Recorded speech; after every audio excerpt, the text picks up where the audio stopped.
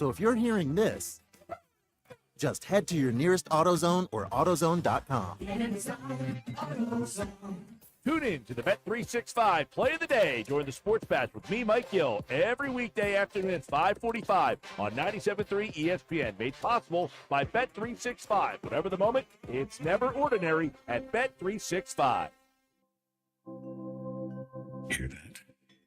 The relaxing sound of ambient music in a yoga class. And if you were here, you'd listen to 15 people taking a deep breath in sync. But you're not here. Your self-care happens out on the road, riding your motorcycle protected by Progressive. So if you ride, get a quote today and see if you could save with Progressive, America's #1 motorcycle insurer. And find inner peace with a different pose called Palms on Handlebars. Progressive Casualty Insurance Company and affiliates, not available in all states. Halloween's coming alive at Target. Jackie and Gordy, the Jack-O-Lanterns, here with last chance Halloween deals. Looks like Mom's got the old pumpkin bucket stocked with the best candy, starting at $5.99. Lucky pumpkin bucket. Oh, there's Dad party planning with a same-day delivery order. Yes, it's a BOGO 50% off pizza party with Target Circle. Plus, buy 3, save 40% on soda 12 packs with Target Circle. Nice saves, Dad. Make your Halloween come alive at Target. Need it last minute? Get same-day delivery with Target Circle 360. Restrictions apply. Hi, it's Pete from Chicky and Pete's, the official sports bar of your Philadelphia Eagles, celebrating football season with special new menu items. The Kelsey Combo, created by number 62 himself, a handcrafted barbecue burger, world-famous crab fries, and an ice-cold garage beer. Our incredible jumbo soft pretzel, Chicky style, with a heaping skillet of our own in-house crab dip, and our delectable sweet heat wings, where a portion of the proceeds go to the A.J. Brown Foundation. Participating locations for a limited time. Chickies and Pete's. Good morning, Doctor. Doctor? Hi, Doctor. Doctor? Dr. Jackson's practice is growing. What do you mean we're still short-staffed? He needs a good patient doctor. How do we not have enough doctors to doctor all these patients? And he doesn't have the patience to sift through hundreds of resumes. I need Indeed. Indeed you do. When you sponsor a job on Indeed, it's easier for talented candidates to find it, which makes it easier for you to hire them. Visit Indeed.com/credit and get $75 towards your first sponsored job. Terms and conditions apply. If you or someone you know needs help getting through a difficult time, start with NJ211. When you reach out to 211, we can connect you to help with housing, utilities, food, childcare, senior services, income support, healthcare, legal issues, and more.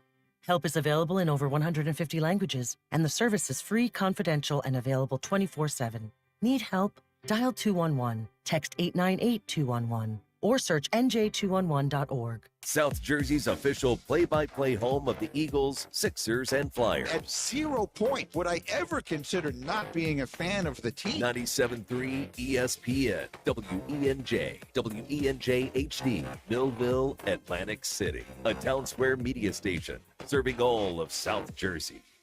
Isn't it about time for somebody's favorite radio program?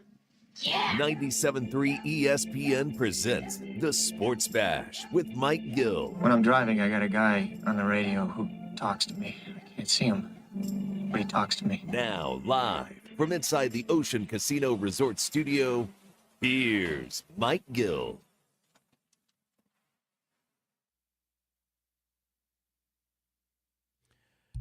Just after 2 on a Sports Bash Wednesday edition, 97.3 ESPN, the 97.3 ESPN free mobile app powered by First Bank of Sea Isle City. What's up, everybody? I'm your host, Mike Gill. Josh Hennings producing today's show. You out there, we got Eagles and Jags happening this weekend. It's the return of Doug Peterson. Let me ask you a question.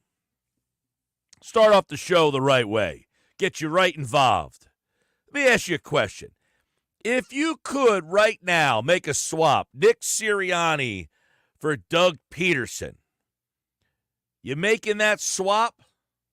Let me know. 609-403-0973. 609-403-0973. Right now, you can make a swap. Peterson in, Sirianni out. Are you making that swap? Thought about this morning as Sirianni spoke today, Peterson spoke today, and you're thinking the nostalgia of Doug Peterson coming back.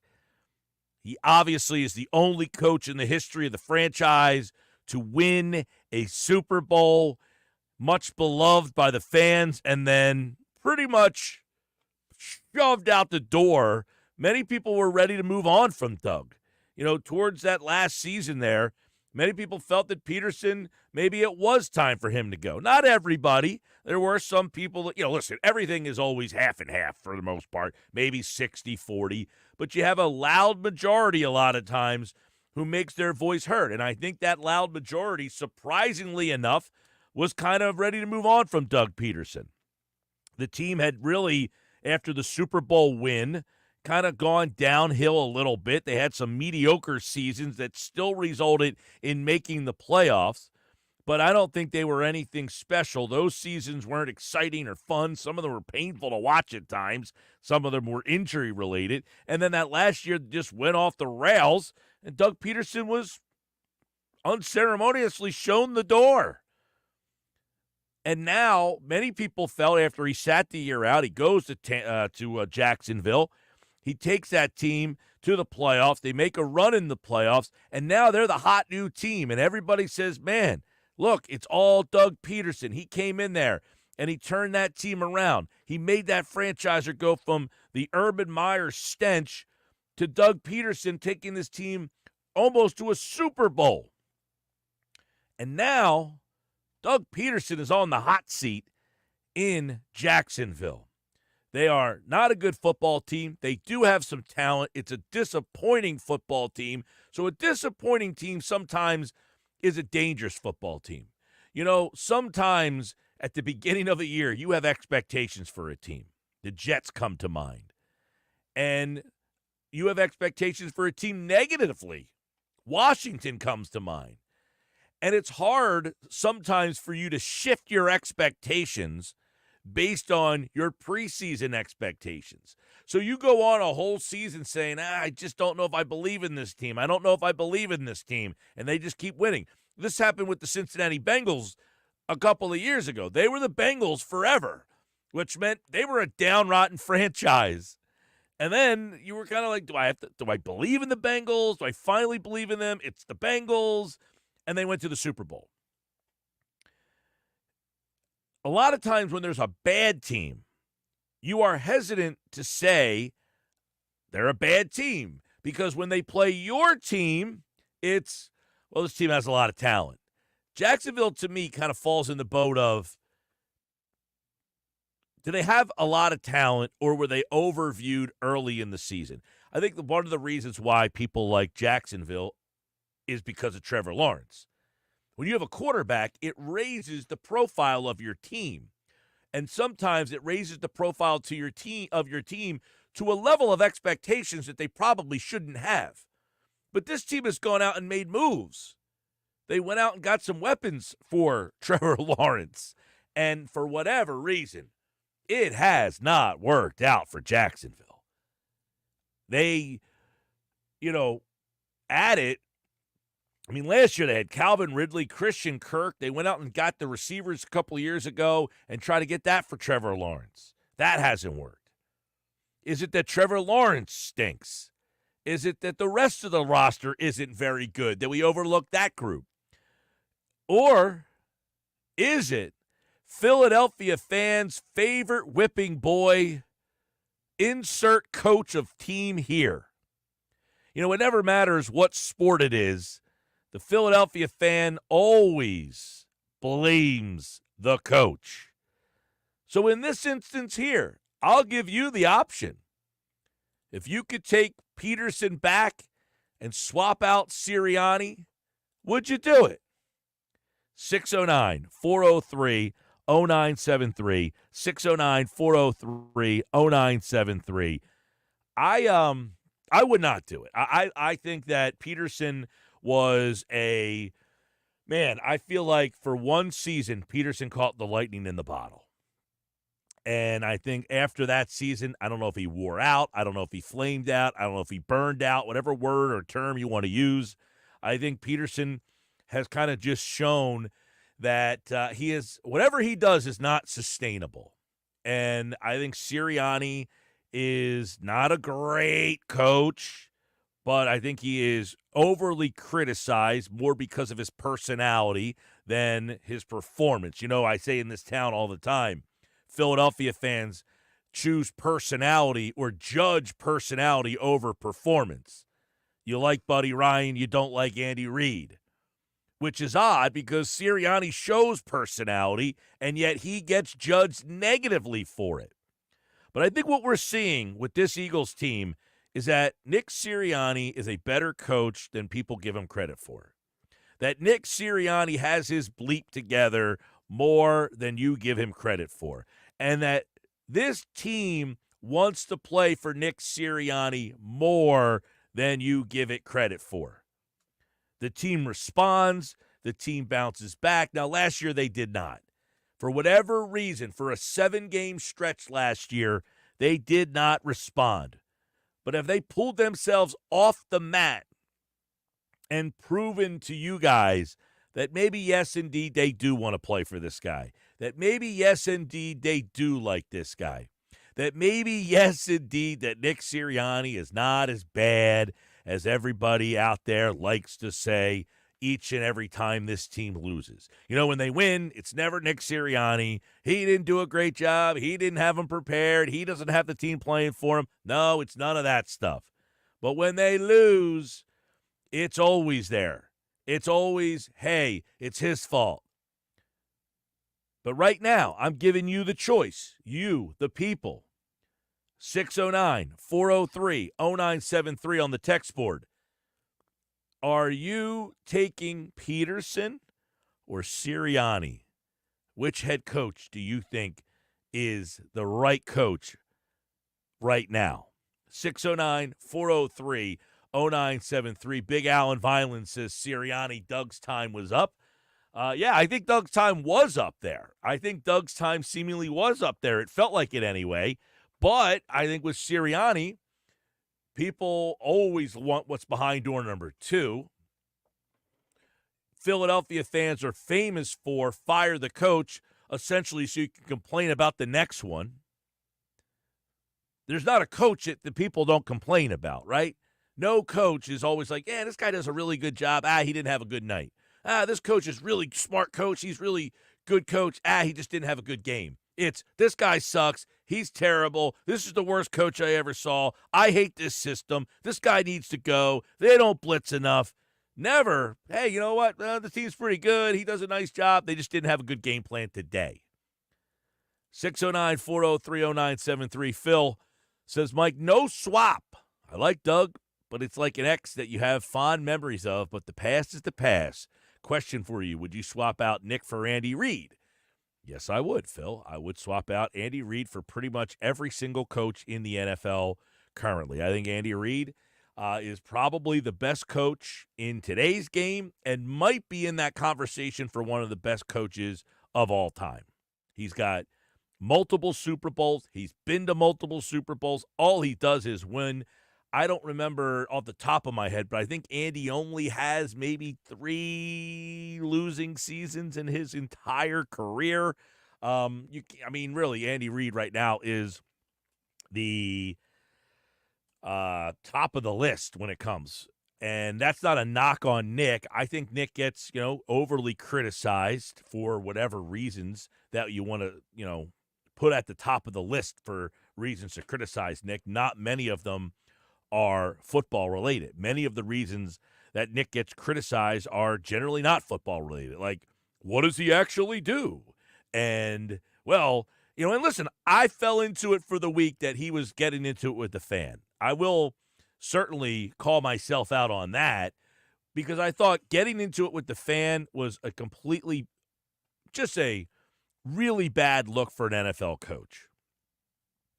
In hindsight, I probably went, listen, I'm not the most overreactor, knee-jerk reaction, irrational guy. I was a little irrational at that moment.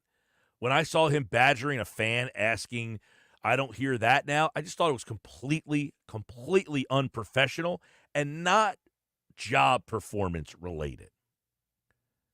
I mean, for him to go off on a fan in the crowd, and I put the caveat out there of, if this is what he said, now I don't know that that's what he said. I said, if this is what he was saying to the fan, you got to almost say, dude, you got to go. I mean, there's some times when you have to cut ties with people you don't want to, or because they do something that is ridiculous. Yelling at a fan saying, I don't hear you saying fire Nick now, I thought would be completely unprofessional. Now, I don't know that that's what he said. I never suggest to fire Nick for performance-related situation. How many losing seasons for Andy? Andy has 3 losing seasons and 2 500 seasons. Say 2 losing and 3-5? So 3 losing seasons and 2 500. Okay, so I had a You little inverted it. reverse there. Yeah, so, I mean, come on. I mean, the guy, all he does is win. And we should argue also one of those years you could throw out because it was his first year in Philadelphia. So, I mean, that probably shouldn't even count. Yeah, the first year in Philly, they were terrible. And then that last year, they were the dream team with injuries. That wasn't his last year. That was 2011. His last year was in the next year, 2012. 12. They went 4-12, I think, and he got fired after that. Well, that was all the injuries, though. Yeah. But the dream team was the year before. 2011. Which they were 7-9 or 8-8.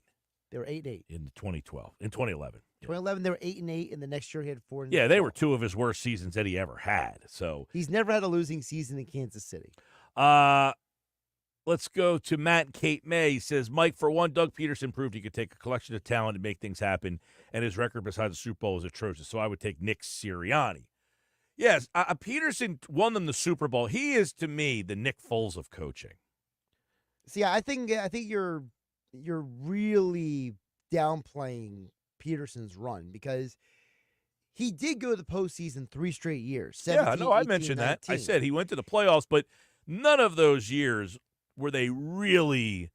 Yeah, see, he was in the Coach of the Year conversation in 2019 because remember they went to the postseason with the band of misfit toys. They had all those injuries. Yep, and I said that team went to the playoffs, but none of those teams did you really feel like were all that good. Well, we felt that way in 2018 because we thought that they could maybe make another run back. And listen, I just feel like the one year they won the Super Bowl differently, then we are having a very different conversation. Sure, absolutely. Look, he took them to the playoffs, as I mentioned, 3 straight times. But none of those 3 times were, other than the year they won the Super Bowl, none of those 3 times or the other times were they like a legit favorite. They weren't like They were in 2018. Oh, I don't know about that. You didn't think that year they could go back to the Super Bowl? In 2018, the year after they won the Super Bowl? Yeah. Was that the year that they lost the game to the Saints. in the second round? Yeah. They had the double doink against the Bears in the first round. Yeah, no, they were – that's what I'm saying. That year, they were like the 7th seed. They weren't a very good team. They kind of snuck into the playoffs that year. They beat the Bears, who were a flimsy 1 or 2 seed, and they needed the double doink and basically got hot. And it became a team that we really liked. But I'm saying when they got to the playoffs, we didn't really think of this team as like a really, really good team.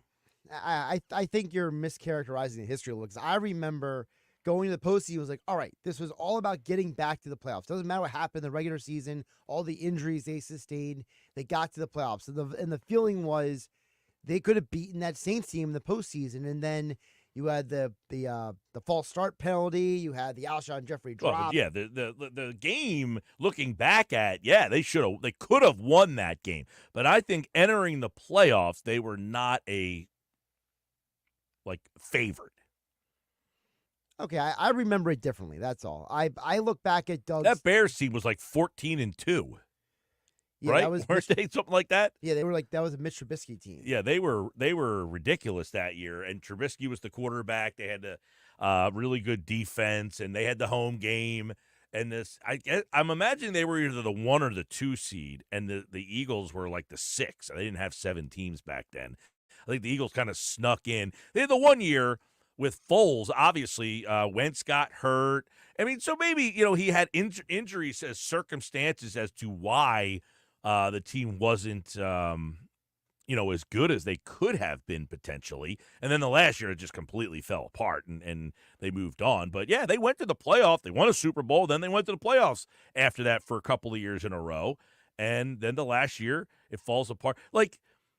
I'm trying to remember back because they started to have problems with the offense, and then they wanted to change, Press Taylor, all that stuff was happening, and he didn't want to get rid of the coordinators. That all happened in there. And the offense, I remember battling the offense, how stale it looked, and I was saying, I don't know if it's the offense. I think the quarterback's not accurate. We were talking about, was it Wentz? Is it Peterson? I think it's a mix of both at that time.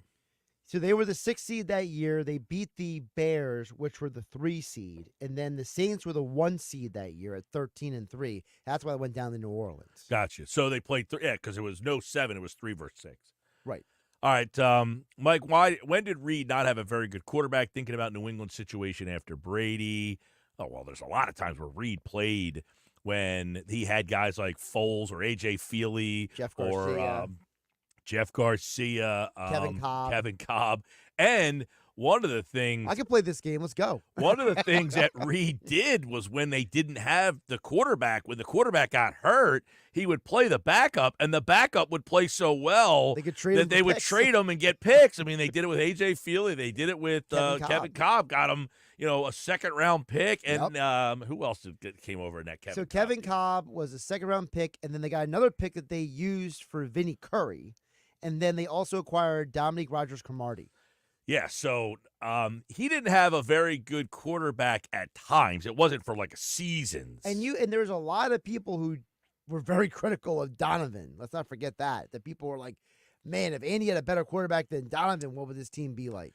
Yeah, and think about he had Donovan and not much else. And there were people that didn't like Donovan. And then you had Donovan who was, listen, he wasn't the most accurate thrower. I was a Donovan fan, but he wasn't the most accurate thrower. But he also didn't have anybody to help him out. Yeah, he had it was Pinkston and Thrash. Well, no, James Trash. Small. It was Todd Stinkston. We had all the names for him.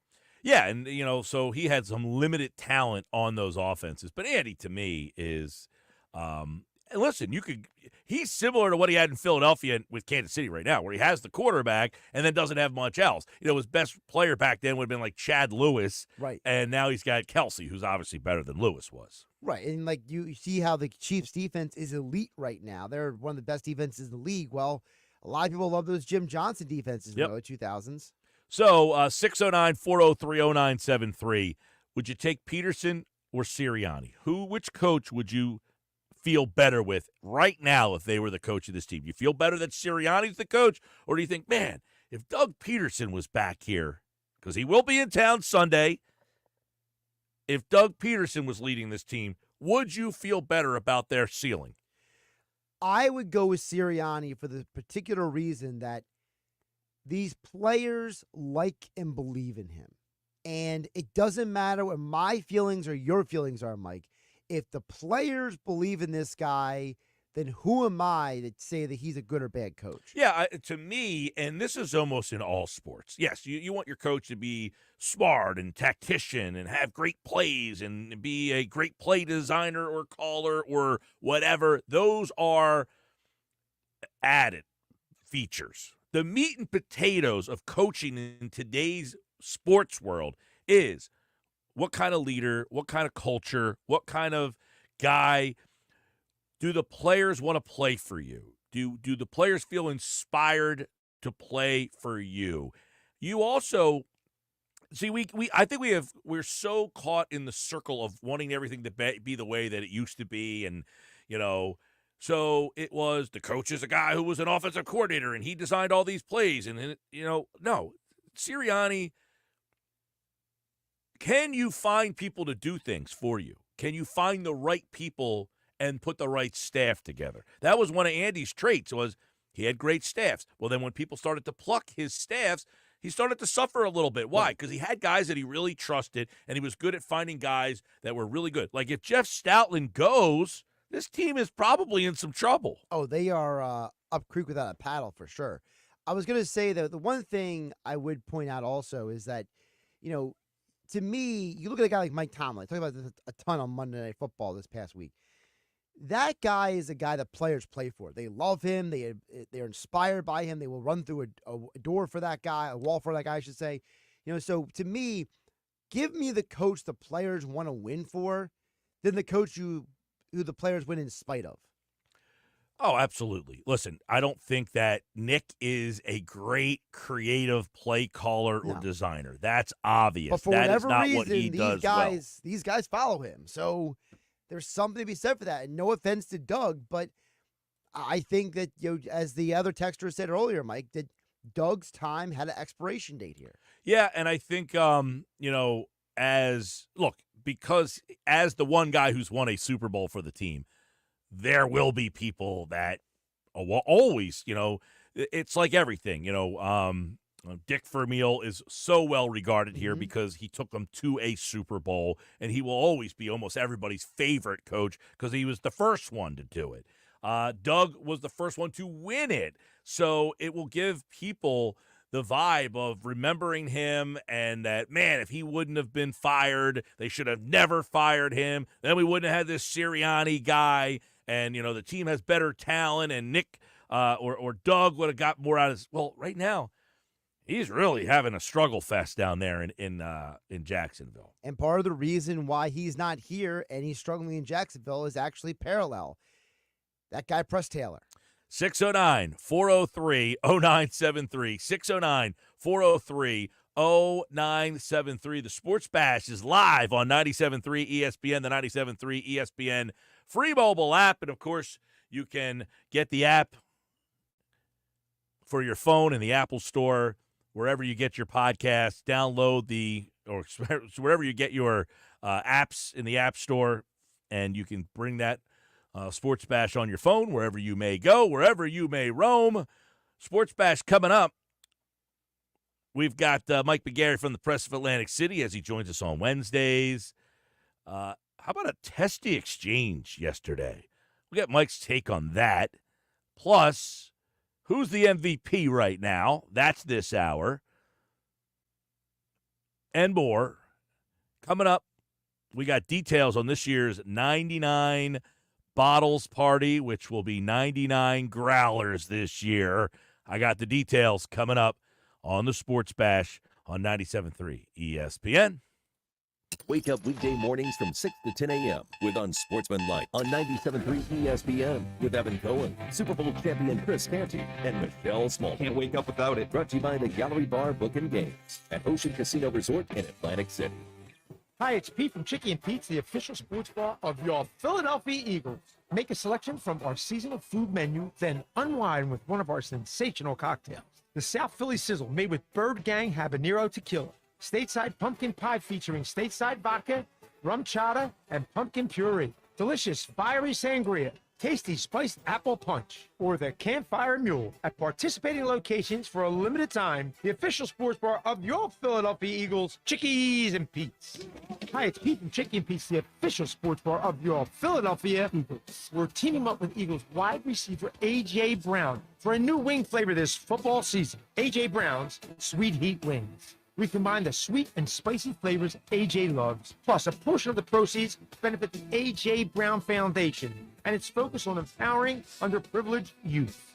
At participating locations for a limited time, the official sports bar of your Philadelphia Eagles, Chickies and Pete's. Still getting around to that fix on your car? You got this. On eBay, you'll find millions of parts, guaranteed to fit. Doesn't matter if it's a major engine repair or your first time swapping your windshield wipers. eBay has that part you need, ready to click perfectly into place. For changes big and small, loud or quiet. Find all the parts you need at prices you'll love. Guaranteed to fit every time. You already know that. eBay. Things, people, love.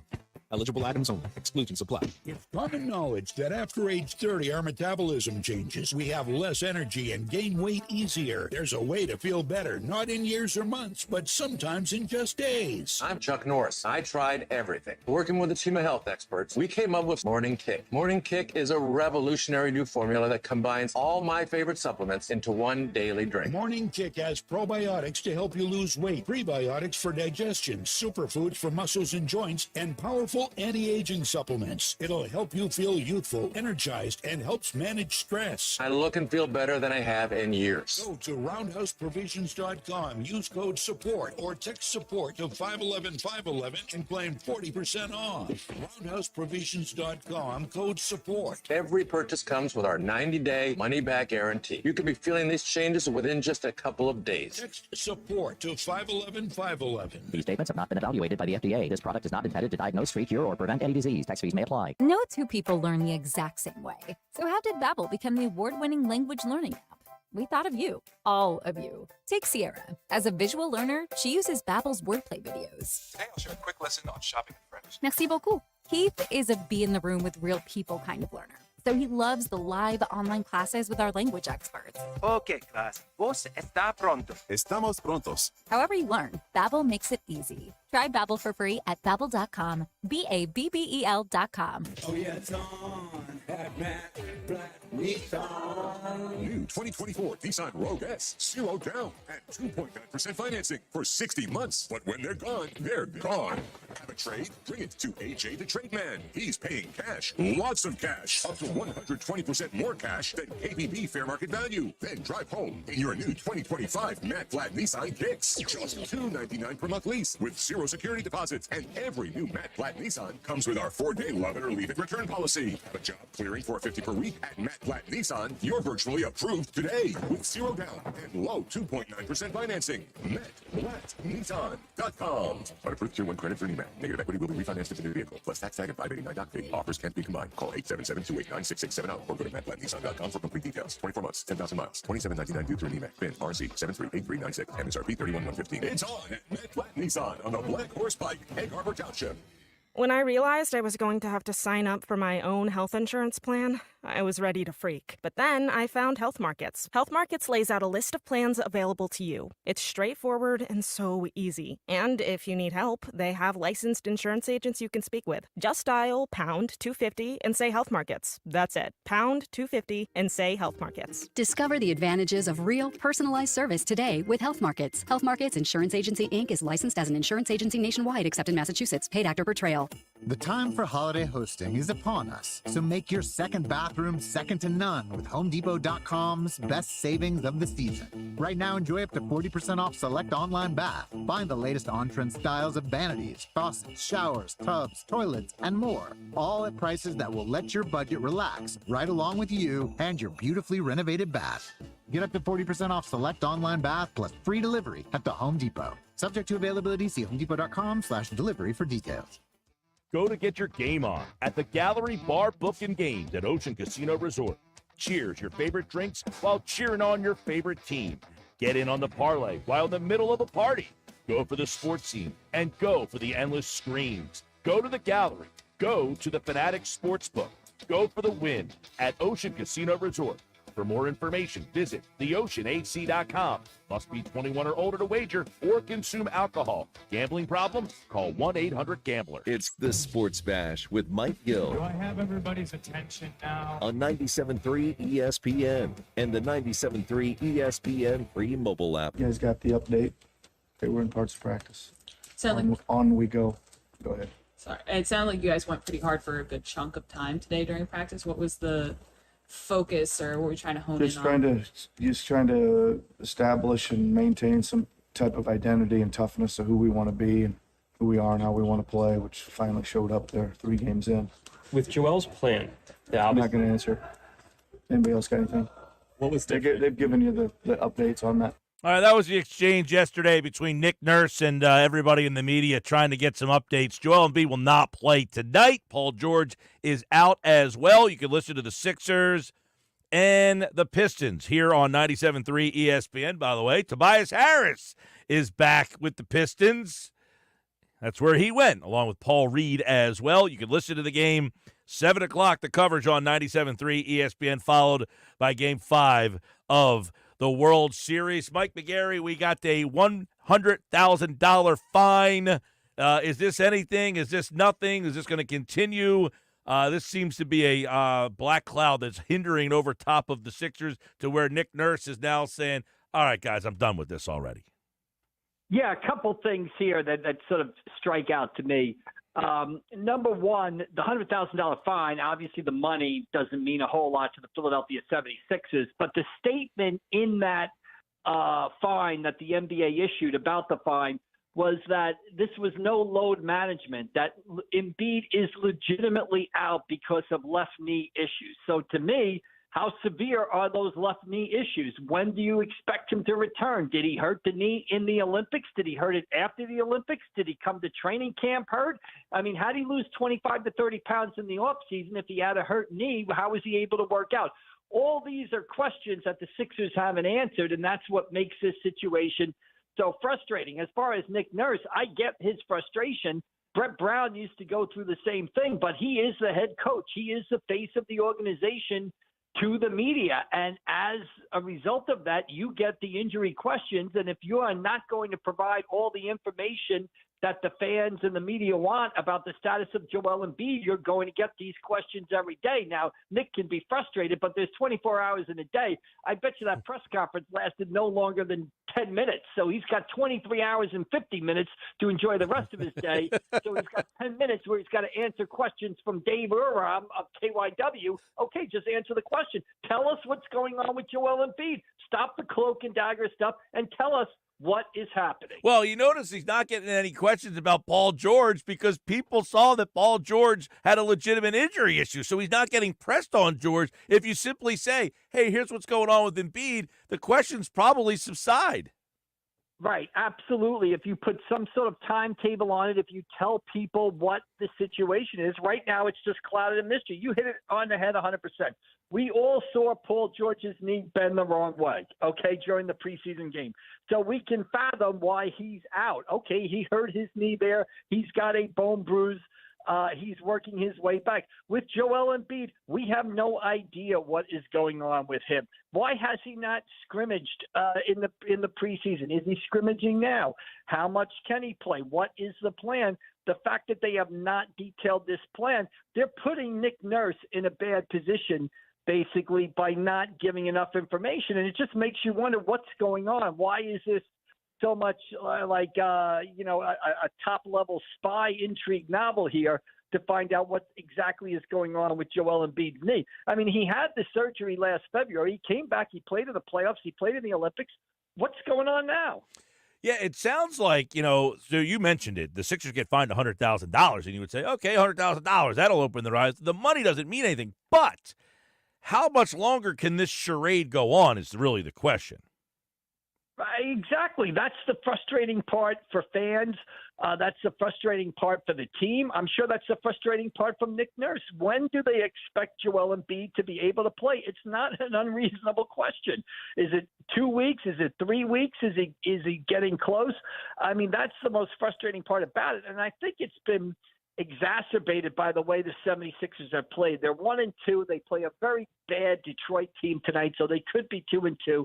But let's face facts, and you don't want to make any judgments too early into the season, but that's what we do here. And 3 games into the season, without Joel Embiid or Paul George, they look like a very bad basketball team, right? Well, you're right, Mike, because cool. They win that game at Indiana, a pretty good team, Indiana, by the way. To go on the road and win that game kind of helped them out because if they fall to 0-3, the questions get turned up a little bit more.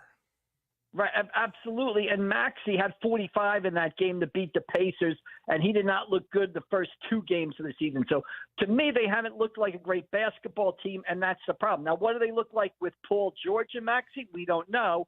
What do they look like with all 3 of their stars? We don't know. But without George and Embiid, they don't look like a good basketball team. And I think that is what is causing a lot of the frustration also. So you don't have answers on Embiid. You got poor performances on the court.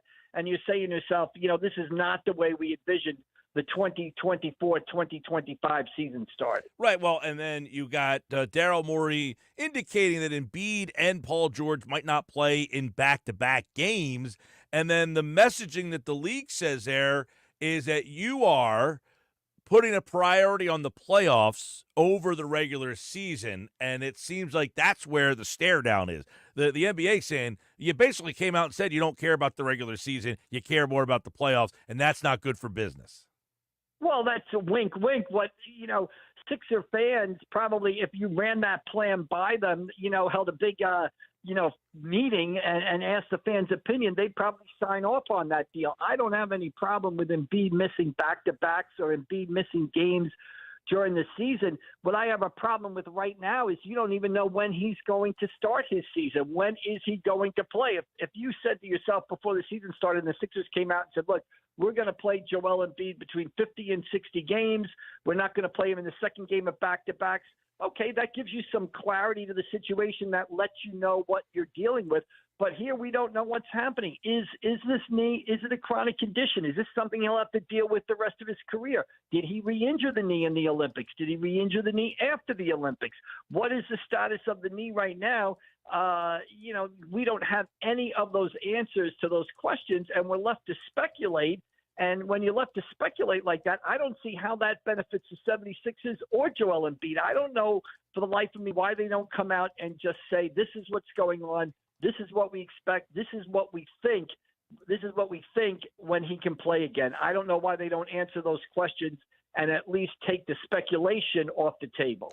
Mike McGarry from the Press of Atlantic City, pressofac.com. Sixers Pistons tonight. Listen to it on 97.3 ESPN. Saturday, they play Memphis. They play the Suns on Monday. They go out west for a trip. Suns, Clippers, Lakers. When will we see Joel? When will we see Paul George? We're not getting any answers to that. So when we find out, we'll try to let you know. But so far, nada on that front. All right, Eagles, Jaguars this weekend. Both head coaches spoke today, Doug Peterson, Nick Sirianni. If you could, would you swap them back and take Peterson over Sirianni? Boy, good question.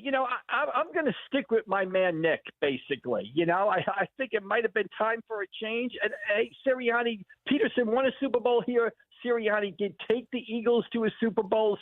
And Peterson certainly hasn't lit the world on fire with the Jacksonville Jaguars. So there's a lot of things that I don't like about Nick Sirianni, but he has been pretty successful here. So I'm going to say at the time it was probably the right move, and especially considering what has happened with Peterson in Jacksonville since he left Philadelphia. All right. That one's an interesting one because obviously you got one that won a Super Bowl, one that got to a Super Bowl, one that kind of flamed out. He's flamed out now in Jacksonville. We'll see what ends up happening with him. And obviously Doug Peterson is in town this weekend. That is here on 97.3 ESPN.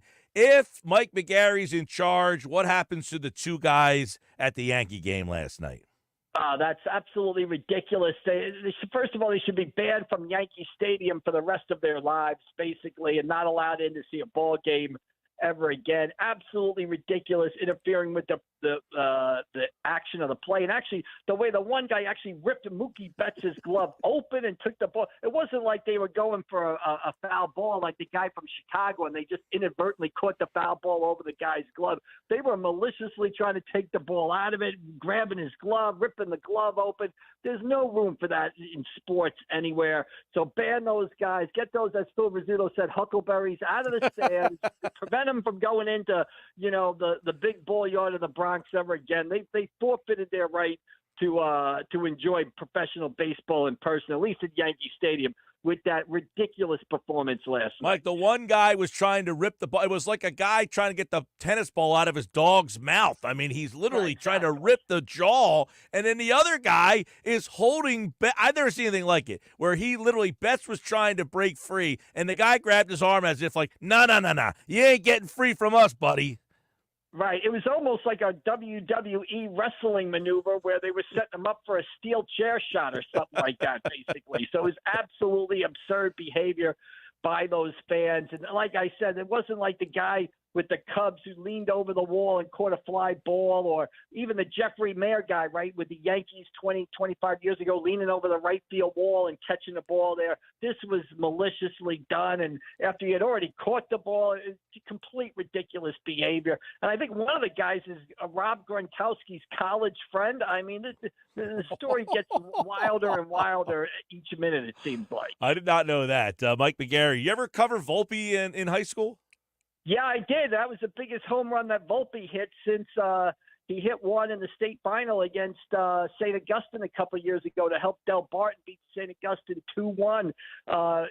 St. Augustine used to match up against Volpe all the time and Del Barton. The other guy that Del Barton had was Jack Leiter, who was the pitcher of the Texas Rangers organization and with the Rangers. And, yeah, I saw Volpe play in high school. And one play, I'll give you a quick play that sort of said to me he's special. Because you go there, you hear so much about this guy, going to be a top draft choice, major league player. There was a ball hitting the hole in the state final, third base hole. And I said to myself, years of watching high school baseball and even major league baseball, I'm like, oh, that's a play the shortstop's going to have to backhand and then make a difficult throw that's a chance to be a hit. And when I looked up, there was Volpe. He was completely in front of the ball and threw a BB across the diamond to get the guy by 10 feet. And when he made that play, I said to myself, this kid is pretty special. So, yeah, I've seen him hit a home run in the state final, and that was probably the biggest home run of his life until last night. Volpe continues the series with the home run last night. It's 3-1 now. You feeling any danger if you're the Dodgers? Or, I mean, it seems like they kind of conceded that game last night the way Dave Roberts managed that game. Yeah, I think tonight is an interesting game. The Yankees have Garrett Cole going.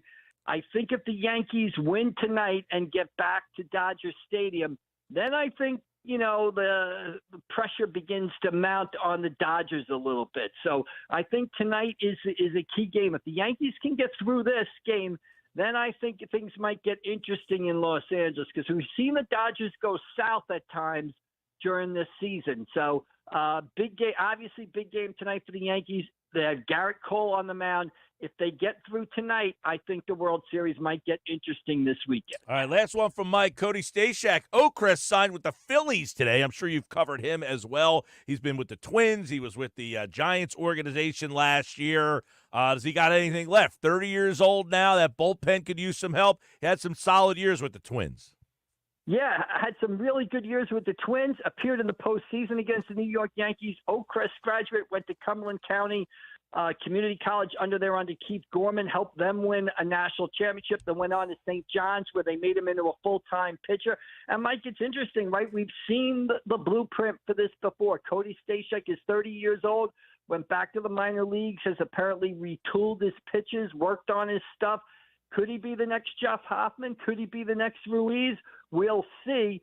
These are the kind of reclamation projects that good teams invest in. And if you get a guy to pay off like the Phillies did with Jeff Hoffman, it can change your franchise. So we'll be interested to see what Cody Stashak has left when spring training begins in Clearwater in February. But, it's a path that others have followed to success. We'll see what happens with Cody. Yeah, I saw a Twins.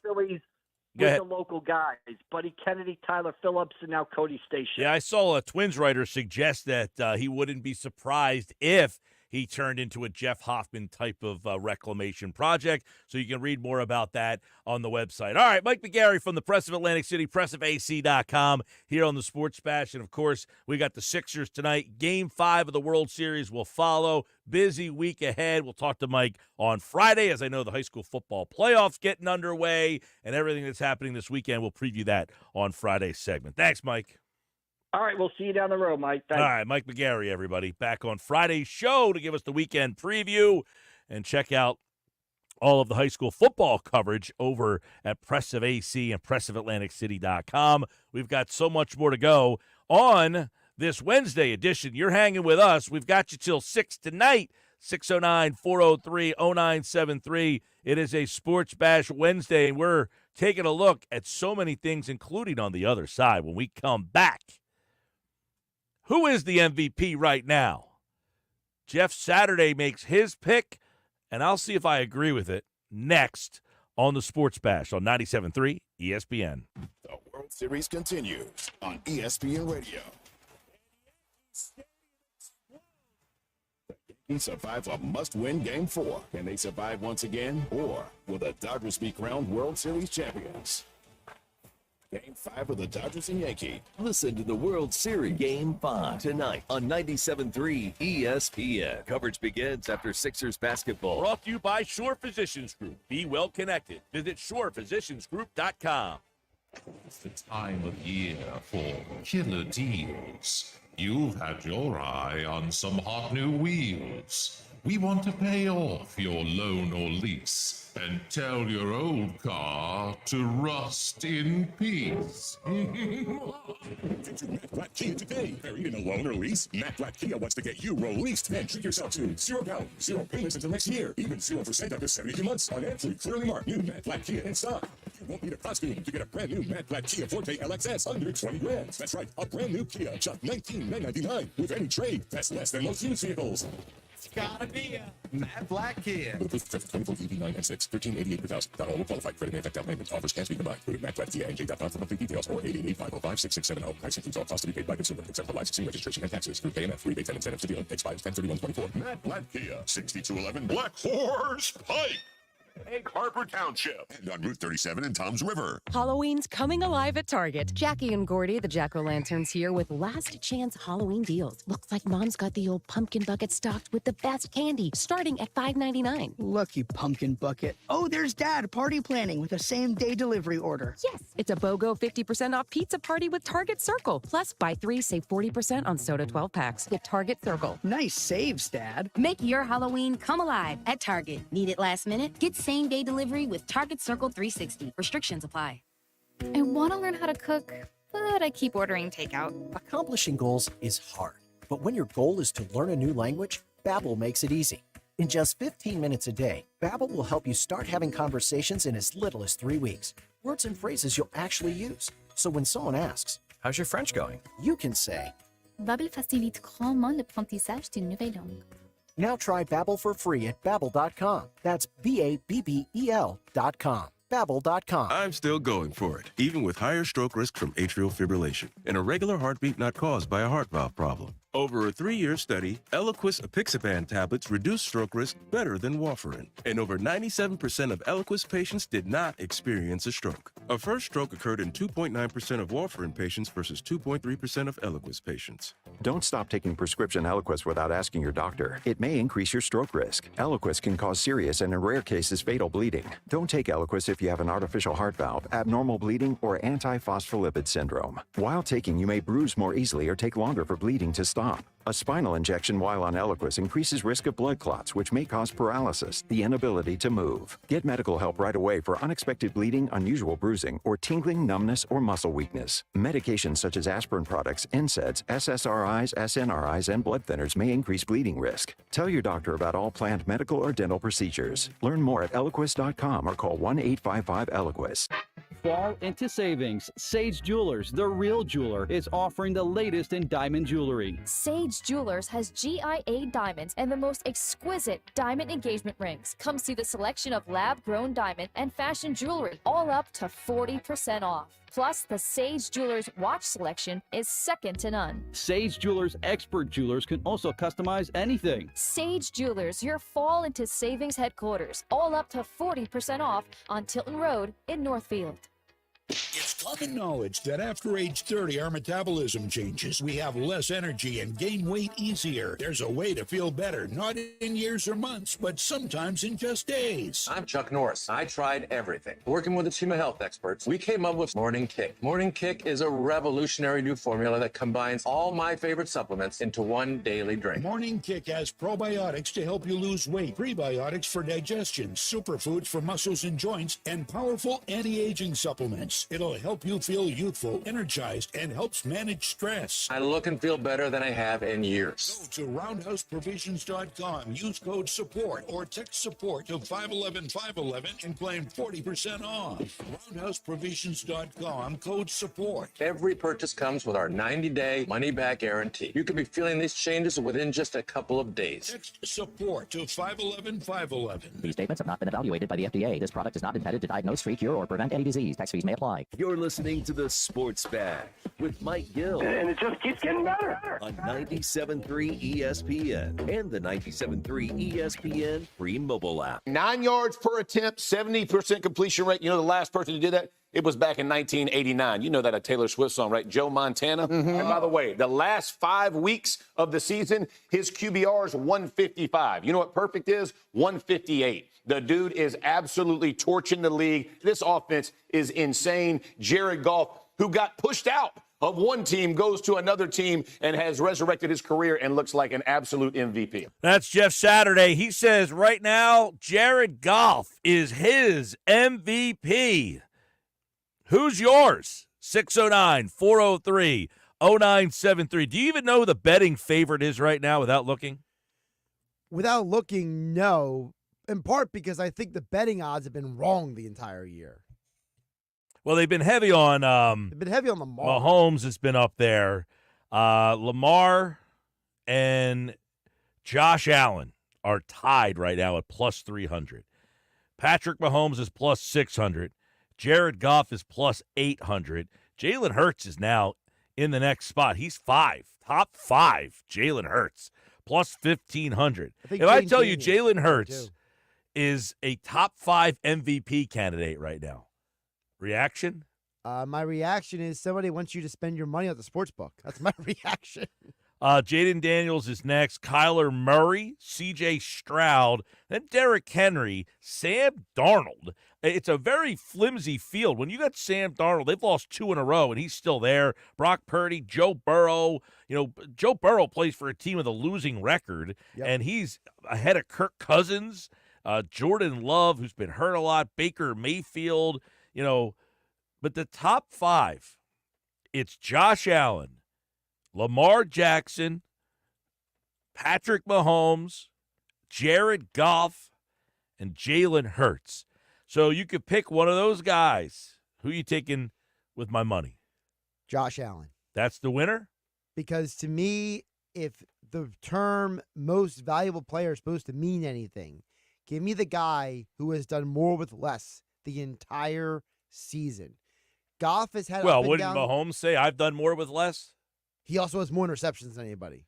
Well, they're 7-0, but we give him credit for turning the ball over constantly. We ripped Hurts for that.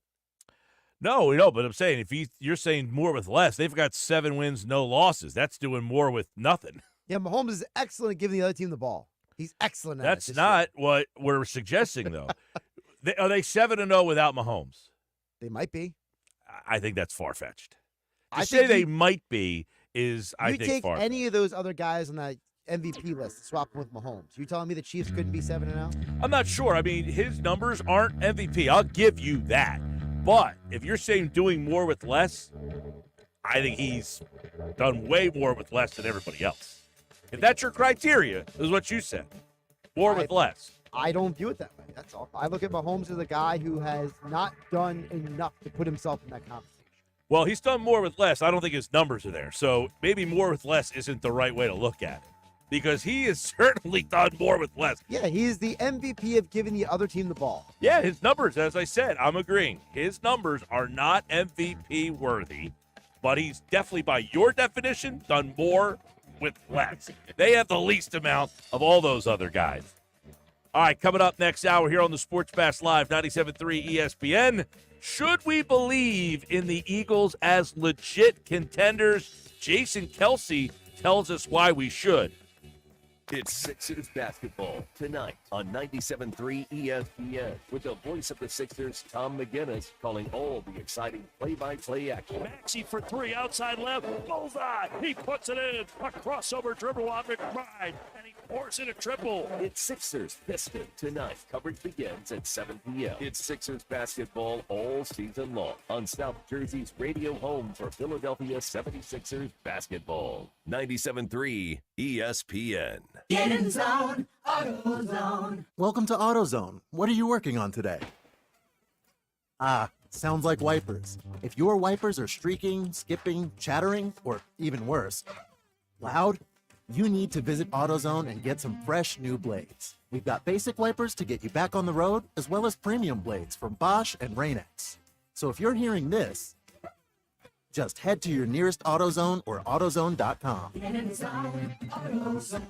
Febreze. As a rideshare driver, I love keeping my car smelling fresh and clean. So when I'm driving, I only trust Febreze car vent clips, featuring 3 distinct intensity settings. Because it's that little touch that sets me apart. I can turn the intensity down for subtle freshness, or I can turn it up for when I want lots of scent. So whether it's set to low, medium, or high, with Febreze car, I know my car's going to smell amazing. Which keeps my driver rating right where it belongs. Picking up Oscar! This is a special alert to all Americans who own a vehicle with less than 200,000 miles, with an auto warranty about to expire, or with no warranty coverage at all. Due to a decline in the economy, CarShield is announcing a low-cost, month-to-month vehicle protection plan that is now available to the public to save any driver out-of-pocket expenses on future auto repairs. Call now to find out how you can pay almost nothing for covered auto repairs. Yes, you heard that correctly. Pay almost nothing for covered auto repairs. An open phone line has been established for all drivers to call for a free quick quote. Call 800-630-9723 now. Drivers who are covered will not have to pay for covered repairs again. This protection plan is at an all-time low. Additionally, drivers who activate this vehicle protection today will also receive free roadside assistance, free towing, and car rental options at no additional cost. Call us for your free quick quote today. Call 800-564-9170 now. 800-564-9170. That's 800-564-9170. What do you have to lose? Call 800-564-9170. Again, 800-564-9170. Is your home ready for the season? Worried about rooms that just won't stay warm this winter? Call Jenkins Plumbing and Heating today to ask about a new energy-efficient system from American Standard Heating and Air Conditioning or a Mitsubishi ductless system. With generous financing options through South Jersey Gas or Atlantic City Electric, plus additional savings through rebates from your local utility companies. Upgrading your system could also help lower your utility bills. Call Jenkins today or visit jenkinsandsons.com. Are you working out, eating healthy, and doing all the right things and still struggling to lose weight? Don't get frustrated. Get answers. You could be having difficulty because of your metabolism. Lumen is the world's first handheld metabolic coach, revealing how your diet and lifestyle fit into the bigger picture of how your body burns carbs and fat, allowing you to develop a game plan and see results. Go to lumen.me right now for 30% off. With just one breath, Lumen offers insight into what's happening with your body and promotes optimal metabolic health for easier weight management, improved energy levels, and better fitness results. Go to lumen.me today and get 30% off. Plus, listeners can get an additional 15% off by using promo code RADIO55. That's promo code RADIO55 at lumen.me to get an additional 15% off your first purchase today. LUMEN.ME, promo code RADIO55. Oh, yeah, it's on. New 2024 Nissan Rogue S, 0 down and 2.9% financing for 60 months. But when they're gone, they're gone. Have a trade? Bring it to AJ the Trade Man. He's paying cash, lots of cash, up to 120% more cash than KBB fair market value. Then drive home in your new 2025 matte flat Nissan Kicks. Just $299 per month lease with 0 security deposits. And every new matte flat Nissan comes with our 4-day love it or leave it return policy. Have a job clearing $450 per week at Matte Flat Nissan, you're virtually approved today with 0 down and low 2.9% financing. MattFlatNissan.com. Unapproved Tier 1 credit for NEMAT. Negative equity will be refinanced into new vehicle. Plus tax tag and $589 doc fee. Offers can't be combined. Call 877-289-6670 or go to MattFlatNissan.com for complete details. 24 months, 10,000 miles, $27.99 due through NEMAT. PIN RC 738396. MSRP 31,115. It's on at Matt Flat Nissan on the Black Horse Pike, Egg Harbor Township. Home of the Philadelphia Eagles, Sixers, and Flyers. 97.3 ESPN, WENJ, WENJ HD, Millville, Atlantic City, a Town Square media station serving all of South Jersey. This is the Sports Bash with Mike Gill on 97.3 ESPN and the 97.3 ESPN free mobile app. Now live from inside the Ocean Casino Resort Studio, here's Mike Gill. Listen, this is one of the best offensive lines, and they've been hurt in the league. Saquon Barkley is having a great – this team is one drop away from being a one-loss team. I don't love their defense, but they've gotten better. Jalen Hurts hasn't been spectacular, but he's good enough to win. I like where they are. All right, Jeff Saturday says the Eagles are legit contenders, and those are some of the reasons why. He mentioned something that I think gets lost in the sauce sometimes.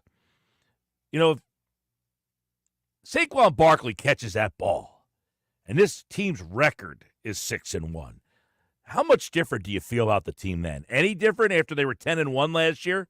Do you think that 10-1 start and finish would scar your thoughts about this team if they were 6-1?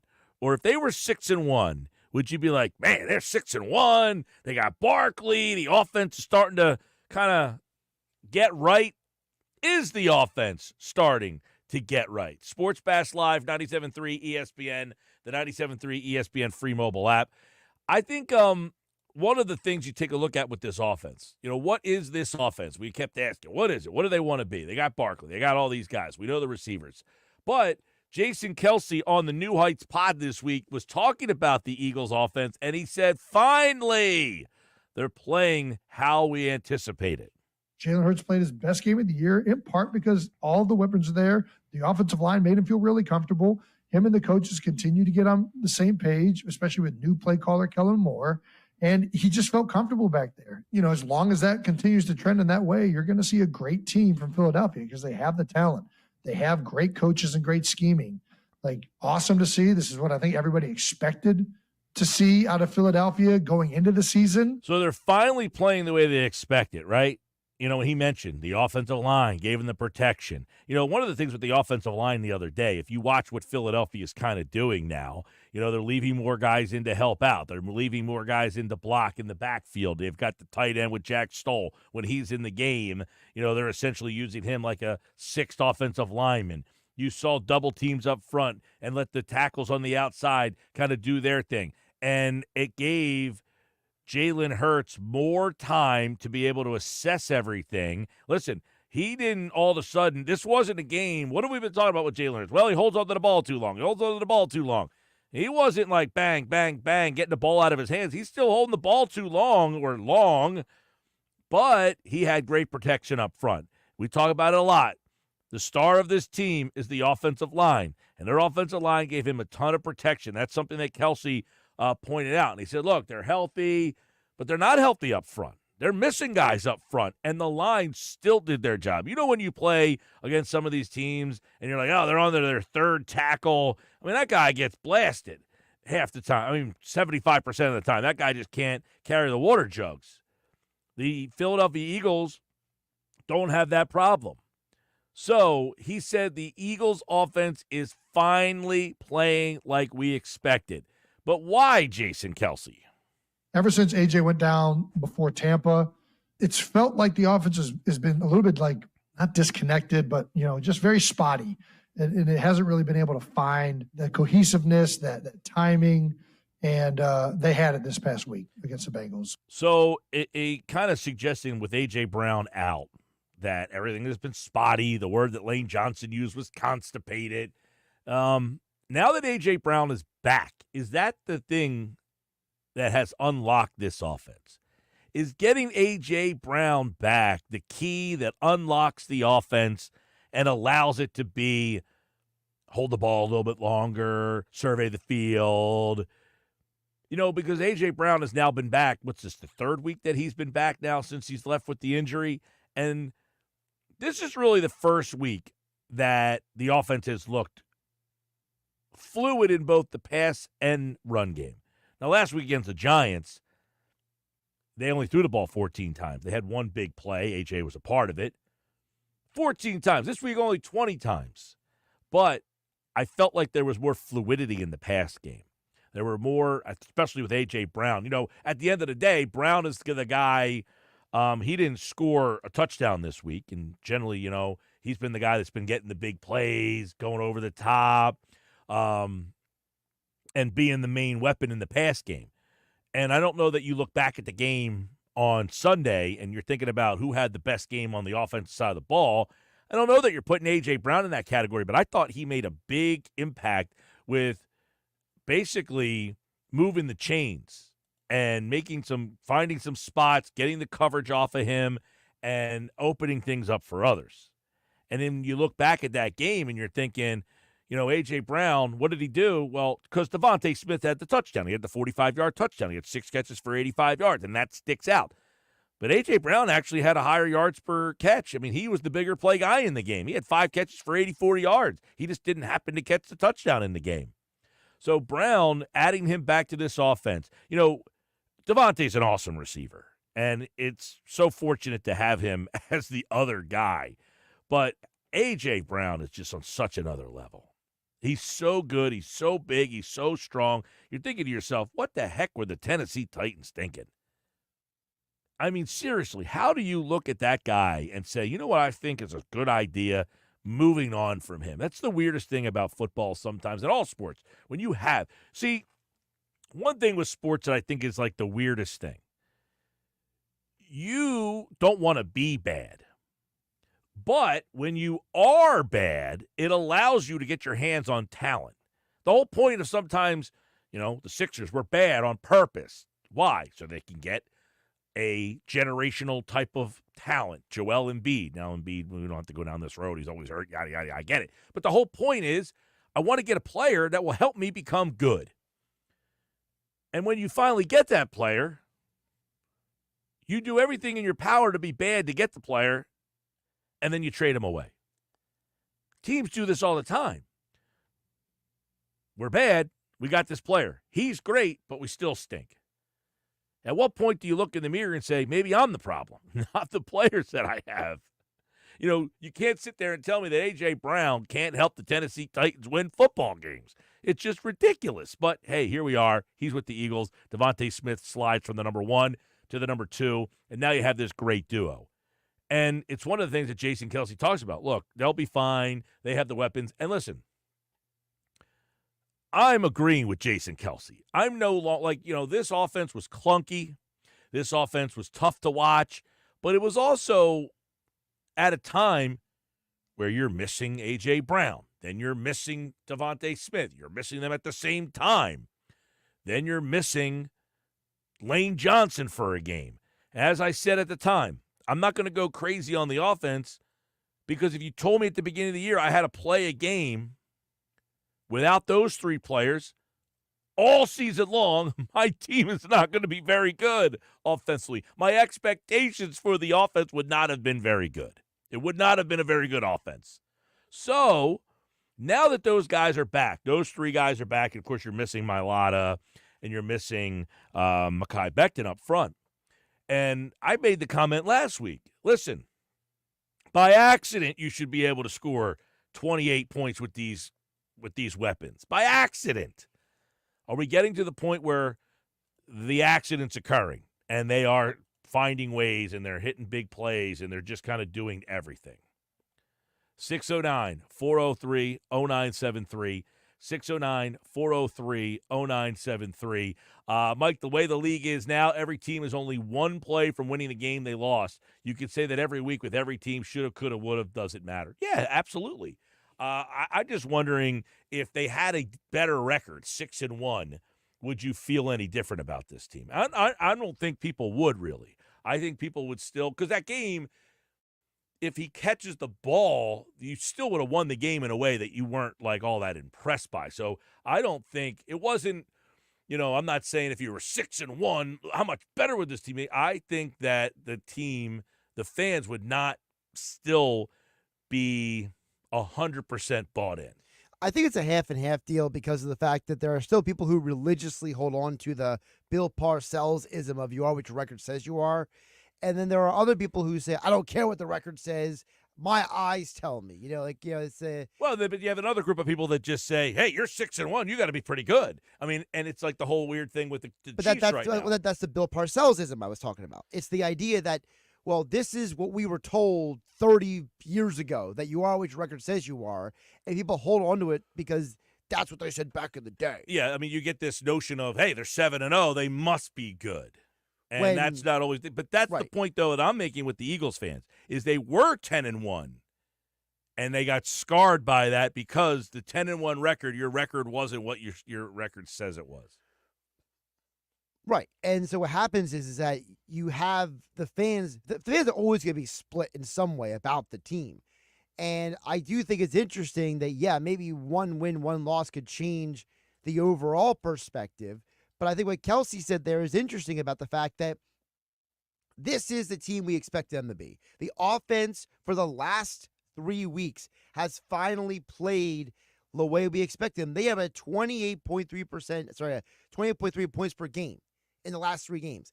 That's way more of the offense that we expected coming into the year. Because what did we say all offseason, Mike? We weren't concerned about the offense because the players were good. We will have questions about the defense. Well, heading into the bye week, we have questions about everything. By the way, Mekhi Becton is practicing today, so I would imagine he is back at the right guard spot. And that helps when you have this offensive line where Becton goes out and somebody steps in and you don't have a fall-off. I think Kelsey said it. The offensive line is – now, he mentioned A.J. Brown coming back. But if you get that offensive line playing at that level with these weapons – now, obviously, if you lose A.J. Brown, the weapons on this team take a big drop. Sure. That is where this team – you could lose an offensive lineman apparently on this team, and you can have somebody step in and be okay. But you can't have A.J. Brown or Smith go out. You would be hard-pressed to replace those guys. Right. It's like, if you have a car and you might have a minor part on the car not working, and you're like, okay, I can get by without this part working. But A.J. Brown's like the transmission going out on you. Like, you pretty much cannot be the same at all without him. 609-403-0973. 609-403-0973. It's the Sports Bash Live 97.3 ESPN. All right, he talked about the offense, okay? That's what he thinks about the offense. They're going to start finding fluidity. They're going to start being fun again. I tend to agree with him more, and I have said all along, I think the offense will be fine. I think the defense has more room for growth. The defense has played really well. Jason Kelsey, why? What about this defense since the bye week? The defense is just playing more aggressive, and it's a lot of fun to watch right now. They've really had 2 subpar games. Atlanta, they just could not stop that outside zone runs to the weak side, and they finally have got that figured out. And Tampa just felt like everything was so off and very passive. Now, Tampa Bay has some great players. I mean, you want to give those guys some cushion, so I get it, but they have answered the bell by being much more aggressive. Much more aggressive. And I know that a lot of people out there love the word aggressive because generally, it blitzes and stuff. I don't know that they're blitzing. They're blitzing more. But they're not blitzing a lot. They are picking their spots, and they are coming at them in key spots. In the last 3 games since the bye week, Mike, the Eagles defense has 28 quarterback pressures. In the first 4 games of the year, they had 23 quarterback pressures in 4 games. So they are averaging just over 9 QB pressures a game since the bye week. And it's not, so this is where they played the Giants, not good. They played the Browns, not good. And they got 13 of the sacks in those 2 games. Well, again, I'm going off of pressures, not sacks, because, as John McMullen has mentioned, and so has Jeff Mosher, pressures is more important than sacks. Sacks is just finishing off, getting after the quarterback. You want to get the quarterback off his spot no matter what. And, yeah, people can point to the Giants and the Browns. Those are the same people who would complain if you lost to the Browns and the Giants. Yeah, but there's always context. It's okay, I got 13 sacks, but I played against a team that gives up a lot of sacks, that I anticipate you getting sacks. So, yes, they did what they're supposed to do against teams. Now, they didn't sack Joe Burrow all that much. I think they only got him the 1 time. But they got 7 QB pressures on him. They 7 times they made Joe Burrow look around and be like, oh, no, I got to do something or else. So do we feel then that the pass rush problem is no longer? No, but I think it's less of an anxiety check for fans, maybe. The idea that, previously you look at games like the Falcons game and the Bucs game, and you were wondering if the defense is doing anything on the field.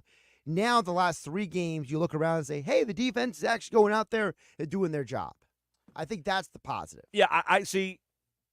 Put it this way. If you told me that I had trust in this defense to get pressures and sacks and hurries, big game, playoff, I'm not feeling it.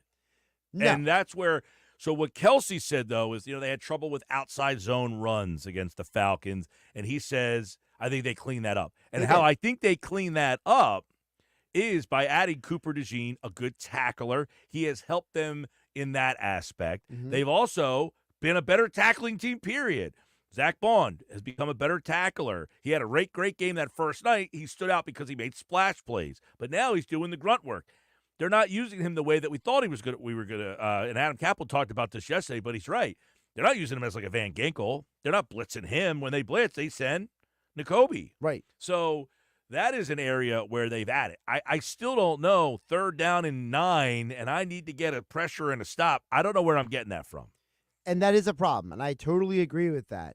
But I lean into what Kelsey said a little bit more, which is they are getting better. They are improving. You know, Vic Fangio was asked yesterday about the tackling. He goes, yeah, we're getting better at it. We're doing it more, you know. Yeah, anytime you practice something more, so why didn't you do that from the get-go? Right, exactly. You know, that was my initial thought is, okay, then if you thought that this would help you earlier, why wouldn't you do it? Over at Sports Illustrated, they have one trade that every NFL team should make. I'll throw the player out and see what you guys think, all right? Because ultimately, Jeremy Fowler wrote a piece today at ESPN.com, and he was talking about rumors and trade stuff that he said, you know, Howie always makes trades, but they don't really have something that they need, right? And he threw out the name Budda Baker. He said, would he go after a veteran like Budda Baker? And I'm thinking, well, who's Budda Baker replacing? Is he replacing Blankenship? Is he replacing Chauncey Gardner-Johnson? He ain't replacing CJ. That's what I'm saying. You're going to bring Budda Baker in, and I'm not saying he's a bad player, but I'm not saying that he's not better than the two guys you But have. what's his role is the question. Right. He's better than the two guys you have, I think. Yes, when Budda Baker's healthy, he is one of the best safeties in football. That's not the name, by the way, that Sports Illustrated. But I'm just saying that was the name Jerry Fowler threw out You're just there. talking about a specific Because player. I think he's right. He's saying that they don't have a – okay, I take that back. Do they have a definitive need? Well, I guess the question is, do they have a need in where it's so glaring that they're going to bring in a guy and that guy's going to replace somebody? I mean, I would say they need a pass rusher, but the problem is that you can't replace a guy that you gave $51 million to without trading. There's the problem. So, if you made a trade, are you replacing either of your corners? No, obviously. Nope. I'm just mentioning because, you know, like Tre'Davious White's available. If you made a trade for Budda Baker, are you replacing either one of your safeties? Probably not. If you made a trade, are you replacing? And really quick with the safety thing, don't forget, now with Sidney Brown back, they technically have 3 safeties they like to work into the rotation. So if you add another guy, how does that impact that rotation? Right. And then you got your linebackers, N'Kobe and Zach Bond. You bring in a linebacker. Now you got to basically teach that guy all the terminology and all that stuff. Right. You think that's a spot? Probably not. Probably not. One guy, I guess, would be maybe, are you saying I'm giving up on Josh Sweat and just like basically pulling him? He would be turning into like your Derek Barnett where his role is kind of minimal. The problem with Sweat is he's played better than Huff has. Huff has given you practically nothing. And Sweat has at least had moments. It goes back to you paid Huff $51 million. I know that. But Howie has been willing to bite money before. Well, and that would be the guy then. He's the guy. If you're saying we need to replace somebody, snaps. Whose snaps are getting replaced? Huff. It would definitely be he's the guy. The question is, are they willing to say we will sit the guy that we paid $51 million to? That's the question. That's the question. Now, the guy they gave over at Sports Illustrated was trade a 7th-round pick to Carolina for Josie Jewell, the linebacker. That is not getting anyone excited. I don't know if it's getting people excited, but I know people were excited about trying to get him in free agency. He also played where? You mean college? No. You mean where he played? Oh, he played under Fangio. That's right, in Denver. Right. He played in Denver, so when you're talking about having to get a guy to learn the system, he kind of knows the system. That's true. He was a very good playmaker for that Denver team. There's less of a learning curve. It's less of a learning curve. 100 tackles his last 2 seasons in Denver. He was known as a playmaking linebacker. That's when he was a free agent. He ended up signing with Carolina. It was okay. This is a playmaking linebacker. He's a guy that can make plays, and he obviously knows the defense. The defense. I mean, listen, if if that was the only move you made, I'm not hating it. I just think that with the way the league right now is trading people like they never have before, why not call a team like a Tennessee or somebody else and be like, look, I know you're already talking about trading guys or have traded guys. Let me line up and see what's there to have for me. You know what I mean? You know, there are pass rushers. Now, I know people are going to bring up Max Crosby, but there's no indication the Raiders are going to trade Crosby. But, you know, there's Trey Hendrickson of the Bengals. There's Harold Landry of the Titans. There are guys out there. I mean, do you even think about maybe like just seeing if Jadeveon Clowney's got a little something? No. I think Clowney just is your Robert Quinn, another guy who just you're saying, oh, they got a guy, and then you're like, this guy didn't do a damn thing. Right. Well, I mean, so Hendrickson, Harold Landry, there are guys out there is my larger point. No Landon Dickerson at practice today. Landon Dickerson has a long history of health issues, so no reason given, just not out there. He is. They got Tyler Steen playing left guard. That's at the Eagles practice, which just got underway about 20 minutes ago. Which is interesting because I know there were times in training camp they played Becton at left guard and Steen at right guard. Well, that was before when I think they were trying to see if Becton can do it, and then once they basically settled in on him, surmise that he's now, because when Steen got hurt, they moved him to right guard, and then he never lost the spot. Right. Yeah, he's not practicing, standing next to on the sidelines in shorts. He's next to Fred Johnson right now, who is at left tackle. So you would get your right guard back, and now you would lose possibly your left guard, and then you would have two backups playing next to each other on the left side of the line up against a Jacksonville defense, which is not great. And it goes back to your comment you made earlier in the show, Mike, about if Jeff Stoutland wasn't here, how differently would we feel about this? Well, listen, I think if Jeff Stoutland wasn't here, yes, this offensive line is nowhere near. It's amazing. I'd like to see what happened, like if Jeff Stoutland was the coach in with the Jets. Oh my goodness! Would that completely changed? Is he that good? Yes, I think he would give them at least 2 more wins. The Jets. It's unbelievable how these teams cannot fix their offensive line issues.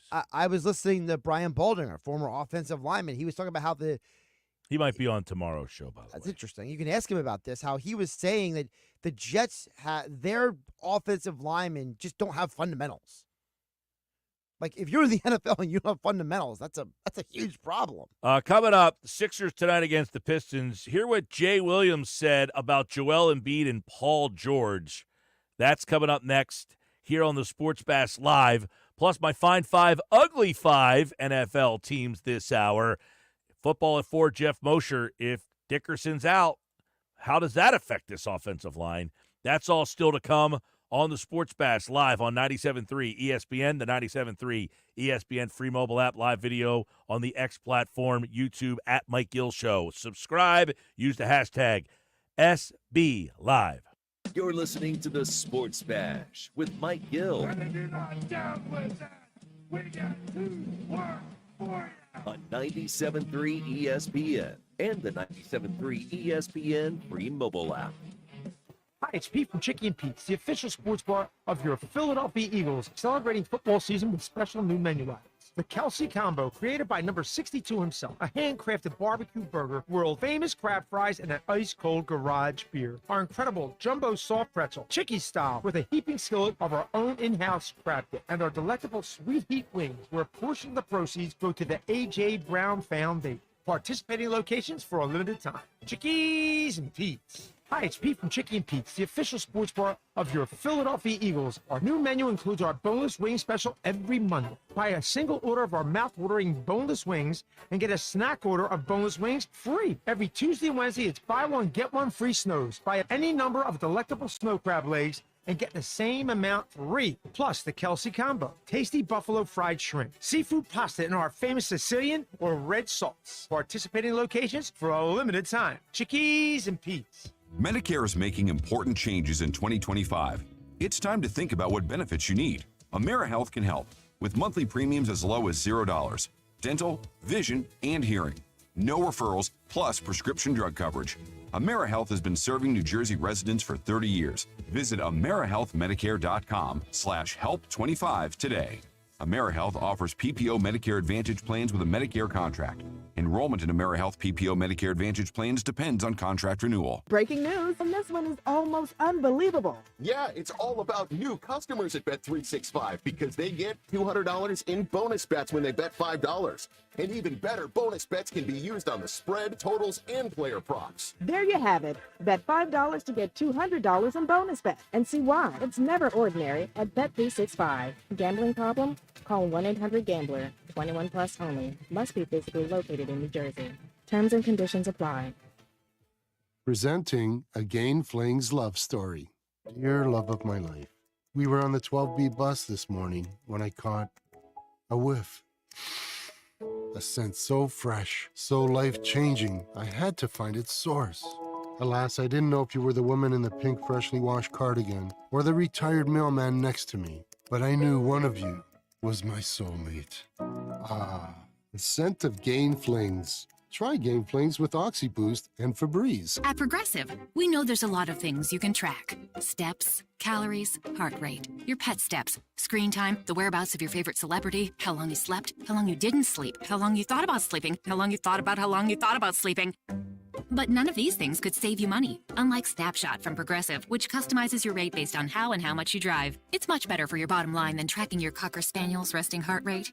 So download the Progressive app today. Progressive Casualty Insurance Company and affiliates. Snapshot not available in California or from all agents. Surcharge possible for unsafe driving. Halloween's coming alive at Target. Jackie and Gordy, the Jack-O-Lanterns, here with last chance Halloween deals. Looks like Mom's got the old pumpkin bucket stocked with the best candy, starting at $5.99. Lucky pumpkin bucket. Oh, there's Dad party planning with a same-day delivery order. Yes, it's a BOGO 50% off pizza party with Target Circle. Plus, buy 3, save 40% on soda 12 packs at Target Circle. Nice saves, Dad. Make your Halloween come alive at Target. Need it last minute? Get same-day delivery with Target Circle 360. Restrictions apply. Life can be tough, and sometimes it's hard to find someone who will listen. But we want you to know there's always someone you can turn to, day or night. The 988 Suicide and Crisis Lifeline is completely confidential and here for you 24/7 every day of the year.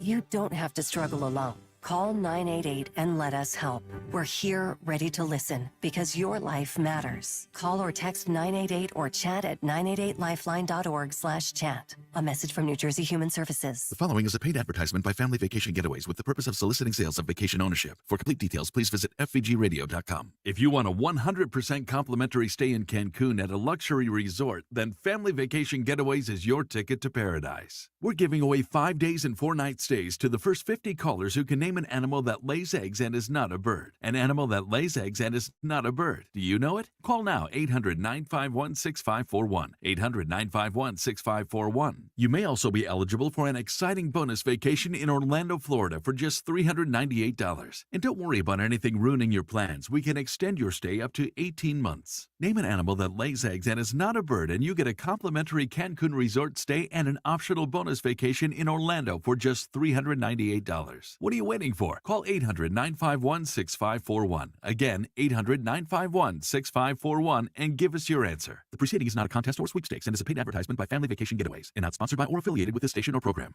Kids, work, running errands, sitting in traffic. Life is busy. Shore Physicians Group wants you to take time for your health. Shore Physicians Group offers the highest level of quality, compassionate care close to home with convenient locations in Margate, Marmora, Mays Landing, Northfield, Ocean City, and Summers Point. Life is busy. Take time for your health. Visit shorephysiciansgroup.com and make your appointment today.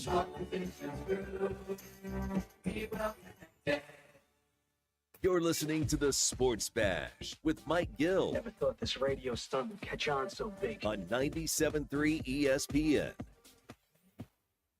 For a Sixers fan, I want to see my team healthy at the start of the playoffs. However, I see Joel Embiid and Paul George healthy, giving us the best shot to beat Boston, to beat New York, to beat Milwaukee, to beat the likes of a Dallas or whoever comes out of the West. I am happy if we're healthy. That is the name of the game for 76ers fans and also for Nick Nurse, Daryl Morey, Joel Embiid, and Paul George. That was Jay Williams this afternoon on Greeny. I should say this morning on Greeny. He basically surmises that those two guys don't care about the regular season. Is it that Joel and Paul George don't care about the regular season, or we don't care about the regular season. I think Joel and Paul George want to play. I think Paul George is not able to play at this moment. I think Joel probably needs maybe some more seasoning or to get some more cardio or whatever it is. I don't have the answer. I really don't know. I don't think they don't want to play, but I think it's a society of don't care. See, we don't care until we do. We don't care until it affects my Tuesday night in February. I want to watch the Sixers on Wednesday against the Pistons. I might go to the game, or I want to watch it. Joel's not playing. Now I care. When April comes around, you won't remember that they didn't play. But what Jay Williams is suggesting is the team will not be good enough because they didn't play. Chicken or the egg, catch 22. You want him to be healthy. You want him to get to the playoffs. But to do so, he's got to take some of the load off of him. More so Embiid than Paul George, although Paul George has had his fair share of injury issues as well. So the Sixers maybe surmise, hey, listen, we're just not going to play these guys as much. Well, then Jay Will says, okay, I can agree with you there, but then I can't call you a contender. If you play more games together, I might feel better about your team. What do? Do you take the chance to play the guys that get the continuity and get the chemistry that they need? Or do you roll the dice and hope they get to the playoffs healthy and say that gives us our best chance to win? Which one is it? Which gives you the best chance to win?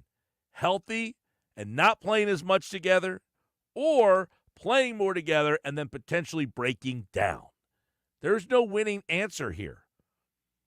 The winning answer is a hope and a prayer. You're hoping and praying that Joel Embiid gets to the finish line and he is healthy. The problem with that is he's been to the finish line healthy before. And then it's right at the end of the finish line that it all falls apart. So the translation for this mainly is we know we can't trust Joel Embiid. You can't count on him. But it's really your only way to go about this. So what did you do? You doubled down and you added Paul George. When you made the investment in Paul George, I can't imagine you made the investment in Paul George saying to yourself, hey, the smart money would be to get Paul George and then not play these guys together. That's where you lost me a little bit. See, I get the plan. Let's hold these guys out. Let's hope that they get to the back end of the season healthy. And listen, I hope we all forget about this, and it's like, hey, this team is playing for a 1 seed, 2 seed, 3 seed. I don't know that Boston's going to lose a game ever. I mean, that team is loaded. They're deep. They played the other night, and Tatum barely does anything. And you got Peyton Pritchard leading them to victories. I mean, it's pretty crazy right now thinking about how good that Boston team is. Cleveland won the other night against the Knicks. So those are the top two. It's early. We're 4 games into the season. But the Knicks have struggled early. So I don't want to hit the panic button. Oh, my God, the Knicks lost 2 games. See, I told you the Knicks weren't going to be as good. I did think the Knicks were not going to be as good, but so far they're they're proving me to be right. I don't know that that's going to maintain. Philly's not played well. They're missing 2 key guys. But, see, they went through this phase where everybody was load managing. And I thought that, Tyrese Maxey doesn't get load managed. They don't sit him out days after back-to-backs. He doesn't not play. He plays all 82 if he can. How do they determine who gets to play all 82 and who doesn't? What level of guy are you where you're like, hey, man, you're an all 82 guy. 50's okay. Because Boston, I don't think, has any guys that any of them are 50 or 60 or even 70. If those guys can go 82, guess what? They're going 82. And this load management thing was a little bit of a problem, but it seemingly has gone away. I don't think it was as big of a problem last year. So while everybody's bucked the trend, the Sixers seem to be the one team that's holding on to this. Hey, listen, I get it. It's been frustrating. Embiid's constantly hurt. Paul George has been hurt in his career. But those are the guys that you invested in. So you can't make the investment in the guys and then also say, well, I poured all my money into this, but I'm actually not going to drive the car. You know, it's like you have that car that sits in the garage and it's covered, and then when you go to turn it on, you're like, well, it doesn't start. Why? Well, I left it sitting in my garage this whole time, so I got this classic car, and the engine's now shot. No, you got to turn the car on every once in a while. Every once in a blue moon, you got to take that thing for a spin, and that's the way the Sixers are basically handling this. But here's the problem. At the end of the day, that's a nice car for a Sunday drive, but you can't depend on that car to get you around town and do everything that you need to do, and that's where it feels like the Sixers are right now. They got a nice car for a joyride, Sunday drive, and it looks cool when it drives by. Hey, look at that guy driving that thing. Look at that convertible over there. I haven't seen one of those in a while. But in the end, it's not very dependable. And look, that car might have been cool when it was young, but even though it looks cool when you drive it on a Sunday, if it pulls up and it's next to something new and fresh right now, it's going to get dusted off the line. And unfortunately, I'm at the point with the Sixers where, yeah, I want to see Joel healthy. I want to see what it looks like when Joel plays healthy in the playoffs, full way. Paul George, give it to me. I sign up for it. But if you put the money and invested in these two products, you got to use them. You can't just say we're going to go with baby steps with this. Because in the end, I think what Jay Williams says is right. This team might be really good. You probably can win a championship with these two players, but not if they only play 50 times together, not with what you're up against. And that's the key. You don't exist in a vacuum. There's other teams around you. They're all trying too. And they're not sitting their guys out. No, they're not. Nobody's sitting guys. I mean, that's kind of gone out the window. Yeah, okay, you might see a guy sit out on a back-to-back here and there. But really, how much is the load management problem really that prevalent anymore? I remember a couple of years ago it was real bad. They put that rule in with the 60-game thing. I don't really recall being like, man, there's a lot of guys sitting out. This is a mess. Maybe I'm missing it. Maybe I'm wrong. But it doesn't seem to be nearly as prevalent. I think this goes back to the whole idea that, in the world we live in today, Mike, people want stuff, but they don't actually comprehend what it takes to get what they want. And I think, in the term of the Sixers, yeah, people were excited about the idea of Paul George and Maxey and Joel Embiid playing together, but they didn't realize what might go into creating that eventuality. Well, would Paul George be sitting out if he didn't get hurt in that preseason game? No. So I don't But think you knew coming into this he has a history of injuries. You do, but I don't think you thought he would be sitting out. I don't think people are looking at Paul George and saying he's sitting out because he doesn't want to play regular season games. And I don't think Joel Embiid doesn't want to play regular season games. I think Joel Embiid realizes that if he's going to go where he wants to go with this team, that he's got to listen to these doctors and let them baby him. Yeah, I mean, obviously, I don't know that Nick Nurse is bought in. No, he hasn't. He might have signed up, but I don't know that he's happy. But Nick Nurse in the same boat. Nick Nurse liked the idea of all these guys together. He likes the idea of coaching Joel Embiid, but sometimes in life, people might like you, Mike, but they don't love the reality of you. And the reality of Joel Embiid is that he, like that car you just mentioned, it looks great and it has its moments, but it's not something you can depend on every single day of the week. 609-403-0973, 609-403-0973.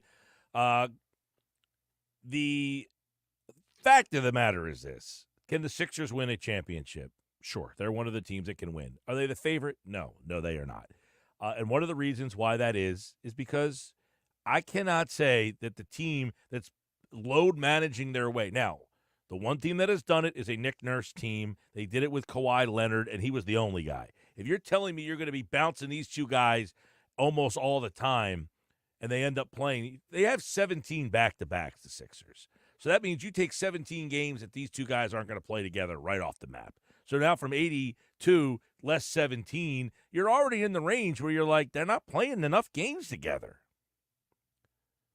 Josh in Williamstown says, I said it last year. that if we lost in the first round, we should move off Embiid and build around Maxey. I don't think we can win a championship with Embiid as our best player. Now, as he gets older and less healthy, his trade value goes down every day. He doesn't necessarily have to be your best player. You're saying you don't think you can win a championship with Embiid as the best player. Maybe that's the thing, is now you have Maxey. He can supplant him as the best player. You can't tell me that you wouldn't be okay with Embiid being your number 2 guy. 100%. Right. People talk about as he gets older, trade value goes down. Josh, I got news for you. In the NBA, you're not getting fair market value back for these stars. You never do. I mean, every trade that happens when there's a big star player involved, those things never go the way you want them to.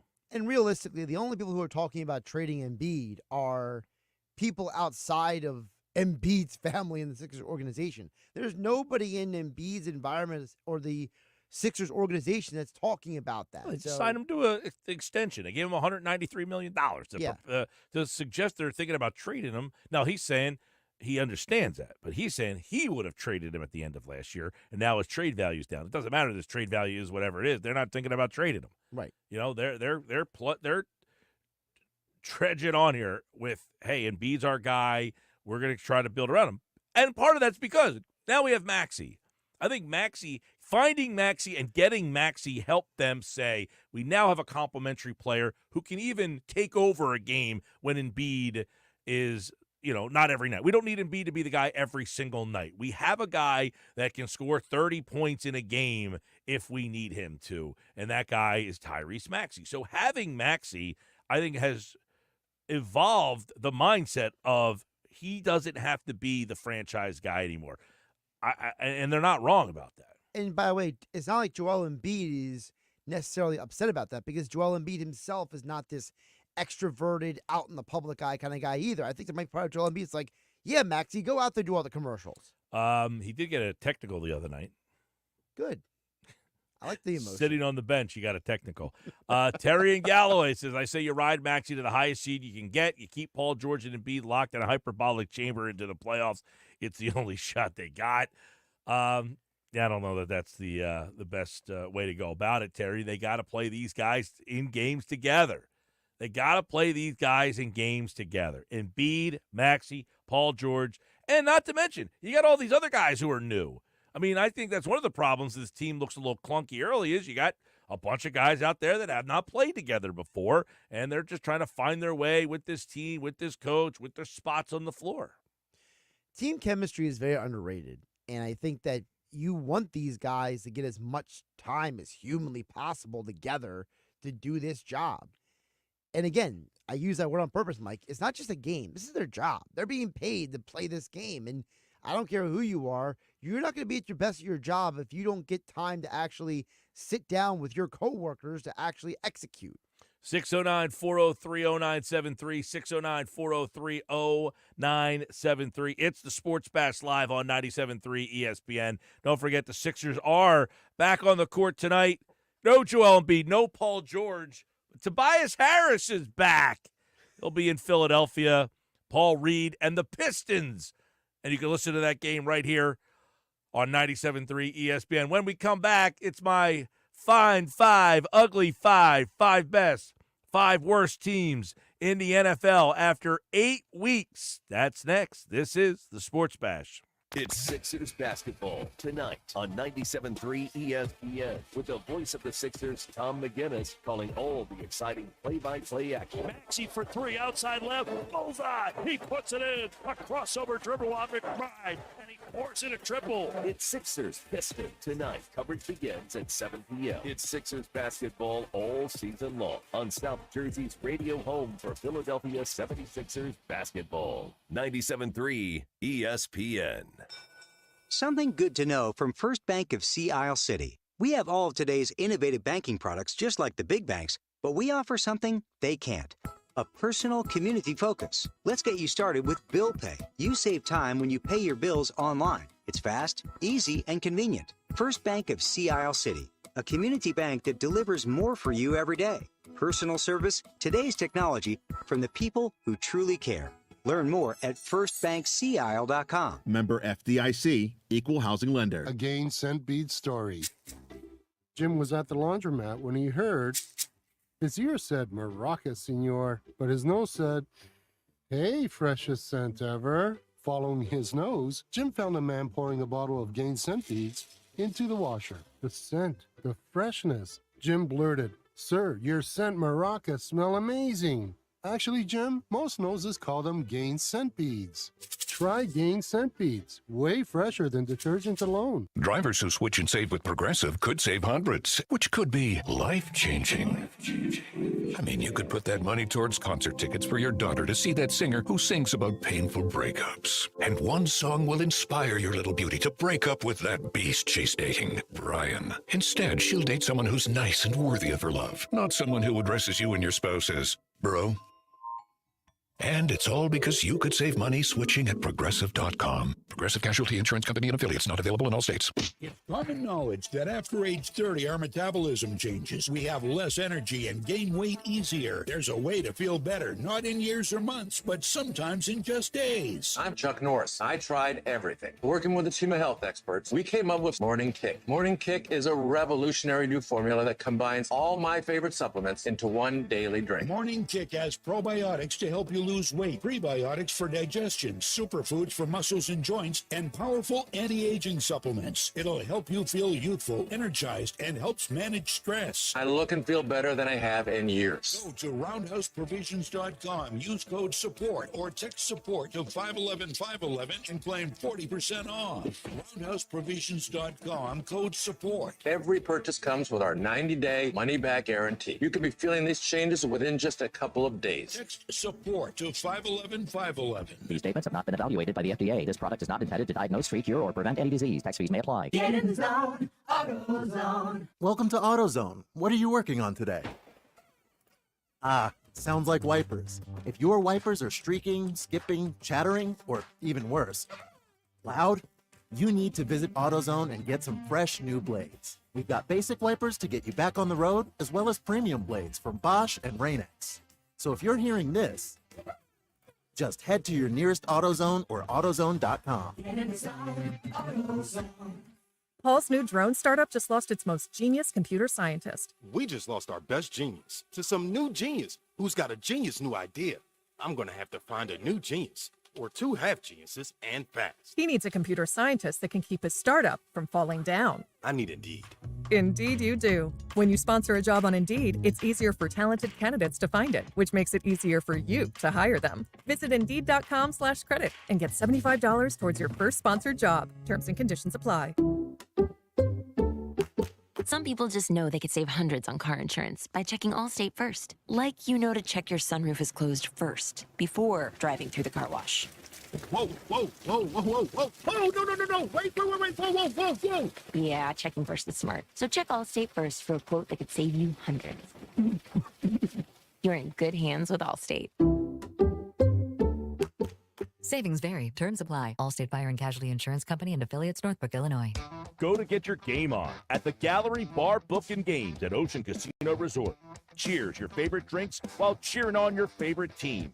Get in on the parlay while in the middle of a party. Go for the sports scene and go for the endless screens. Go to the Gallery. Go to the Fanatics Sportsbook. Go for the win at Ocean Casino Resort. For more information, visit theoceanac.com. Must be 21 or older to wager or consume alcohol. Gambling problem? Call 1-800-GAMBLER. You're listening to The Sports Bash with Mike Gill on 97.3 ESPN and the free mobile app. All right, time for the NFL 5-5 Ugly 5 on the Sports Bash Live, brought to you by Jenkins & Sons, Plumbing and Heating for air conditioning and installation, service, maintenance, plumbing, drain cleaning. Call 609-641-6262. Online, jenkinsandsons.com. It's my fine 5, ugly 5, 5 best, 5 worst teams in the NFL. Here we go. Number 5, worst. This is hard. There's a lot of bad teams, man. And I don't know that they're bad. They have talent. They're just like having bad years. That makes it tougher.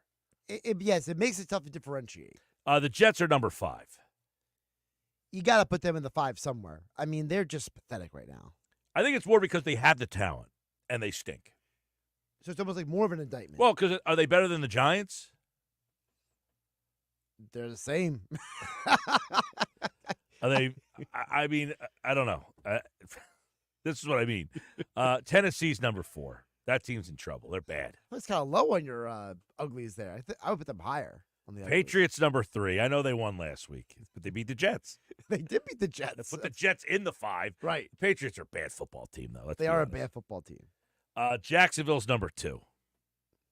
Yeah. I mean, Doug, he is in trouble of losing that job. They did fight hard against Green Bay, though.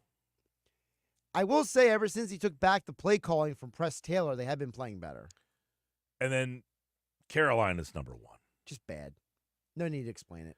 But I mean, you could throw Miami in there. You can throw Vegas in there. Definitely the Vegas. Vegas is in mine. The Giants can be in there. The Saints could be in there. Yeah, Saints right now with Spencer Rattler's your boy. Yeah, well, Carr's coming back, but yeah, Spencer Rattler's terrible. That's my ugly 5. All right, fine 5. Here we go. You have different uglies? Yeah, I got the Raiders in there. I got the Pats in there. You have Vegas is in and who's out? I have Vegas in and the Jets out. So you don't have the Jets as one of your bad 5? I don't, but I think it was now that you mentioned them, I probably should have put them in there. More story. They have talent. Right. Vegas went toe-to-toe with Kansas City last week. They did. They are, for whatever it's worth, they play hard. Yeah. Whatever it's worth. All right, here's 5. Fine. 5 is Philly. I got Philly in my 5, too. Baltimore's 4. Baltimore has to be in there somewhere. No matter who you are, they got to be on your list. Buffalo's 3.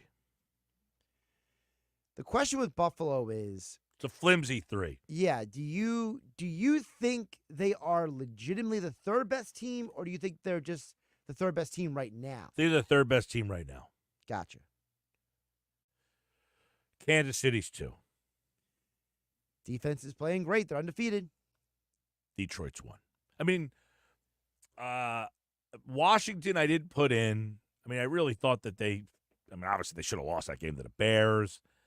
I mean, Minnesota, 2 in a row they've lost. Steelers would be one of the teams in Houston. They're the 2 teams that I think you can consider as the next, and Washington. I think Washington's going to hang around. Washington's going to hang around for sure. Atlanta. You like Atlanta at all? Nope. You didn't like them in the offseason, though. I've never liked Atlanta. They're good. They're good. They got good running back, good running game.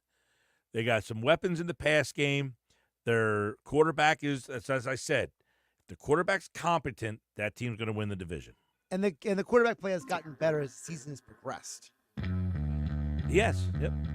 All right, that's Fine 5, Ugly 5 here on the Sports Bash Live on 97.3 ESPN. And the Fine 5, Ugly 5 is brought to you by Jenkins & Sons Plumbing and Heating. For heating and air conditioning service installation, maintenance, plumbing, and drain cleaning service, call 609-641-6262 online, jenkinsandsons.com. That's not their jingle. I just did that myself. All right, coming up, football at 4. No Landon Dickerson at practice today. If Jeff Mosher could make a swap, would it be Peterson or Sirianni as his choice? That and more. Sports Bash coming up. 97.3 ESPN, the 97.3 ESPN free mobile app, live video on the X platform, YouTube at Mike Gill Show, hashtag SB Live. Subscribe. And we'll talk to you in a couple minutes for football at 4, plus the Nuggets next hour. The World Series continues on ESPN Radio. And Yankee Stadium explodes. The Yankees survive a must-win Game 4. Can they survive once again? Or will the Dodgers be crowned World Series champions? Game 5 of the Dodgers and Yankees. Listen to the World Series Game 5 tonight on 97.3 ESPN. Coverage begins after Sixers basketball. Brought to you by Shore Physicians Group. Be well connected. Visit shorephysiciansgroup.com. The time of year for killer deals. You've had your eye on some hot new wheels. We want to pay off your loan or lease. and tell your old car to rust in peace. Get to Matt Blatt Kia today. Buried in a loan or lease? Matt Blatt Kia wants to get you released and treat yourself to 0 down, 0 payments until next year, even 0% after 72 months on every clearly marked new Matt Blatt Kia in stock. You won't need a costume to get a brand new Matt Blatt Kia Forte LXS under 20 grand. That's right, a brand new Kia, just $19,999 with any trade. That's less than most used vehicles. It's gotta be a Matt Blatt Kia. Approved credit 24 EV9 and 6, $13.88 per thousand. Not all will qualify. Credit may affect down payments. Offers can be combined. Go to mattblattkianj.com for complete details or 888-505-6670. Price includes all costs to be paid by consumer, except for licensing, registration, and taxes. Through AMF, rebates and incentives to deal. Expires 10/31/24. Matt Blatt Kia, 6211 Black Horse Pike. Egg Harbor Township, and on Route 37 in Toms River. Halloween's coming alive at Target. Jackie and Gordy, the Jack-O-Lanterns, here with last chance Halloween deals. Looks like Mom's got the old pumpkin bucket stocked with the best candy, starting at $5.99. Lucky pumpkin bucket. Oh, there's Dad party planning with a same-day delivery order. Yes, it's a BOGO 50% off pizza party with Target Circle. Plus, buy 3, save 40% on soda 12 packs. Get Target Circle. Nice saves, Dad. Make your Halloween come alive at Target. Need it last minute? Get same-day delivery with Target Circle 360. Restrictions apply. Order for Jennifer C. Is this my double shot, double cream, double froth, double pump, double hot, double whip, double sleeve? Yeah. Can you handle that much caffeine? Hey, did you know Discover automatically doubles all the cash back you've earned at the end of your first year? Well, I do now. Seriously, did you know Discover automatically doubles all the cash back you've earned at the end of your first year? Yeah, you just said that. Did you say I just said that? Yeah, I'm cutting you off. Did you say you're cutting me off? You earn, we match. Unlimited cashback match. See terms at discover.com/creditcard. Hey, if you have ugly yellow toe fungus, you got to hear about the secret 2-minute trick that I found for my husband. It works from both the inside and the outside. Thousands of people are using it to get rid of their toe fungus. You can check it out at crystalflush.com. Jake started off with a small spot on his big toe and then it spread and got really bad. His toes were nasty. It was so embarrassing. He was afraid to take his socks off. He hid his yellow and crumbly toes from everyone. He tried everything to get rid of it. Nothing helped. And then we found crystalflush.com. It was the only thing that worked. In just a few weeks, his toes looked amazing. He's now walking around barefoot again. You guys need to try this. I'm telling you, this stuff is different. It's not sold in stores, but go check it out at crystalflush.com. They'll even let you try it risk-free so you have nothing to lose. But whatever you do, don't let it get worse. You don't have to live with this anymore. Go check it out now. Just click over to crystalflush.com. Good morning, Doctor. Doctor? Hi, Doctor. Doctor? Dr. Jackson's practice is growing. What do you mean we're still short-staffed? He needs a good patient doctor. How do we not have enough doctors to doctor all these patients? And he doesn't have the patience to sift through hundreds of resumes. I need Indeed. Indeed you do. When you sponsor a job on Indeed, it's easier for talented candidates to find it, which makes it easier for you to hire them. Visit Indeed.com/credit and get $75 towards your first sponsored job. Terms and conditions apply. Get your holidays started with the perfect tree in your perfect style from the Home Depot. Whether you want something that you can assemble in a few clicks, steal the show with over 2,000 color-changing bulbs, or a tree with lights that can be controlled by remote or foot pedal. The Home Depot has it all in our huge assortment of premium trees. Plus, get free delivery on over 2 million items this holiday from the Home Depot. Subject to availability, see homedepot.com/delivery for details. Breaking news coming in from Bet365, where every nail-biting overtime win, breakaway, pick six, three-point shot, underdog win, buzzer beater, shootout, walk-off, and absolutely every play in between is amazing. From football to basketball and hockey to baseball, whatever the moment, it's never ordinary at Bet365. Gambling problem? Call 1-800-GAMBLER. 21 plus only. Must be physically located in New Jersey. Home of the Sports Bash with Mike Gill, 97.3 ESPN, WENJ, WENJ HD, Millville, Atlantic City. 97.3 ESPN presents the Sports Bash with Mike Gill. It's time for Football at 4, powered by the Inside the Birds podcast. Just hungry to bring back another Lombardi to Philly. The fans deserve it. Our team deserves it. Culture begs for it. Now live, this is Football at 4. Football at 4 Their powered. adjustments seem sustainable defensively, and that's what makes me start to believe in them a little bit more. The offensive stuff, like the offensive line is still good, even with injuries here or there. And AJ and Devontae, when they're healthy with Saquon, is going to be a problem. And Jalen Hurts is a franchise quarterback, if nothing else. He's not the superstar that we expected him to be. He's been better against the blitz this year. Football 4 powered by the Inside the Birds podcast. That was my fault. Jalen Hurts, the superstar quarterback that we thought maybe, is he growing? Is he taking that step forward? He's one of the reasons why Dominic Foxworth thinks that the Eagles are a legit contender. Has Jalen Hurts turned that corner? What do the guys from the Inside the Birds podcast think? Jeff Mosher is here today for Football at 4. We'll get into that. No Landon Dickerson at practice today. Possible trade candidates and more on the Sports Bash. Football at 4 powered by the Inside the Birds podcast and brought to you by Bet365. Whatever the sport, whatever the moment, it's never ordinary at Bet365. Jeff Mosher is here. What's up, Mosh? How are you, buddy?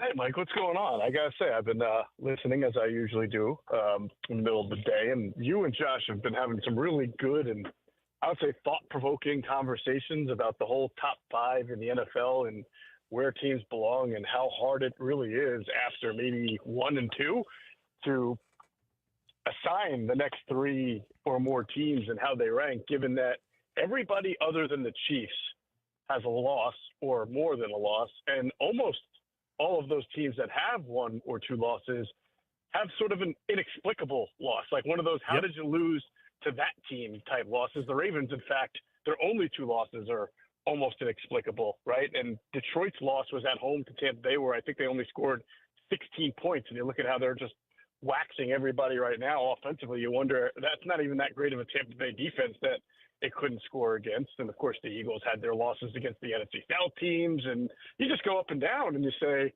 – and actually, I think it changes the conversation a little bit about the Chiefs, because I feel like the Chiefs conversation is, you know what, this team really isn't as good as it's been in the past. And, you know, the offense really isn't that good. This is kind of a vulnerable Chiefs team. But the fact is they're 7-0, and they haven't had any of those trip-up losses that all the other good teams in the NFL have. So to not be that dominant and still be 7-0, which is so hard in the league, really goes to show you how impressive the Chiefs have been for a team that's quote-unquote not as impressive as they've been recently. Yeah, I mean, obviously, I think a lot of people think, hey, if not for Mahomes, they're probably not. And then Josh brought up the argument, well, you know, we were talking about MVP earlier. I don't know if you heard that conversation. And he said, you know, he likes Allen because he's done more with less.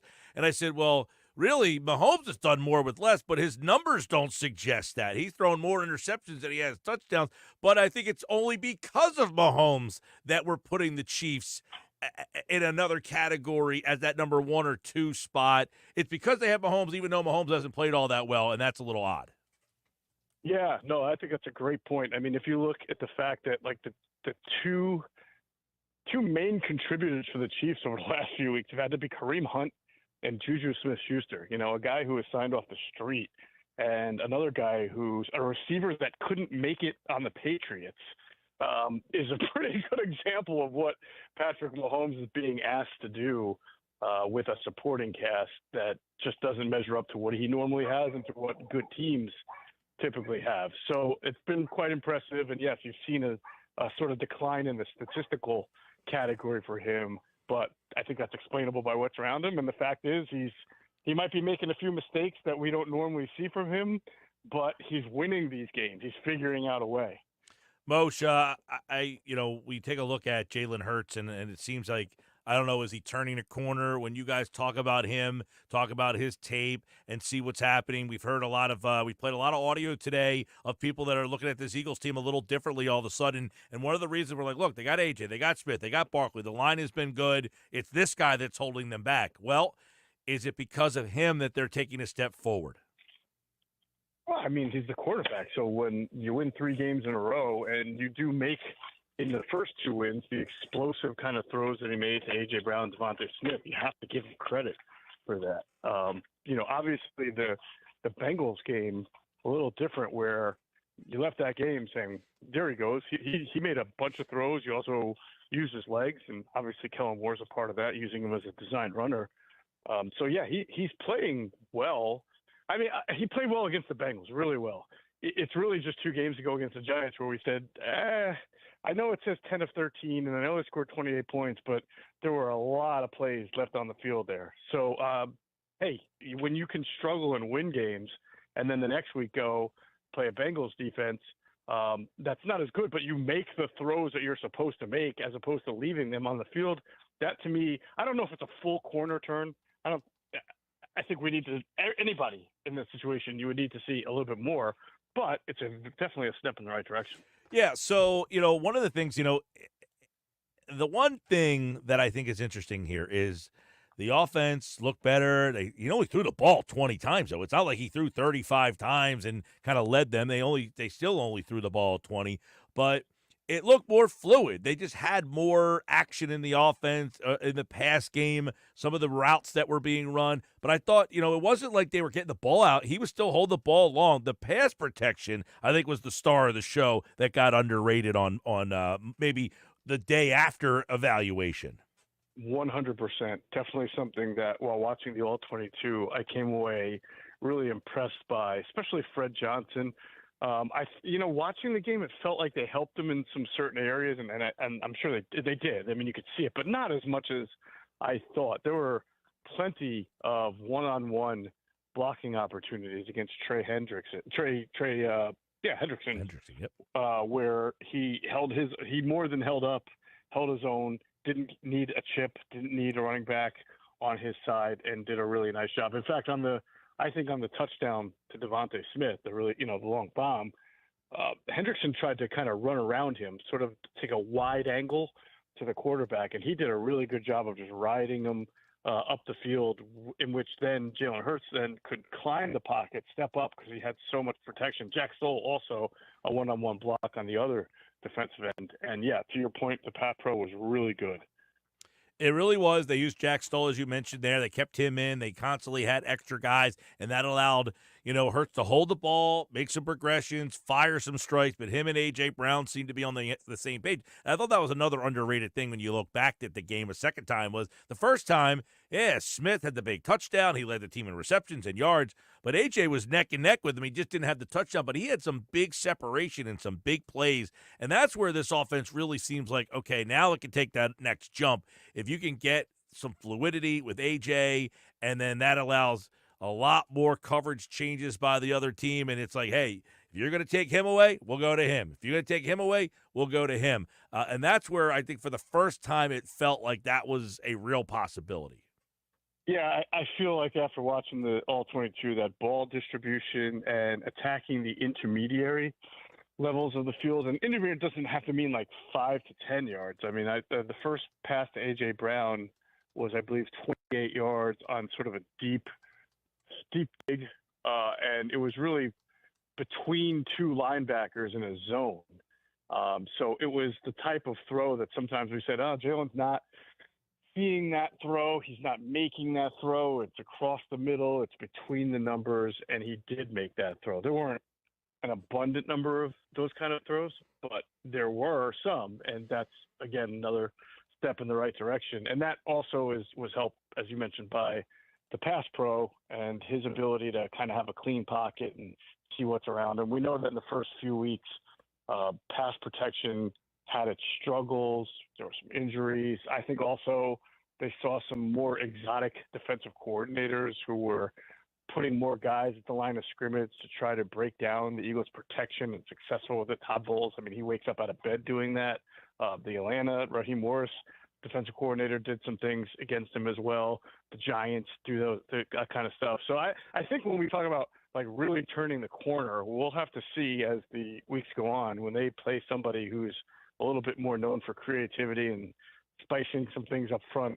Lou Anarumo kind of coached that game like he was afraid of his own personnel, which I don't blame him for. I mean, they validated it, but he didn't do a whole lot of stuff to try to confuse the quarterback or the offense. Jeff Mosher, Football 4 from the Inside the Birds podcast. Yeah, I mean, I listened to a little Q&A, and they were talking about it almost felt like Jalen heard the noise, and that Cincinnati almost wasn't prepared for how good he was going to perform. I think that Jalen's point in the press conference about, I think someone asked him about sort of seizing the moment of going up against a quarterback like Joe Burrow, and even though they don't play against each other technically, just how they share the field and the spotlight. And he talked about the high standards that he set for himself. It did feel like Jalen went into that game. I don't know if it was just hearing the noise, but sort of thinking, we know this game got flexed right out of its original spot. We know these teams are not maybe what everybody wants them to be. And I know that people are criticizing our offense, but I'm here to show you that I can play this game, and I'll show you. All right, yeah, and by the way, he played probably his best game, both running and throwing. I mean, he made some plays with his legs, which we haven't been seeing nearly as much as well. And I think, the big thing was he trusted the guys in front of him. He trusted some guys. He took some big throws to Calcaterra. He trusted the pass. He wasn't getting out of the pocket like we've seen. So it was a complete growth of a game there for Jalen Hurts as well. What's up with Goddard in terms of his return? Is there a possibility that he's back this week? And if so, what is Calcaterra? Does he have a role moving forward with a Goddard? Because those two guys are both. Well, Goddard's more of a complete tight end. Calcaterra more for receiving. Stoll more for blocking.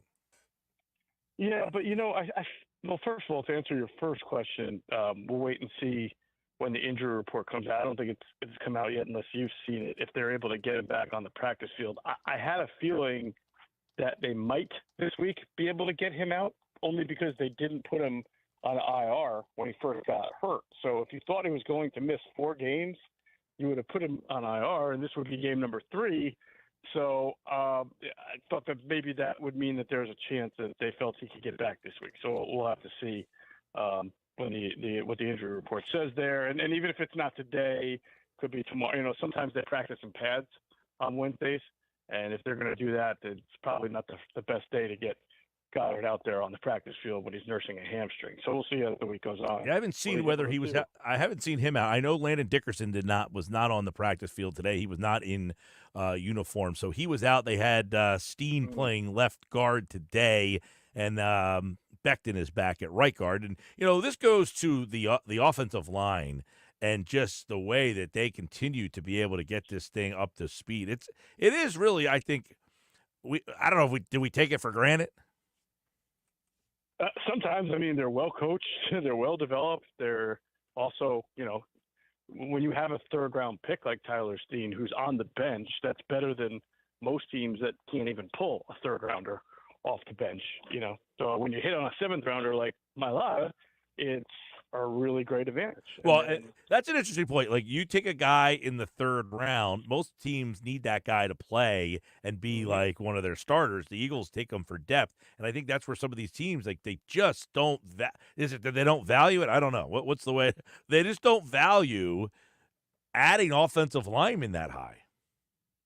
Yeah, which is strange because the league is full of teams that you would think would be a lot better if they just had a better offensive line, and yet teams don't seem to incentivize it as much as the Eagles do. And then even taking a chance on, Mekhi Becton and thinking he can play guard and having the infrastructure and the coach of Jeff Stoutland to be able to make that transformation. I don't know that if Mekhi Becton signs with the Jacksonville Jaguars in the offseason, they say, we want you to play guard, that the transition goes the same way. I hate to pick on the Jaguars. I was just really naming a team that's not doing well right now.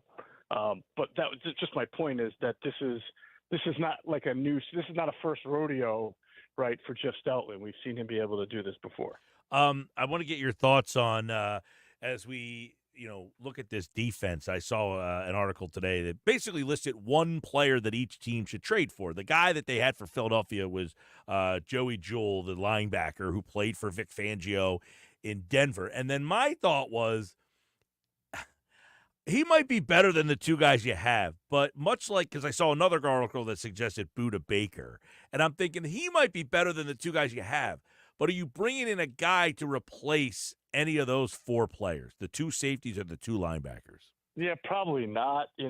First of all, if you're Howie, you're like, I've tried to do this like the last few years, sort of bringing in an aging veteran from somebody. Not that Jewell's that old, but, Budda's been in the league for quite a while, and try to acclimate him into my either offense or defense, and it just has not worked well. Jay Ajayi worked well, but that's, we're going on 7 years since that happened.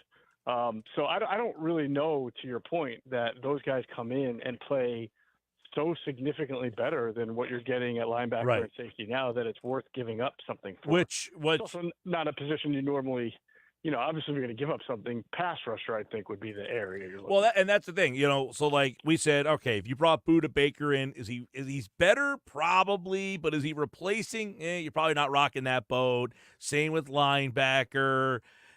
I guess the one spot would be on an edge rusher, but like whose playing time was getting cut into at this point? I guess Huff is the guy, but are you willing to eat that salary for at least the first year of it and just say, hey, we'll revisit this next year?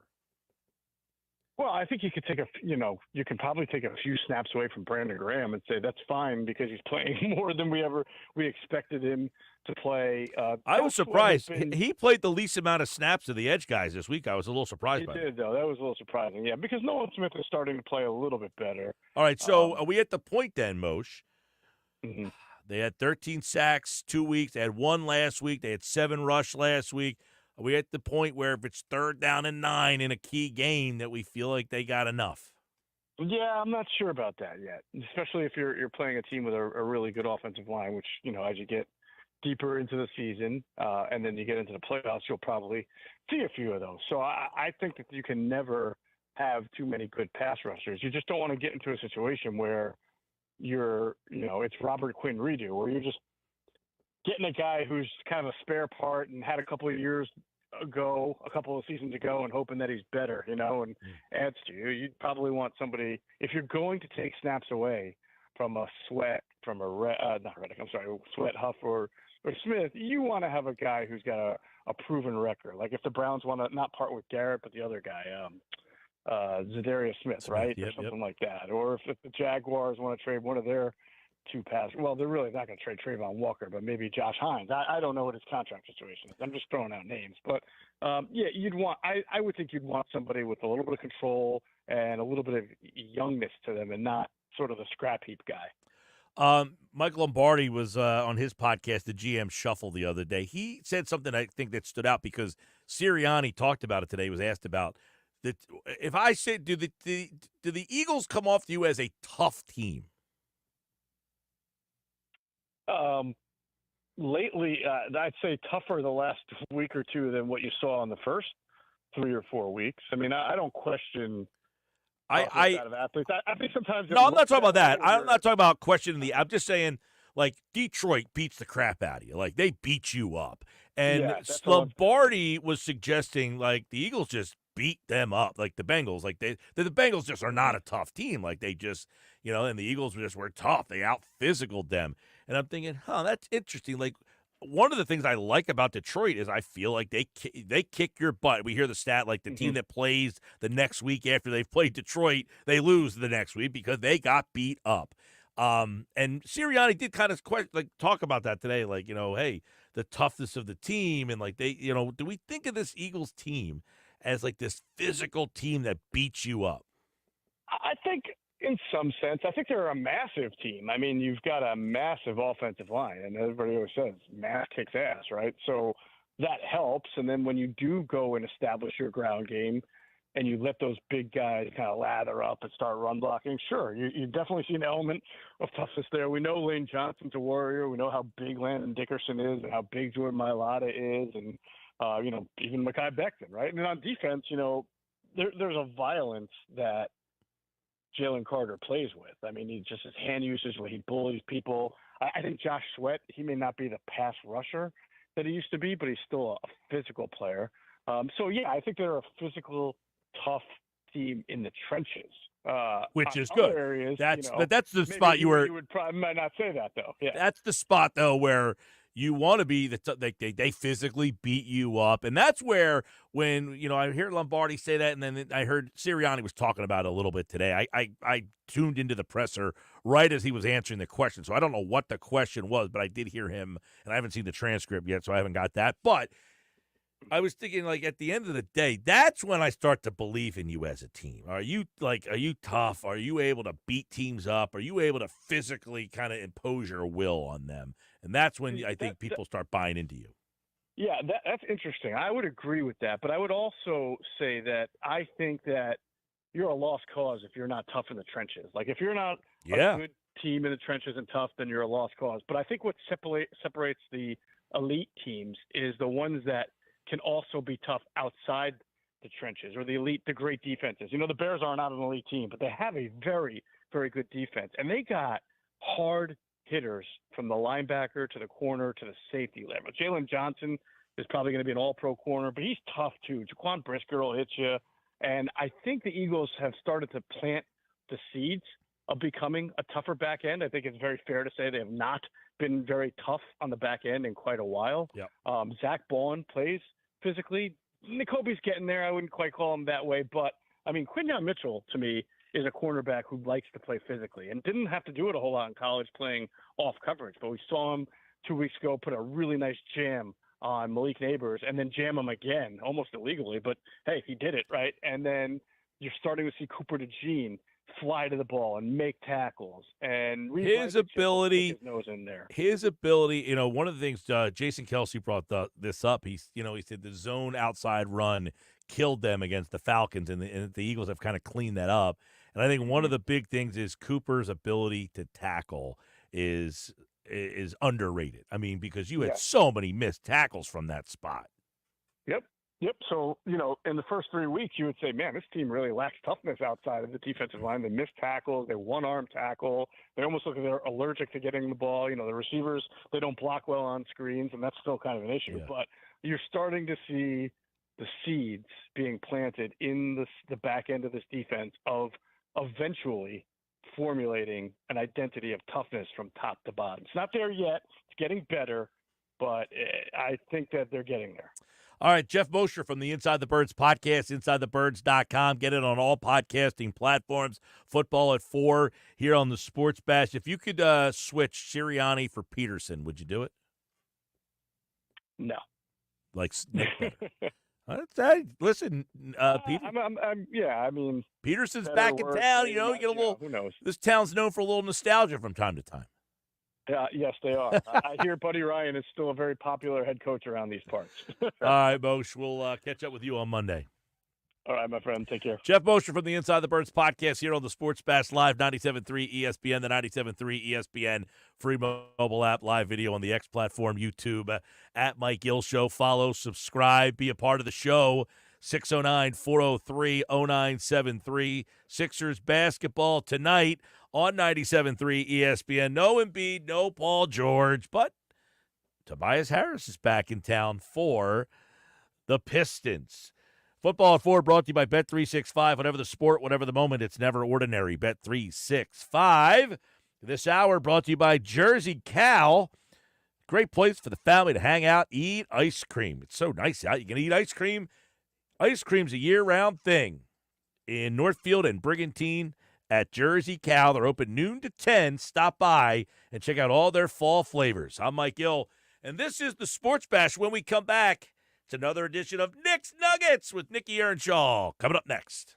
It's the Sports Bash with Mike Gill. And I am the voice of the voiceless. On 97.3 ESPN and the 97.3 ESPN free mobile app. It's the time of year for killer deals. You've had your eye on some hot new wheels. We want to pay off your loan or lease and tell your old car to rust in peace. Get to Matt Black Kia today. Buried in a loan or lease? Matt Black Kia wants to get you released and treat yourself to 0 down, 0 payments until next year, even 0% after 72 months on every clearly marked new Matt Black Kia in stock. You won't need a costume to get a brand new Matt Black Kia Forte LXS under 20 grand. That's right, a brand new Kia, just $19,999 with any trade. That's less than most used vehicles. It's gotta be a Matt Black Kia. With approved credit 24 EV9 and 6, $1388 per thousand. Not all will qualify. Credit may affect down payments. Offers can be combined. Go to MattBlackKiaNJ.com for complete details or 888-505-6670. Price includes all costs to be paid by consumer except for licensing, registration, and taxes. Through KMF. Rebates and incentives to dealer. Expires 10/31/24. Matt Black Kia, 6211 Black Horse Pike. Egg Harbor Township. And on Route 37 in Toms River. If you're familiar with what the inside of your gutters look like, that means you're spending too much time on a ladder, unclogging them year after year. This fall, enjoy the leaves without the clogs thanks to Leaf Filter. Leaf Filter's award-winning patented technology keeps out everything but water. Right now, save 30% off your entire purchase at leaffilter.com/listen. It's a great investment and offers the protection you need from water damage. Do-it-yourself projects can end up costing you more at the end. Instead, do it right with Leaf Filter. Autumn weekends were made for long walks in the woods, not climbing a ladder. Every installation comes with a lifetime no-clog guarantee and protects your home from flooding, roof damage, and more. Schedule your free inspection and get up to 30% off your entire purchase at leaffilter.com/listen. That's a free inspection and up to 30% off at leaffilter.com/listen. See representative for warranty details. Medicare is making important changes in 2025. It's time to think about what benefits you need. AmeriHealth can help with monthly premiums as low as $0. Dental, vision, and hearing. No referrals, plus prescription drug coverage. AmeriHealth has been serving New Jersey residents for 30 years. Visit AmeriHealthMedicare.com/help25 today. AmeriHealth offers PPO Medicare Advantage plans with a Medicare contract. Enrollment in AmeriHealth PPO Medicare Advantage plans depends on contract renewal. For 75 years, Jenkins Plumbing, Heating, and Air Conditioning has been the name you trust, where one call does it all. Jenkins expert technicians have been delivering top-notch service to local homeowners. Renovating your kitchen or bath? Call Jenkins. Need a new heating or air conditioning system, service or maintenance, or even ductless air conditioning? Jenkins has you covered. They also specialize in water heaters, boilers, oil service, plumbing and drain cleaning, water line, and sewer main repairs or replacements. Call 609-641-6262 or visit jenkinsandsons.com today. What's better than one win? 3 wins. With Straight Savings, you keep your own phone, get one line for only $25 a month with real unlimited data, and get rewarded with a $200 phone credit after 12 months. It's a win-win-win. Head to Walmart or visit straighttalk.com today. Switch to Straight Talk. Less dollars, more sense. Straight Savings Plan enrollment requires compatible unlocked device and new line of service. Bonus device credit requires 12 months of active service. Offer ends if eligibility requirements are no longer met. Taxes and fees apply. For network management practices, see Straight Talk's terms and conditions. Save thousands at Maplat Kia. Get out of your old trade today, even if you owe thousands more than it's worth. Go to MaplatKiaNJ.com for more details. That's MaplatKiaNJ.com. It's gotta be a Maplat Kia. This is the Town Square, New Jersey Info and Weather Network. Progressive Insurance presents the Sports Flash on 97.3 ESPN. NBA, the Sixers hosting the Detroit Pistons tonight. They're coming off an overtime win Sunday against Indiana. Paul George and Joel Embiid are out for tonight's game. Both have not played in the first 3 games of the year. Pistons are 0-4 under new head coach J.B. Bickerstaff. Catch all the action tonight on 97.3 ESPN. NHL, the Flyers back home Thursday facing the St. Louis Blues. Philadelphia shut out Boston Tuesday night 2-0. Samuel Ersson making 23 saves in the win. Eagles home Sunday as they face Jacksonville. Philadelphia's won 3 straight at 5-2. A half game behind Washington for the lead in the NFC East. The Jaguars are 2-6. 4 of their losses have come on the road. World Series Game 5 tonight in New York. Garrett Cole and Jack Flaherty. Dodgers up 3-1. I'm Tony Desiri, and that's your Sports Flash on 97.3 ESPN. I'm Tahisha Way, New Jersey's Lieutenant Governor, with a message for New Jersey voters. You have 3 voting options in the general election. Vote in person on Election Day, Tuesday, November 5th. Vote early, in person Saturday, October 26th through Sunday, November 3rd, or apply for, complete, and return a mail-in ballot. Whatever you choose, vote by 8 p.m. on Tuesday, November 5th. Details at vote.nj.gov.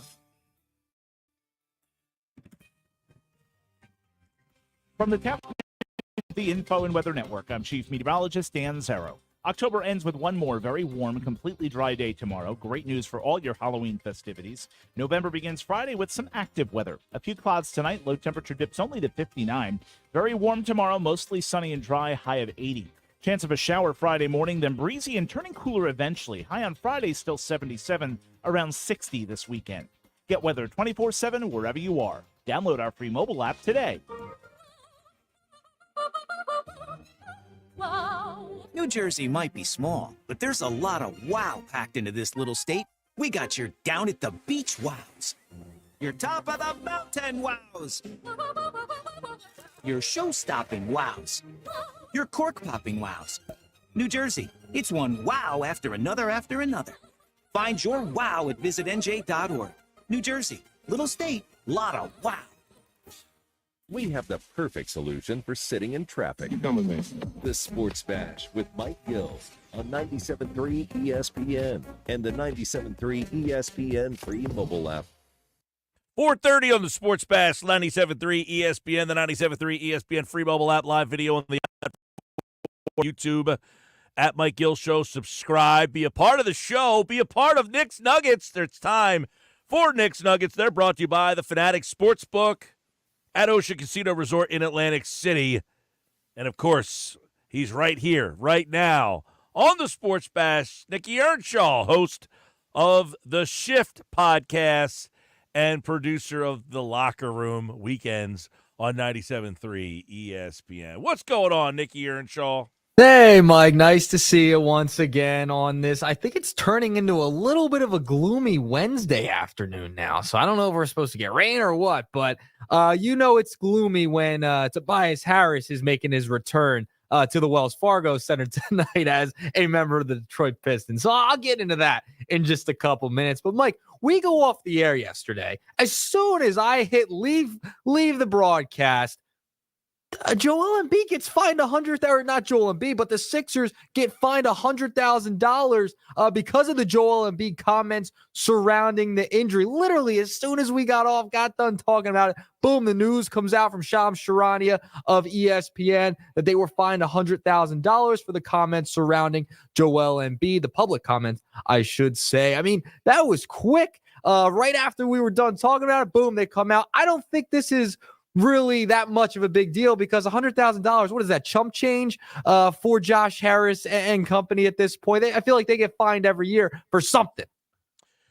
Yeah, the money is nothing here. That's not the story. The money is nothing. The question is, how many times are they going to get fined? Like, are they going to keep doing this? Is this going to be like the chicken and the egg here? Is this like a stare down? Are they playing a little chicken in the middle of the road here? Are the Sixers going to keep saying, hey, you can keep finding us, but we're not going to play this guy? And the NBA is going to say, well, if he's not hurt, we're going to keep finding you. Like, that's where this has gotten to now. Like, who's going to win this stare down?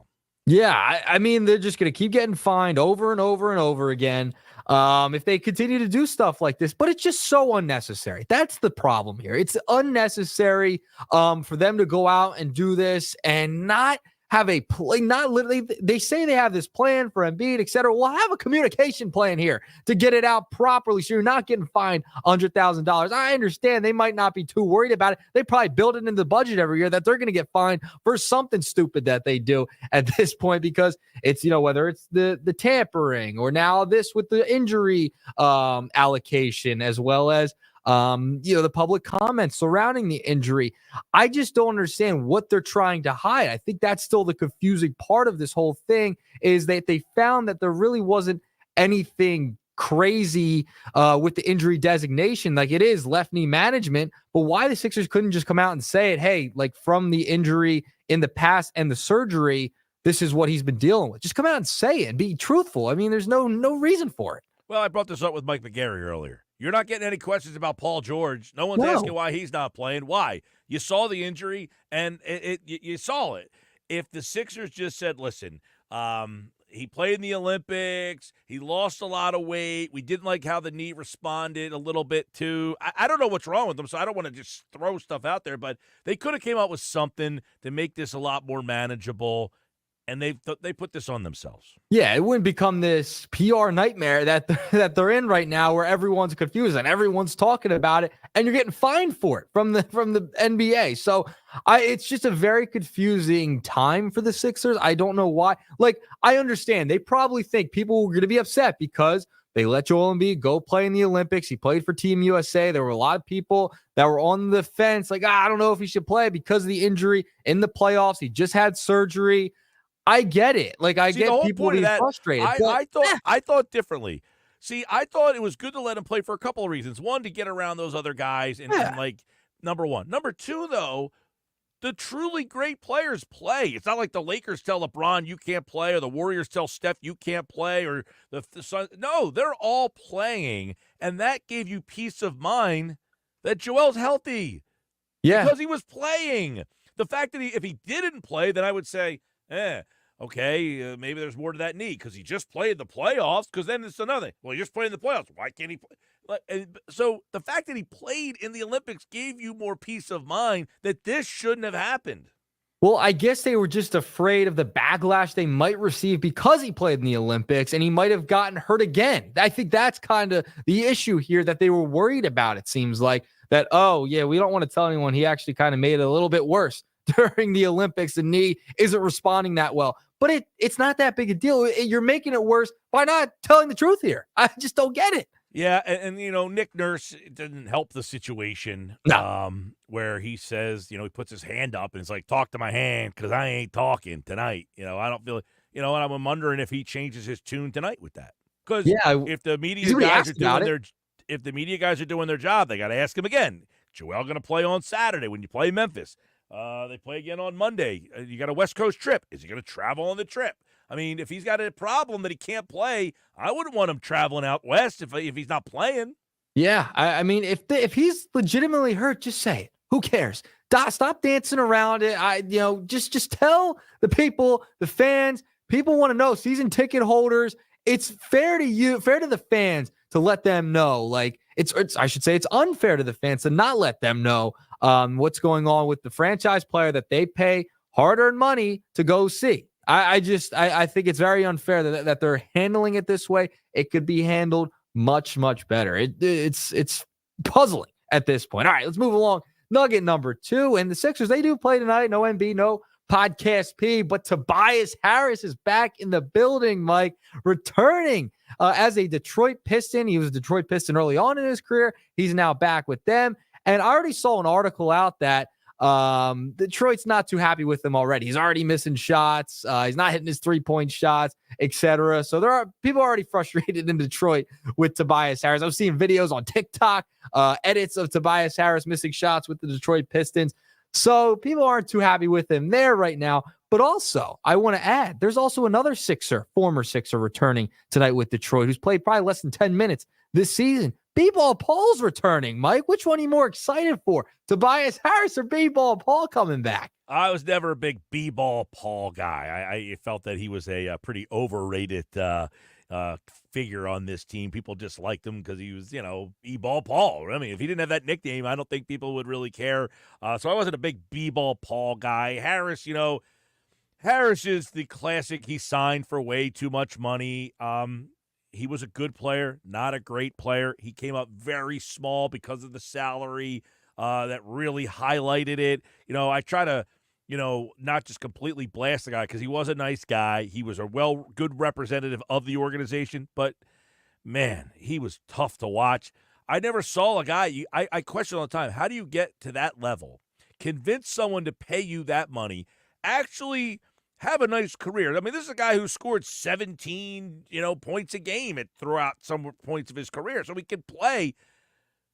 He couldn't dribble, couldn't put the ball on the floor, no handle, and couldn't finish a lick around the basket. He was a bricklayer.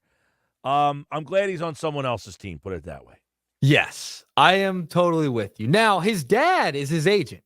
Tobias Harris's dad is his agent, okay? And he must be a master negotiator with the contracts he's negotiated on behalf of his son, Tobias Harris. I mean, it's incredible that he's been stealing money all these years from the Sixers, now from the Pistons. It's unbelievable. Now, I agree. He is a great representative. He seems a great representative of the organization. He seems like a nice guy, okay? I'll give him that.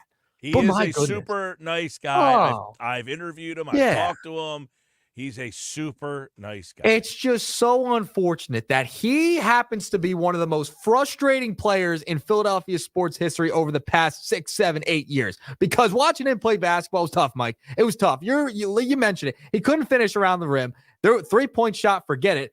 Playoffs, I mean, he just disappeared. It was like a ghost on Halloween. I mean, Halloween's tomorrow. He disappeared like a ghost. You couldn't even see him on the basketball court when the playoffs came around. So that was Tobias Harris's tenure in the postseason with the Sixers. It was just non-existent. I mean, there was a goose egg in his final game in the postseason last year against the Knicks. So I'm with you. Sayonara. Glad he's on Detroit now as an opponent. It's fantastic. But, man, that 10-year, it was brutal. That max deal that he got, that Elton Brand handed out to him, very, very difficult to say that was a success because it was nowhere near a success. Now, does he get a video because of all he did in the community, the crumble cookie? What kind of video does Tobias Harris get tonight, or if anything?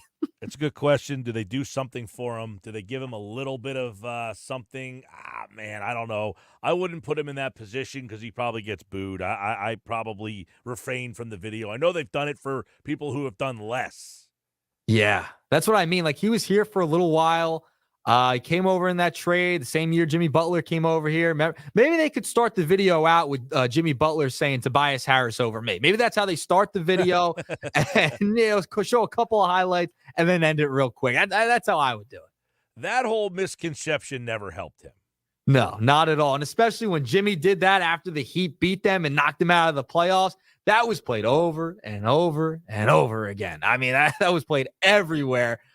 Because people wanted to keep Jimmy, but the way it worked out, I mean, it was really Ben Simmons, in my opinion, over Jimmy Butler. No, it was Ben Simmons because Jimmy wanted to be the main ball handler, and they didn't want to give that role to him. They wanted Ben Simmons to have that role. Yeah, and I mean, at the time, that was probably the right decision. You have a young player, you spent a first overall pick on Ben Simmons. They wanted to build him and Joel Embiid to be the top two, the superstars that they had. They thought Tobias Harris would be a nice piece.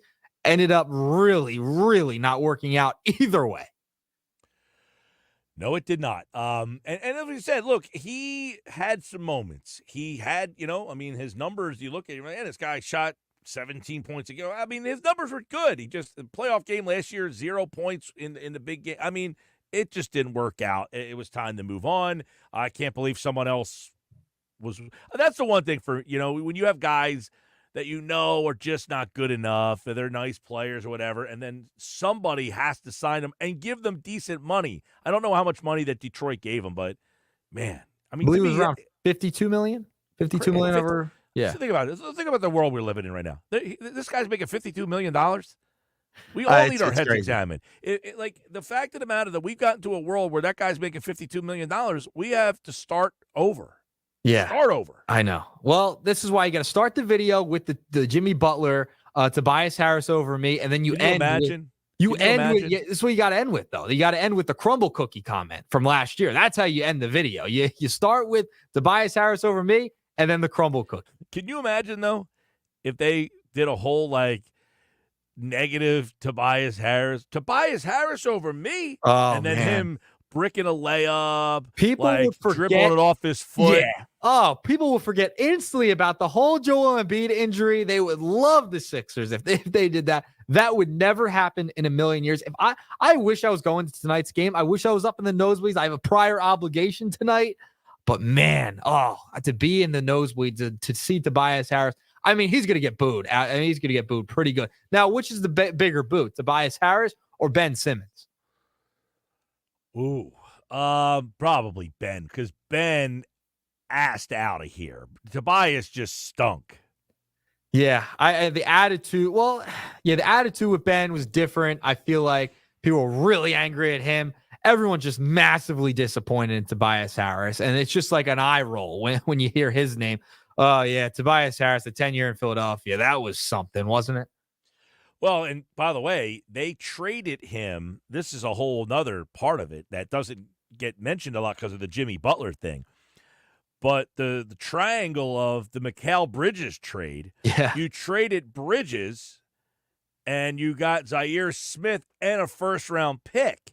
The first-round pick was supposed to be the jewel of that trade, not Zaire Smith. It was the fact that you got this first-round pick, and you used that first-round pick to get Tobias Harris. Yeah. Well, it's funny how everything works out. Now Tobias Harris is a Detroit Piston, so it is what it is. For a second time. Yeah, for a second time in his career. He's played with the Magic, played with the Clippers, Sixers, and now back with the Pistons once again. And remember, Paul Reed is also back. Basketball Paul returns as well tonight along with Toby. All right, moving along. Nugget number 3. We got to talk about the Yankees and the Dodgers once again.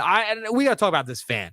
I mean, how ridiculous. Early on in last night's game, Mookie Betts goes to make a catch towards the seats in foul territory last night in right field at Yankee Stadium and makes the catch. And then you have two fans grabbing Mookie Betts' one arm and then grabbing the glove of Mookie Betts and trying to take the baseball out of it. I mean, if that is one of the worst fan moments I have seen in a long time. The fact they literally did it on purpose, grabbed it out like it was a dog taking a tennis ball out of its mouth, taking it out of the glove. If a Philadelphia fan did that, it would be a national headline story leading every newscast everywhere. It'd be the talk of social media if that were a Philly fan. The Santa Claus comparisons would come up. But no, the Yankee fan gets celebrated a little bit, and he's getting interviewed all over the place now. I mean, it is just ridiculous that this Yankee fan did that last night. I thought it was appalling. I really did. I can't believe that. First off, you're right. The ESPN.com article they wrote, the guy found him. They talked to him.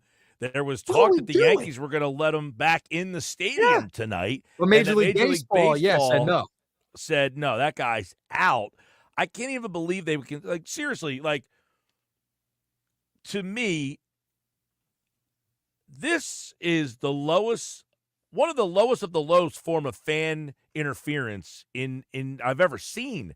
The one guy is holding his glove and trying to pry the glove open, okay? While the other guy is holding him up by his other arm so that he can't break free. They were restraining Mookie Betts from not being able to move from the spot. These guys shouldn't be banned from the stadium. They should be put in jail. Yeah, I mean, it was absurd. I'm watching the play. I'm like, fan interference. They're going to call him out anyway. At first, you couldn't really tell that Mookie Betts actually made the catch at first. I thought he went into the stands and might have hit off like a fan's, hand. They were trying to catch it at the same time as Mookie was going into the stands with his glove. No. That wasn't the case at all. When they showed the replay, you just see the guy ripping the glove open to try and get the ball out. What in God's green earth could you possibly think have been successful at that? Did you really think the umpire wasn't going to see that, or that wasn't going to be reviewed or something? I mean, it's just crazy. And the fact the guy's essentially being celebrated, being talked about, the Yankees were going to let that guy and his friend or brother, whatever, back into the game tonight, and Major League Baseball to step in. I mean, this is why the Yankee fans are just like Dallas fans. They're one and the same.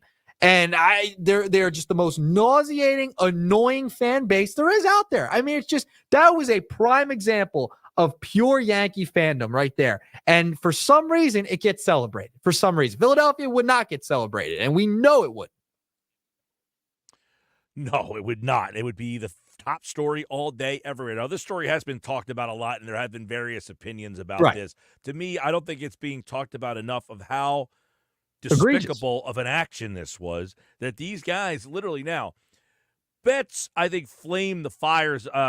They put out the flames of the fire a little bit because he handled it so well. Right. I'm surprised at how well he handled it after. Like he said, I didn't even notice the guy grabbed me. I didn't even know the guy he basically was acting like this was no big deal. This was despicable. Yeah, it was brutal. And you go back to Bartman in Chicago. You go back just earlier in the series in Game 1 when the LA fan reached over the fence to grab the home run ball. Eventually, they ruled it a ground rule double. That's a little bit of annoying. But that last night, that was on purpose. They grabbed Mookie and they tried prying the ball loose. That's way, way, way, way over the top and absolutely ridiculous. Ban them forever. Don't let them in any Major League stadium ever again. And I think they were saying they think it may be a short-term ban maybe from Yankee Stadium. No, Major League Baseball should ban them for life. For life. Put it this way.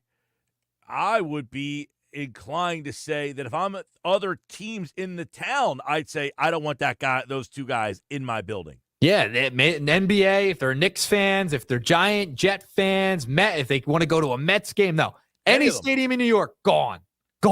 Absolutely. I would say those two guys, look, if the Yankees, if you're not going to be classy enough to step up and protect your players, I'm the Giants, I'm the Knicks, I'm the Nets, I'm the Islanders, I'm the Devils, all of us come together.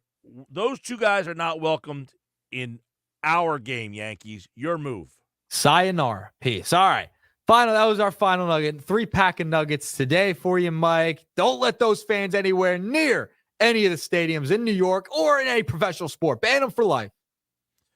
I wouldn't be against it. All right, Nick's Nuggets here on the Sports Bash Live, 97.3 ESPN, the 97.3 ESPN free mobile app. And if you're watching the live video on YouTube and on X, at Mike Gill Show, subscribe, and you see Nick on the screen, and now you don't. Thanks, Nick. All right, we appreciate him as always. And, of course, the Nuggets are brought to you by the Fanatics Sportsbook at Ocean Casino Resort in Atlantic City. And, of course, we will be back there on Monday. Speaking of Monday, yes, we got news for this year's 99 Bottles Party, which this year is 99 Growlers. Yes, indeed. Starting on Monday, it will be your first chance to enter in this year's 99 Growlers Party.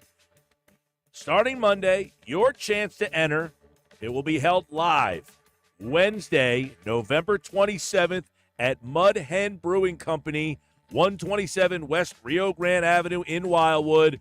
Tickets to all the biggest games, shows, events in the area, including club box seats to an Eagles game this season at Lincoln Financial Field. We'll have tickets to all the area sports team concerts, shows, and more. And it all starts Monday right here on the Sports Bash. And remember, 99 tickets, 99 growlers, and many of those spots have already been taken. This is South Jersey's official home for Philadelphia Eagles football. The Eagles host the Jacksonville Jaguars in Week 9 of the 2024 season, Sunday afternoon. And he's brought down for a loss.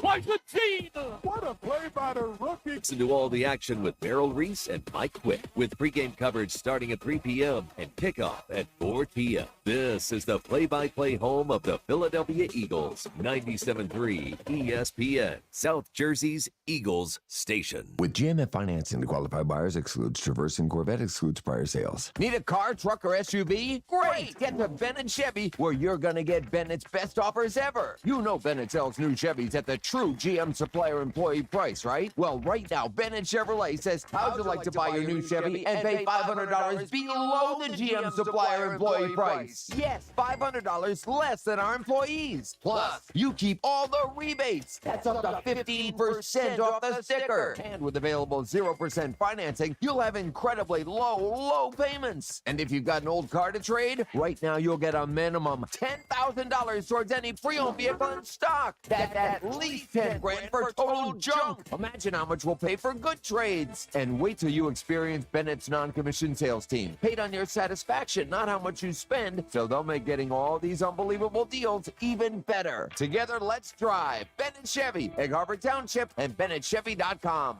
It's common knowledge that after age 30, our metabolism changes. We have less energy and gain weight easier. There's a way to feel better, not in years or months, but sometimes in just days. I'm Chuck Norris. I tried everything. Working with a team of health experts, we came up with Morning Kick. Morning Kick is a revolutionary new formula that combines all my favorite supplements into one daily drink. Morning Kick has probiotics to help you lose weight, prebiotics for digestion, superfoods for muscles and joints, and powerful anti-aging supplements. It'll help you feel youthful, energized, and helps manage stress. I look and feel better than I have in years. Go to roundhouseprovisions.com, use code SUPPORT or text SUPPORT to 511-511 and claim 40% off. Roundhouseprovisions.com, code SUPPORT. Every purchase comes with our 90-day money-back guarantee. You can be feeling these changes within just a couple of days. Text SUPPORT to 511-511. These statements have not been evaluated by the FDA. This product is not intended to diagnose, treat, cure, or prevent any disease. Tax fees may apply. What's better than one win? 3 wins. With Straight Savings, you keep your own phone, get one line for only $25 a month with real unlimited data, and get rewarded with a $200 phone credit after 12 months. It's a win-win-win. Head to Walmart or visit straighttalk.com today. Switch to Straight Talk. Less dollars, more sense. Straight Savings Plan enrollment requires compatible unlocked device and new line of service. Bonus device credit requires 12 months of active service. Offer ends if eligibility requirements are no longer met. Taxes and fees apply. For network management practices, see Straight Talk's terms and conditions. If you or someone you know needs help getting through a difficult time, start with NJ211. When you reach out to 211, we can connect you to help with housing, utilities, food, childcare, senior services, income support, healthcare, legal issues, and more. Help is available in over 150 languages, and the service is free, confidential, and available 24/7. Need help? Dial 211, text 898-211, or search nj211.org. Halloween's coming alive at Target. Jackie and Gordy, the Jack-O-Lanterns, here with last chance Halloween deals. Looks like Mom's got the old pumpkin bucket stocked with the best candy, starting at $5.99. Lucky pumpkin bucket. Oh, there's Dad party planning with a same-day delivery order. Yes, it's a BOGO 50% off pizza party with Target Circle. Plus, buy 3, save 40% on soda 12 packs with Target Circle. Nice saves, Dad. Make your Halloween come alive at Target. Need it last minute? Get same-day delivery with Target Circle 360. Restrictions apply. Did you know that Wendy's has any size soft drinks for just $1? Yeah, any size, anytime. Like $1 Coke, $1 Sprite, or even $1 strawberry Fanta. Okay, could we maybe switch up the sound effect, please? 'Cause I'm losing it. Wow, no, not that. Any size soft drink for just $1?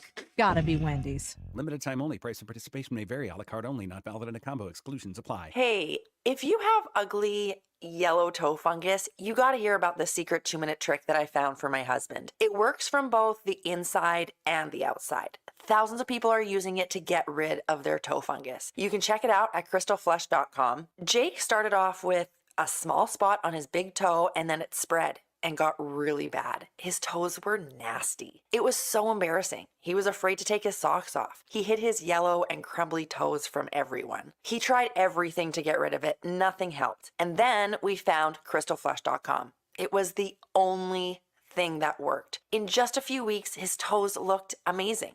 He's now walking around barefoot again. You guys need to try this. I'm telling you, this stuff is different. It's not sold in stores, but go check it out at crystalflush.com. They'll even let you try it risk-free so you have nothing to lose. But whatever you do, don't let it get worse. You don't have to live with this anymore. Go check it out now. Just click over to crystalflush.com. Tune in to the Bet365 Play of the Day during the Sports Bash with me, Mike Gill, every weekday afternoon at 5:45 on 97.3 ESPN. Made possible by Bet365. Whatever the moment, it's never ordinary at Bet365. A gain scent bead story. Jim was at the laundromat when he heard his ear said Maraca, senor, but his nose said, hey, freshest scent ever. Following his nose, Jim found a man pouring a bottle of Gain scent beads into the washer. The scent, the freshness. Jim blurted, sir, your scent Maraca smell amazing. Actually, Jim, most noses call them Gain scent beads. Try Gain scent beads. Way fresher than detergent alone. Drivers who switch and save with Progressive could save hundreds, which could be life-changing. I mean, you could put that money towards concert tickets for your daughter to see that singer who sings about painful breakups. And one song will inspire your little beauty to break up with that beast she's dating, Brian. Instead, she'll date someone who's nice and worthy of her love, not someone who addresses you and your spouse as, bro. And it's all because you could save money switching at Progressive.com. Progressive Casualty Insurance Company and Affiliates, not available in all states. The following is a paid advertisement by Family Vacation Getaways with the purpose of soliciting sales of vacation ownership. For complete details, please visit FVGRadio.com. If you want a 100% complimentary stay in Cancun at a luxury resort, then Family Vacation Getaways is your ticket to paradise. We're giving away 5 days and 4 night stays to the first 50 callers who can name an animal that lays eggs and is not a bird. An animal that lays eggs and is not a bird. Do you know it? Call now, 800-951-6541. 800-951-6541. You may also be eligible for an exciting bonus vacation in Orlando, Florida for just $398. And don't worry about anything ruining your plans. We can extend your stay up to 18 months. Name an animal that lays eggs and is not a bird, and you get a complimentary Cancun resort stay and an optional bonus vacation in Orlando for just $398. What are you waiting for? Call 800-951-6541. Again, 800-951-6541 and give us your answer. The proceeding is not a contest or sweepstakes and is a paid advertisement by Family Vacation Getaways and not sponsored by or affiliated with this station or program. Go to get your game on at the Gallery Bar Book and Games at Ocean Casino Resort. Cheers your favorite drinks while cheering on your favorite team. Get in on the parlay while in the middle of a party. Go for the sports scene and go for the endless screams. Go to the Gallery. Go to the Fanatic Sportsbook. Go for the win at Ocean Casino Resort. For more information, visit theoceanac.com. Must be 21 or older to wager or consume alcohol. Gambling problem? Call 1-800-GAMBLER. Home of the Philadelphia Eagles. Hey, Donovan Gill! Sixers. Bang! It's good! Ball game! And Flyers. Just in front of the net! 97.3 ESPN. WENJ. WENJ HD. Millville, Atlantic City. A Town Square media station serving all of South Jersey. This is the Sports Bash with Mike Gill on 97.3 ESPN and the 97.3 ESPN free mobile app. Now live from inside the Ocean Casino Resort studio, here's Mike Gill. They don't develop quarterbacks anymore. They force feed them. They expect them to be great. They don't like them to work through struggles. Struggles are not tolerated anymore from a young quarterback. Bad reads, inaccurate throws, interceptions. Mistakes aren't tolerated anymore. You're expected to play at a 7-year veteran level when you're a rookie second-year quarterback. Mel Kiper on Greeny this morning, Sports Bash Live, 97.3 ESPN. The conversation really starts around Anthony Richardson, who got benched by the Colts, deservingly so. I don't know where we are in the sports world with the quarterback spot, but I've always been at the same spot. These guys, most of the time, are not ready. He's right. I feel bad for the kid. He did not ask to be drafted 4th overall. He did not ask for that. Was he 4th overall? I think he was 4th overall. He had no business being drafted that. He played 8 college football games. 8. And, you know, the guy comes into the league and he just simply is overmatched. He's overwhelmed. He can't play. And it's not that I say he can't play. He can't play at this level. He can't play at this level right now. He's got the skill set. He's got the attributes. But he's not ready for the speed of this game. And these teams can't help themselves. And this has been something that bothers me about the draft all the time. Teams are so desperate to find a quarterback, and then when they get that quarterback, they are so desperate to play the quarterback that most of the time you end up getting a quarterback that can't handle the draft spot that they were put in, and they fail your organization. How often do we see a guy that can't play and the guy flames out, and you just keep playing him and keep playing him? And then we look at these other guys who sit on the bench, and they learn, and they basically get a chance to learn from a veteran player, and then it works out. You know, yes, there are exceptions. And those guys, you know, even like right now, I don't think anybody's saying that C.J. Stroud is playing as well this year than he did last year. He seemingly has kind of taken a step back this year a little bit, and they gave him more weapons. Now the weapons got hurt. Nico Collins is out. Now he's going to have no Stephon Diggs. But I don't know that C.J. Stroud has taken that leap forward. He's still pretty good, but I don't know that he's taken that leap forward where he's in the MVP conversation and, you know, he's not putting up all these ridiculous numbers. And sometimes you just need, I think, everything, like the messaging that Kuiper throws out. I was listening to the conversation with Q Myers, and they had on Matt Miller, who is a, you know, ESPN.com draft writer. And the conversation that basically he was saying is like he's talking to people in NFL front offices, and they're telling the agents to tell the kids, yo, you need to play 25 games before you enter the draft. Now, this kid came out after I think he played 8 games. And when you look at it, it should not be a surprise that this guy failed. And listen, I don't think Anthony Richardson can play. I don't think he was ever going to be able to play. I'm not surprised by this at all. I just don't understand how the teams feel so much pressure that they have to play a guy like that right away. When did Richardson get drafted? Did you find that one? Yeah, so he was the 4th overall pick in 2023. Yeah, I thought he was the 4th pick. He had no business being the 4th pick of that draft. All right. He had 3rd quarterback, by the way. In the first 2? Bryce Young, who also has not worked out. And C.J. Stroud. Bryce Young, no business being, and I didn't like, you remember that too. I didn't like Bryce Young in that draft. I said it when he played in the bowl game that year. I said it when he played a regular season game that year, that he should not be the number 1 overall pick. And everybody was talking about him being the number 1 overall pick. I feel bad for these kids. Like, they don't play enough in college. Then they all want to leave early. And then the NFL is basically playing into it by drafting them when they shouldn't be drafted. So you're not doing the kid any favor. And then you're playing him when he doesn't deserve to be played. You handed him a job that he didn't win. If you said, this is a competition, the best man's going to win, there's no way, none, that you could tell me that you went to training camp in Indianapolis, watched those two guys compete against each other, and that Anthony Richardson beat out Joe Flacco. There's no way. Because at the end of the day, you can't have those guys compete or it would be obvious. Instead, you just go into the season saying, oh, Flacco's here to mentor and back up Richardson, because you know that there is a drastic difference.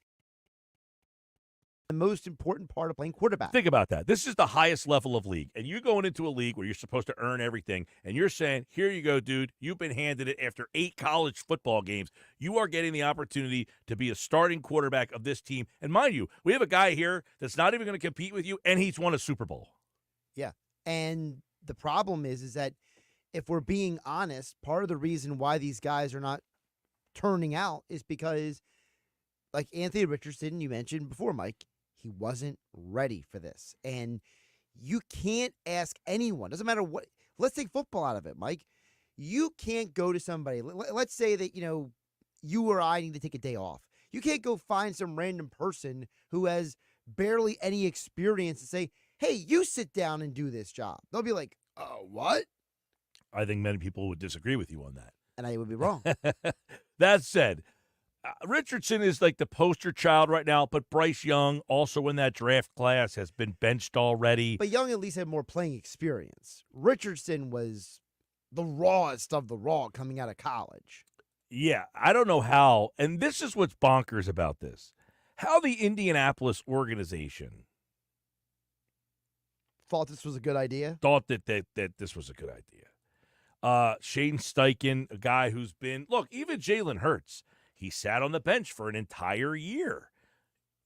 I mean, he didn't play at all that first year. He had a couple gimmicky plays here and there. Right. But he got a chance as a second-round pick just to sit there and kind of watch Carson Wentz, and then he got a chance to play. I feel that many of these guys – now, C.J. Stroud has been a very good player. So, yes, there are exceptions to these rules. There's no hard and fast rules with how you handle this. But you should be able to see this in training camp, that this guy is not ready. But again, there's a distinct difference. Stroud started a bunch of games.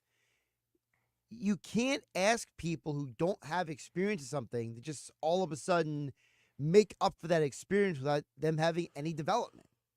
Well, there's a lot of the only way you get experience is by playing. It's the whole hey, I need a job. Well, you don't have the experience. Well, how do I get the experience? How do I get the job if I can't get the experience? Sure. You get that whole thing. Shane Steichen is the head coach of the Colts. He comes out and basically says we're going to make the change. So Anthony Richardson is now going to the bench. Joe Flacco's going to start. All right. So that's the story that's there. We'll get more into that a little bit later. But here's what Mel Kiper was talking about, how we're going to look at some of these quarterbacks. And he says these quarterbacks, there's so many of these guys who need to go back for another year. Jalen Milroe, 21, turns 22 in December, had that great game against Georgia, then fell back. I think he needs to be back at Alabama next year. I think when you look at where we are with Garrett Nussmeier, LSU, he's had some good games, some good halves, some bad halves. Overall, a little inconsistent, but only a one-year starter, guys. Garrett Nussmeier, I think, needs to go back to LSU. Drew Aller, only 20 years of age, needs, I think, to go back to Penn State. Aller, the decision remains to be seen, but I think another year would certainly benefit him. So, all right, so he basically went through the class of quarterbacks now. And I would ask anybody out there listening, how many people out there know who any of those guys are really? I would assume probably half of our audience has zero clue. And the other half might know one of those guys. And that's not to say that just because no one knows who they are, that they can't be successful players. Mm-hmm. I'm sure there's plenty of guys that came into this league and you didn't hear all that much about, and you're like, that guy's pretty good. But these guys are going to say, hey, I'm the best right now. I'm going to enter the league, and then someone's going to overdraft them. And there's where the problem. The NFL needs to send a message to these guys. If you're going to come out, fine, but we're not going to take you. And they can't help themselves. So the NFL is part of the problem here. The NFL is overdrafting players who are not ready to play. And then they have egg on their face, and the whole situation turns into a disaster. It's what Mel Kiper says here. Because you drafted the guy, now you're ruining his career because you overdrafted him. He says it's a joke that you won't let these guys develop. Don't overreact to things that you're seeing at a young age, but I think the NFL now makes it the norm, so you have to. You have to look at it and say, okay, let's get him out of here and draft another quarterback. Like the next best thing. Like all these quarterbacks we're going to draft this coming year are going to be great, and the other guys just stink. And they're not going to get any better because we're not going to let them get to the point of year 3 because we already have called them terrible, and they stink early on and destroyed them and gotten them out of here. I say it all the time. These NFL teams are chasing a ghost that doesn't exist, a franchise quarterback. It is a rare bird to be able to find. So when you get it in your head that we have to take this quarterback, you are chasing something that is not really there, something that can change your franchise. And until these teams become disciplined and build the opposite way, hey, let's get an offensive line together. Let's put this offensive line together. And then when it becomes time that we need to get a quarterback, the guy doesn't have to be Patrick Mahomes. He could be a lesser version of Patrick Mahomes, but he'll have a good offensive line in front of him. Oh, I don't know, like Jared Goff. You put Goff behind a really good offensive line. Now, he was the number 1 overall pick in the draft. I get that, but he stunk his first year. He was kicked around and booted out of town, and then he went to a team that has a pretty good offensive line, and they were like, hey, this guy, he's got some protection. He can make some throws. So it's amazing to me that over time, you know, we've watched all these guys fail and be awful and get benched and get replaced. But this situation in Indianapolis just takes the cake. It's Shane Steichen's not a bad coach. He's not an idiot. And how you can – I just don't understand how you could be at this level. You know, it's one thing if you're coaching high school kids and someone's parents are a pain in the ass and you're just like, oh, they donate to the school. I got to play this guy. Whatever. This is the NFL.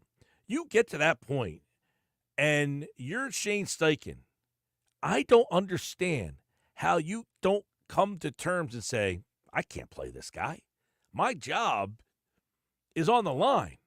I can't play this guy. He's not ready. And how you get to the point where you say, but I'm going to do it anyway.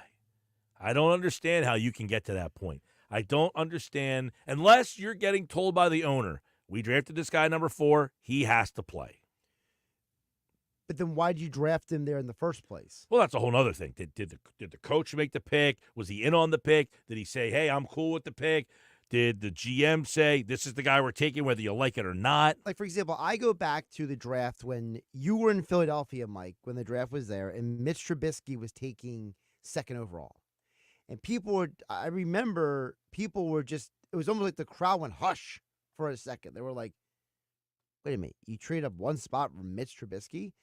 It was later in the draft that Mahomes and Watson and the other guys were picked. Now Trubisky is bounced around being a backup quarterback in the NFL. Patrick Mahomes won Super Bowl championships, and before Deshaun Watson, all the issues and the injuries, he was a very good quarterback. You know, somebody just said, hey, go to Bo Nix as an example. Now, I've been tough on Nix just because I didn't really think he was all that great in college. He's been better than I've given him credit for, but he's still limited. But his point is he's an example of a guy who stayed in college. I think he played 6 years in college. Yes, he did. And you don't see the growing pains as much from Nix. I just don't think he's as – he can run. He throws a little bit. I don't think he's great, but he doesn't look overwhelmed by the moment. But do you need your quarterback to be great? Well, in today's league, no, because there's not very few. Right. You're asking a question that the answer really is, do you need your quarterback to be great? No, because nobody else's quarterback is great. Exactly. The only team that has a great quarterback is 7-0. Right. That's it. Really. There's one team. And, if you want to if say. you want to throw in Josh Allen because he's having a Superman almost-esque year.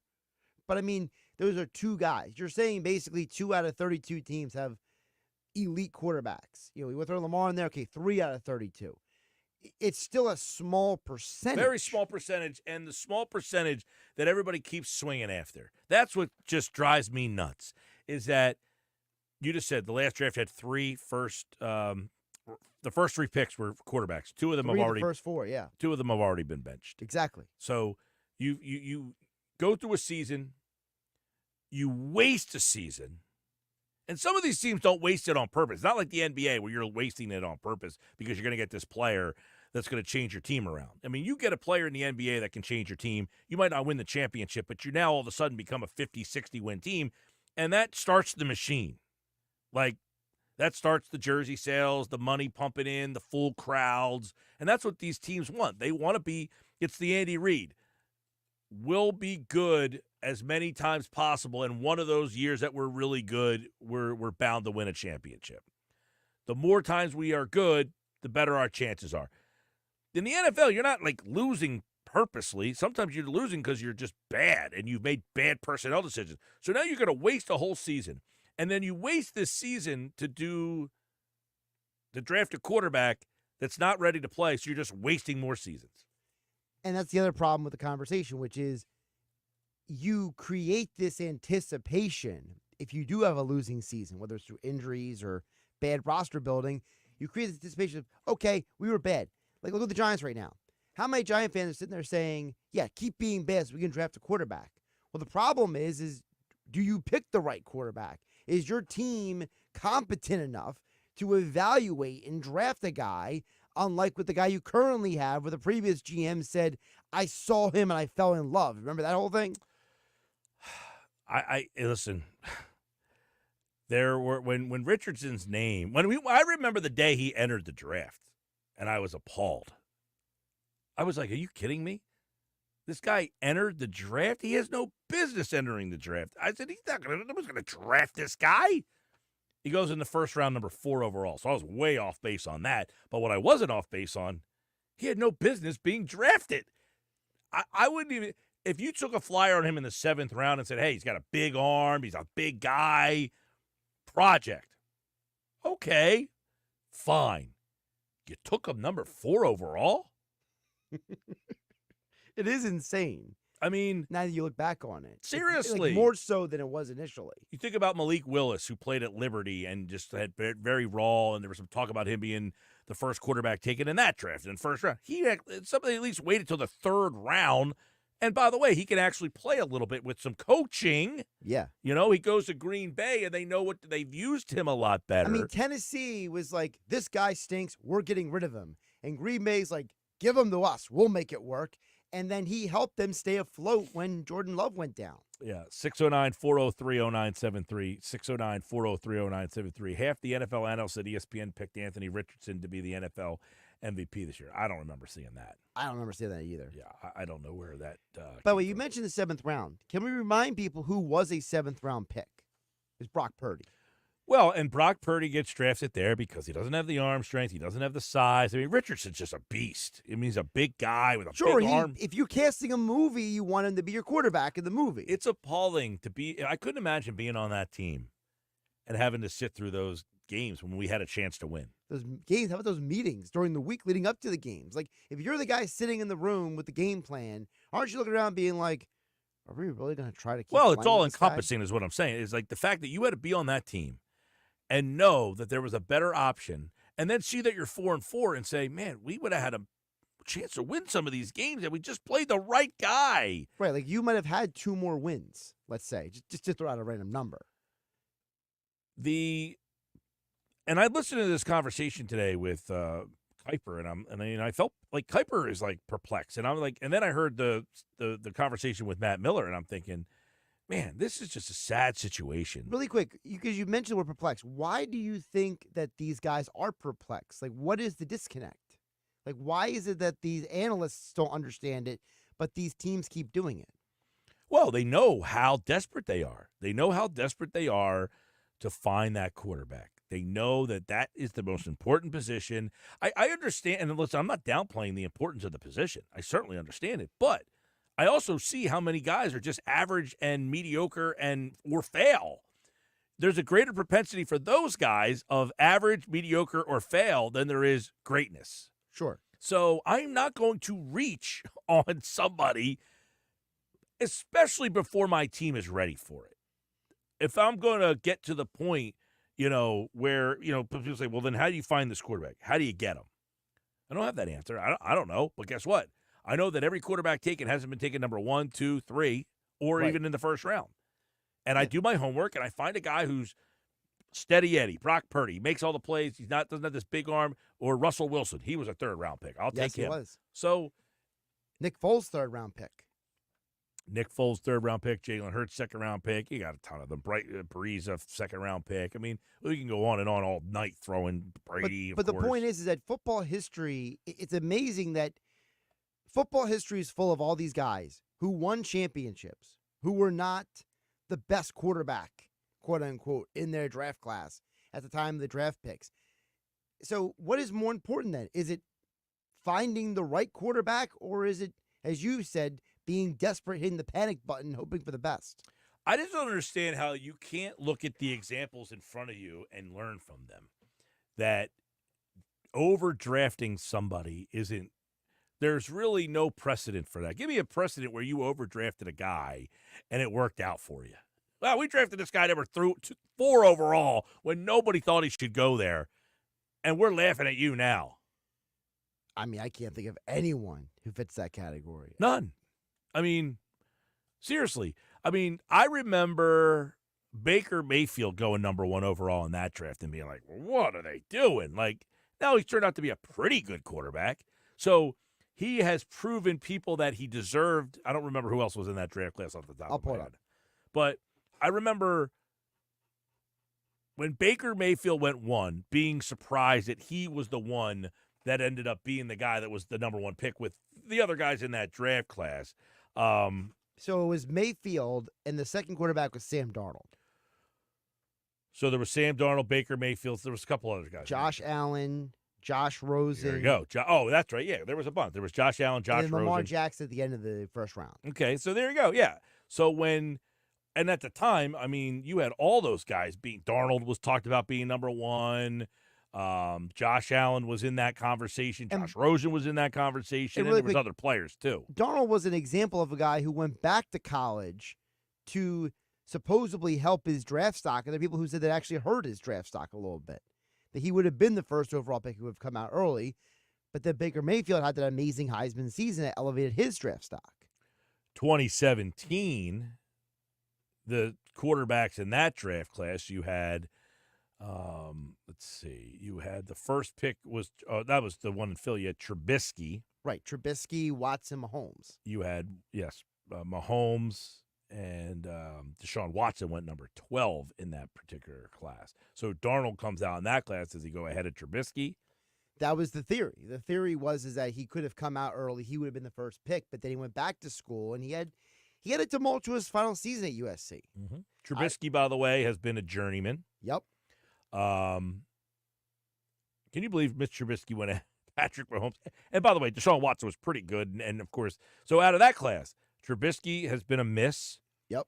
I guess Watson has been a miss. Well, Watson was a hit at first. He was. But then Houston got rid of him, and I guess you could say Houston got rid of him at the right time, Well, they got rid of him they didn't get rid of him at the right time. They had to hold on to him during the wrong times and then basically traded him. Well, they found somebody to take him on. Yeah, basically. Because they didn't, I'm saying, so they didn't get rid of him at the right time. They held on to him for a full year and they just didn't play him. Right. Well, that was also because there was COVID stuff going on and he had an injury and there's a lot of stuff. Cleveland in the second round that year took Deshaun Kaiser. Yeah, that was just think about how waste of a pick that is. All because you're hoping you find a quarterback. Listen, when Andy McNamara comes on with me each week, this comes up at least once a month, Mike. He will talk about how he goes, you fans of other fan bases don't understand the suffering of Cleveland Browns. Like, there are literally memes and jokes about the number of quarterbacks they've drafted have all failed. Yeah.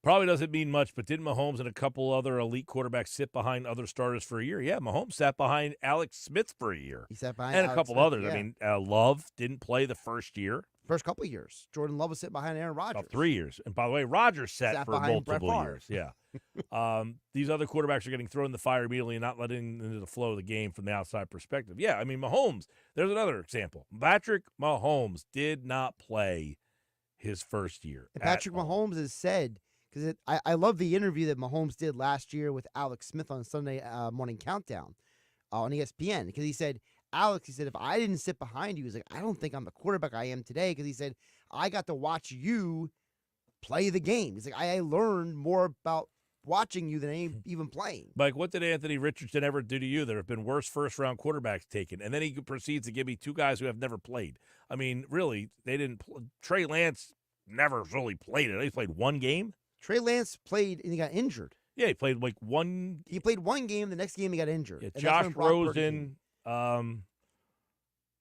Josh Rosen played very little for Arizona. Josh Rosen got drafted by a horrible team, and then they blew the whole thing up, fired the coach, fired the GM, Yeah, fired they gave everybody. Rosen the 1 year, and then they drafted Kyler Murray to replace him. But Rosen was at least now he's been a total. He was. I don't say he has been. He's out of the league. Pretty much, yeah. Total bust. But he got drafted in a spot that people actually said, hey, he's in this conversation. Richardson just came out of right field. Yeah, Richardson, what did he ever do to me? I feel bad for the kid is what he did for me. I feel bad for him. It put me to a point where I have to feel bad for a guy. But here's my point. It's not Richardson. Insert whatever name you want. It's the whole system is what the problem is. And Richardson is the poster child now for a broken system. So it has nothing to do with Anthony Richardson. I don't have anything wrong with it. I hope the guy comes back and has a great career and is awesome. I'm saying that kid, I feel the organization, the system, the league has more to do with this kid's failures than maybe the kid himself. Right. So that's not. So I'm saying, you're asking, what did Richardson ever do to me? No, I'm not blaming Richardson. He had no he should have fault. never been drafted. It's not. fourth Yeah, overall. it's not his fault that he got drafted there. Yeah, that's what the thing that we're trying to explain. We're trying to explain that these guys are being drafted way too high, and they're being thrust into this environment where it's like, if you don't play well, as Kuiper said, you stink. Yeah. And these guys are never developed. By the way, and I said Richardson can't play. I said Bryce Young can't play. Now, Bo Nix, I don't think is great. I wasn't a big fan of Bo Nix getting to win that position. Zach Wilson, another guy, got handed a job for. Yep. That's the problem that I have. See, if you knew who the text message was from, you'd realize that why it's not a very smart text. I wasn't ripping Richardson so much as the system, because I've said Bryce Young can't play. You mentioned Zach Wilson. Zach Wilson, when they drafted him number 2, I told you he can't play. And not only do I think they can't play, they're getting handed these jobs with no competition. You're doing them no favors. Sports Bash Live, 97.3 ESPN, the 97.3 ESPN free mobile app. Anthony Richardson got benched. Here's what Shane Steichen had to say. We'll hear that coming up next. Should a Yankees fan be allowed back? And a power play in basketball. That's all next. Wake up weekday mornings from 6 to 10 a.m. with Unsportsmanlike on 97.3 ESPN with Evan Cohen, Super Bowl champion Chris Canty, and Michelle Small. Can't wake up without it. Brought to you by the Gallery Bar Book and Games at Ocean Casino Resort in Atlantic City. Cooper's our new neighbor down the shore. Introducing Cooper University Hospital, Cape Regional. Healthcare is going to improve in Cape May County. We're excited to bring our award-winning care to our new neighbors in Cape May and Atlantic counties. You'll have greater access to top specialists, advanced technology, innovative treatments, and outstanding cancer care at MD Anderson Cancer Center at Cooper. Cooper University Healthcare. Extraordinary happens here. No two people learn the exact same way. So how did Babbel become the award-winning language learning app? We thought of you, all of you. Take Sierra. As a visual learner, she uses Babbel's wordplay videos. Today I'll share a quick lesson on shopping in French. Merci beaucoup. Keith is a be in the room with real people kind of learner. So he loves the live online classes with our language experts. Okay, class. ¿Vos está pronto? Estamos prontos. However you learn, Babbel makes it easy. Try Babbel for free at Babbel.com. Babbel.com. fall into savings. Sage Jewelers, the real jeweler, is offering the latest in diamond jewelry. Sage Jewelers has GIA diamonds and the most exquisite diamond engagement rings. Come see the selection of lab-grown diamond and fashion jewelry, all up to 40% off. Plus, the Sage Jewelers watch selection is second to none. Sage Jewelers expert jewelers can also customize anything. Sage Jewelers, your fall into savings headquarters, all up to 40% off on Tilton Road in Northfield. What's that sound? That's the sound of Downy Unstoppable scent beads going into your washing machine and giving your clothes freshness that lasts all day long. There it is again. It's like music to your ears, or more like music to your nose. That freshness is irresistible. Let's get a Downy Unstoppable bottle shake. And now a sniff solo. Nice. With Downy Unstoppable, you just toss, wash, wow, for all-day freshness. At Progressive, we know there's a lot of things you can track. Steps, calories, heart rate, your pet steps, screen time, the whereabouts of your favorite celebrity, how long you slept, how long you didn't sleep, how long you thought about sleeping, how long you thought about sleeping. But none of these things could save you money, unlike Snapshot from Progressive, which customizes your rate based on how and how much you drive. It's much better for your bottom line than tracking your Cocker Spaniel's resting heart rate. So download the Progressive app today. Progressive Casualty Insurance Company and Affiliates. Snapshot not available in California or from all agents. Surcharge possible for unsafe driving. What's better than one win? 3 wins. With Straight Savings, you keep your own phone, get one line for only $25 a month with real unlimited data, and get rewarded with a $200 phone credit after 12 months. It's a win-win-win. Head to Walmart or visit straighttalk.com today. Switch to Straight Talk. Less dollars, more sense. Straight Savings Plan enrollment requires compatible unlocked device and new line of service. Bonus device credit requires 12 months of active service. Offer ends if eligibility requirements are no longer met. Taxes and fees apply. For network management practices, see Straight Talk's terms and conditions. Oh no, stomach issues again? Stomach issues? Who are you? Your pancreas. I could be the real reason for your diarrhea, gas, bloating, stomach pain, or loose oily stools. I thought it was my stomach. People often do, but any of these symptoms could mean having a condition called exocrine pancreatic insufficiency, or EPI. With EPI, the pancreas doesn't release enough enzymes to break down food, but EPI is manageable. Use the symptom checker on identifyepi.com and speak with your doctor. That's identifyepi.com. Sponsored by AbbVie. This is the Town Square, New Jersey Info and Weather Network. Progressive Insurance presents the Sports Flash on 97.3 ESPN. Game 5 of the World Series tonight in New York. It'll be Garrett Cole getting the start for the Yankees. Dodgers countering with Jack Flaherty. Los Angeles up 3-1 after the Yankees stayed alive in the series with an 11-4 victory on Tuesday night. Anthony Volpe with the grand slam. 97.3 ESPN will join the World Series in progress after our coverage of Sixers basketball. Philadelphia hosting Detroit tonight. Joel Embiid and Paul George ruled out for tonight's game. They have not played in the first 3 games of the season. Sixers facing a Detroit team that is 0-4. NHL, the Flyers are back home on Thursday as they take on the St. Louis Blues. Philadelphia shutting out the Bruins in Boston Tuesday night 2-0 as Samuel Ersson made 23 saves. Eagles will be home on Sunday as they take on Jacksonville. Philadelphia at 5-2, a half game behind Washington in the NFC East, riding a 3-game win streak, while the Jaguars sit at 2-6. I'm Tony Desiri, and that's your Sports Flash on 97.3 ESPN.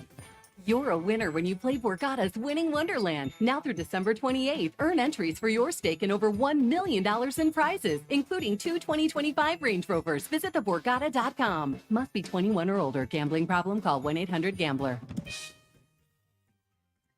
From the Town Square, New Jersey Info and Weather Network, I'm Chief Meteorologist Dan Zero. October ends with one more very warm, completely dry day tomorrow. Great news for all your Halloween festivities. November begins Friday with some active weather. A few clouds tonight, low temperature dips only to 59.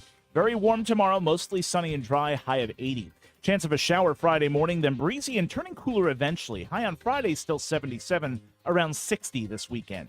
Get weather 24/7 wherever you are. Download our free mobile app today. New Jersey is the Garden State. But did you know that one of the most important things we can farm is wind? Offshore wind provides clean, renewable energy. It creates jobs and drives economic growth. In fact, it's estimated that a single wind farm can create over 4,000 jobs and add more than $700 million to the state's economy. Offshore wind, propelling New Jersey's future. To learn more, visit nj.gov/offshore wind. You're listening to the Sports Bash with Mike Gill. When I'm driving, I got a guy on the radio who talks to me. I can't see him. when he talks to me. On 97.3 ESPN. 534 Sports Bash 97.3 ESPN. Got my Bet365 play of the day coming up. I think we had another pretty good night in the Bet365 play of the day. We've got Sixers and Pistons tonight on 97.3 ESPN. Game 5 of the World Series. We'll pick that up in progress after the Sixers. By the way, tomorrow night, it's Flyers Blues. That game will be on our sister station, Rock 104.1. And we'll have the Texans and the Jets tomorrow night. Is it the Jets? Jets. Oh, man. How depressing is that? That It's another New York night, though. Oh, no, they don't play don't play World tomorrow Series. night. It's not there. It's tonight. All right, so today, Anthony Richardson, who, by the way, somebody texted in and said, somebody else is the biggest bust. I didn't label anybody the biggest bust or the smallest bust. I don't really have a list of who's the biggest bust. Jamarcus Russell might be number one on that list of biggest busts. I mean, he was number one overall. Yep. Somebody mentioned Trey Lance. I don't know. You want to put Trey Lance as the biggest bust? I don't have a problem with that. He's only played one game. You could put him in the category because of what the 49ers gave up to get him. And then what they didn't get to get rid And of him. how little he played in college. Remember, he played and was awesome at a That 1 small year. level, and then the next year was COVID, and then they had like this one game to showcase. play for him, and he wasn't very good in that game. So shame on the Niners. I don't. You want to call Trey Lance the biggest bust? I don't have a problem with that. I don't know what your beef is though. Trey Lance has nothing to do with this conversation. No but one he that- actually does have something in the conversation. He had no business getting drafted there. But here's what the thing is. The 49ers said, you're not good enough. We're not playing you. Right. So this is where I credit the Niners for saying this guy's not good enough. He got outplayed. Now, I will say he originally was given the job. And if you remember, he started that season in 2022. He got hurt. He hurt his ankle. It was basically out for how many games did he play? 2, 1, 2? He started one game, he got injured the very next game. Right. So, but then the Niners didn't give him his job back the next year. Right. They said Brock Purdy's proven to be the guy. Why should we go back to the other guy? Right. So they admit it. We made a mistake. We're moving on. But if you want to say Trey Lance is the biggest bust or bigger bust than Anthony Richardson, I would say Trey Lance was on the radar more than Richardson was. Richardson came out of nowhere. Yeah. Lance was, hey, this guy could be the number one pick. People knew who he was. And Richardson, nobody knew who he was. He played 8 games and that was another thing. Lance was great in his one season. He was incredible. He had, 30 touchdowns and no interceptions? 1 interception. Something to that effect? Yeah. Richardson wasn't even good at Florida. He was okay at best. Exactly. That's the difference. You're mentioning a guy like Rosen was a good player in college. He put up some UCLA quality was numbers. really good. These guys were good college players. They just were not ready for whatever. Richardson stunk in college. All right. So today, Richardson gets told, you're benched. Now, you think he knew this was coming? Do you think he was prepared for this? Shane Steichen describes why they decide to go away from Anthony Richardson. Things change there. So I think right now, sitting back and seeing a veteran that's done it at a high level for a long time, you can develop that way as well and continue to go through that process and learn. So he explains watching Joe Flacco play will help him because they originally thought that he has to play to get the experience. That was their reasoning. So that's the shift in strategy away from Richardson. All right, now he'll watch. So how did Richardson take the news? I mean, anytime you get that news, it's tough. You know what I mean? To lose, not be the starter anymore, it's tough. But you know what? I think he's going to handle it the right way going forward. Be a professional about it. Grind, get ready, prepare like you're the starter. Because shoot, he's still one play away. Okay, so how did he take it? Okay, I think he'll be fine. All that, yeah, blah blah blah. He'll be a professional about it. Let's listen to Anthony Richardson on would you do anything differently? Regarding that play, I know I can't do that as a leader, especially as a quarterback of this team, especially just as a football player in general. I can't necessarily just bring myself out of the game like that, especially in key moments like that. But, you live and you learn. You just got to grow from it. All right, so he answers it fine. I can't take myself out of the game like that. You live and you learn, and I got to grow from it. He seemed like he was a little surprised, I guess, that he got yanked from the starting position. But as we look at this whole situation, I just hope teams.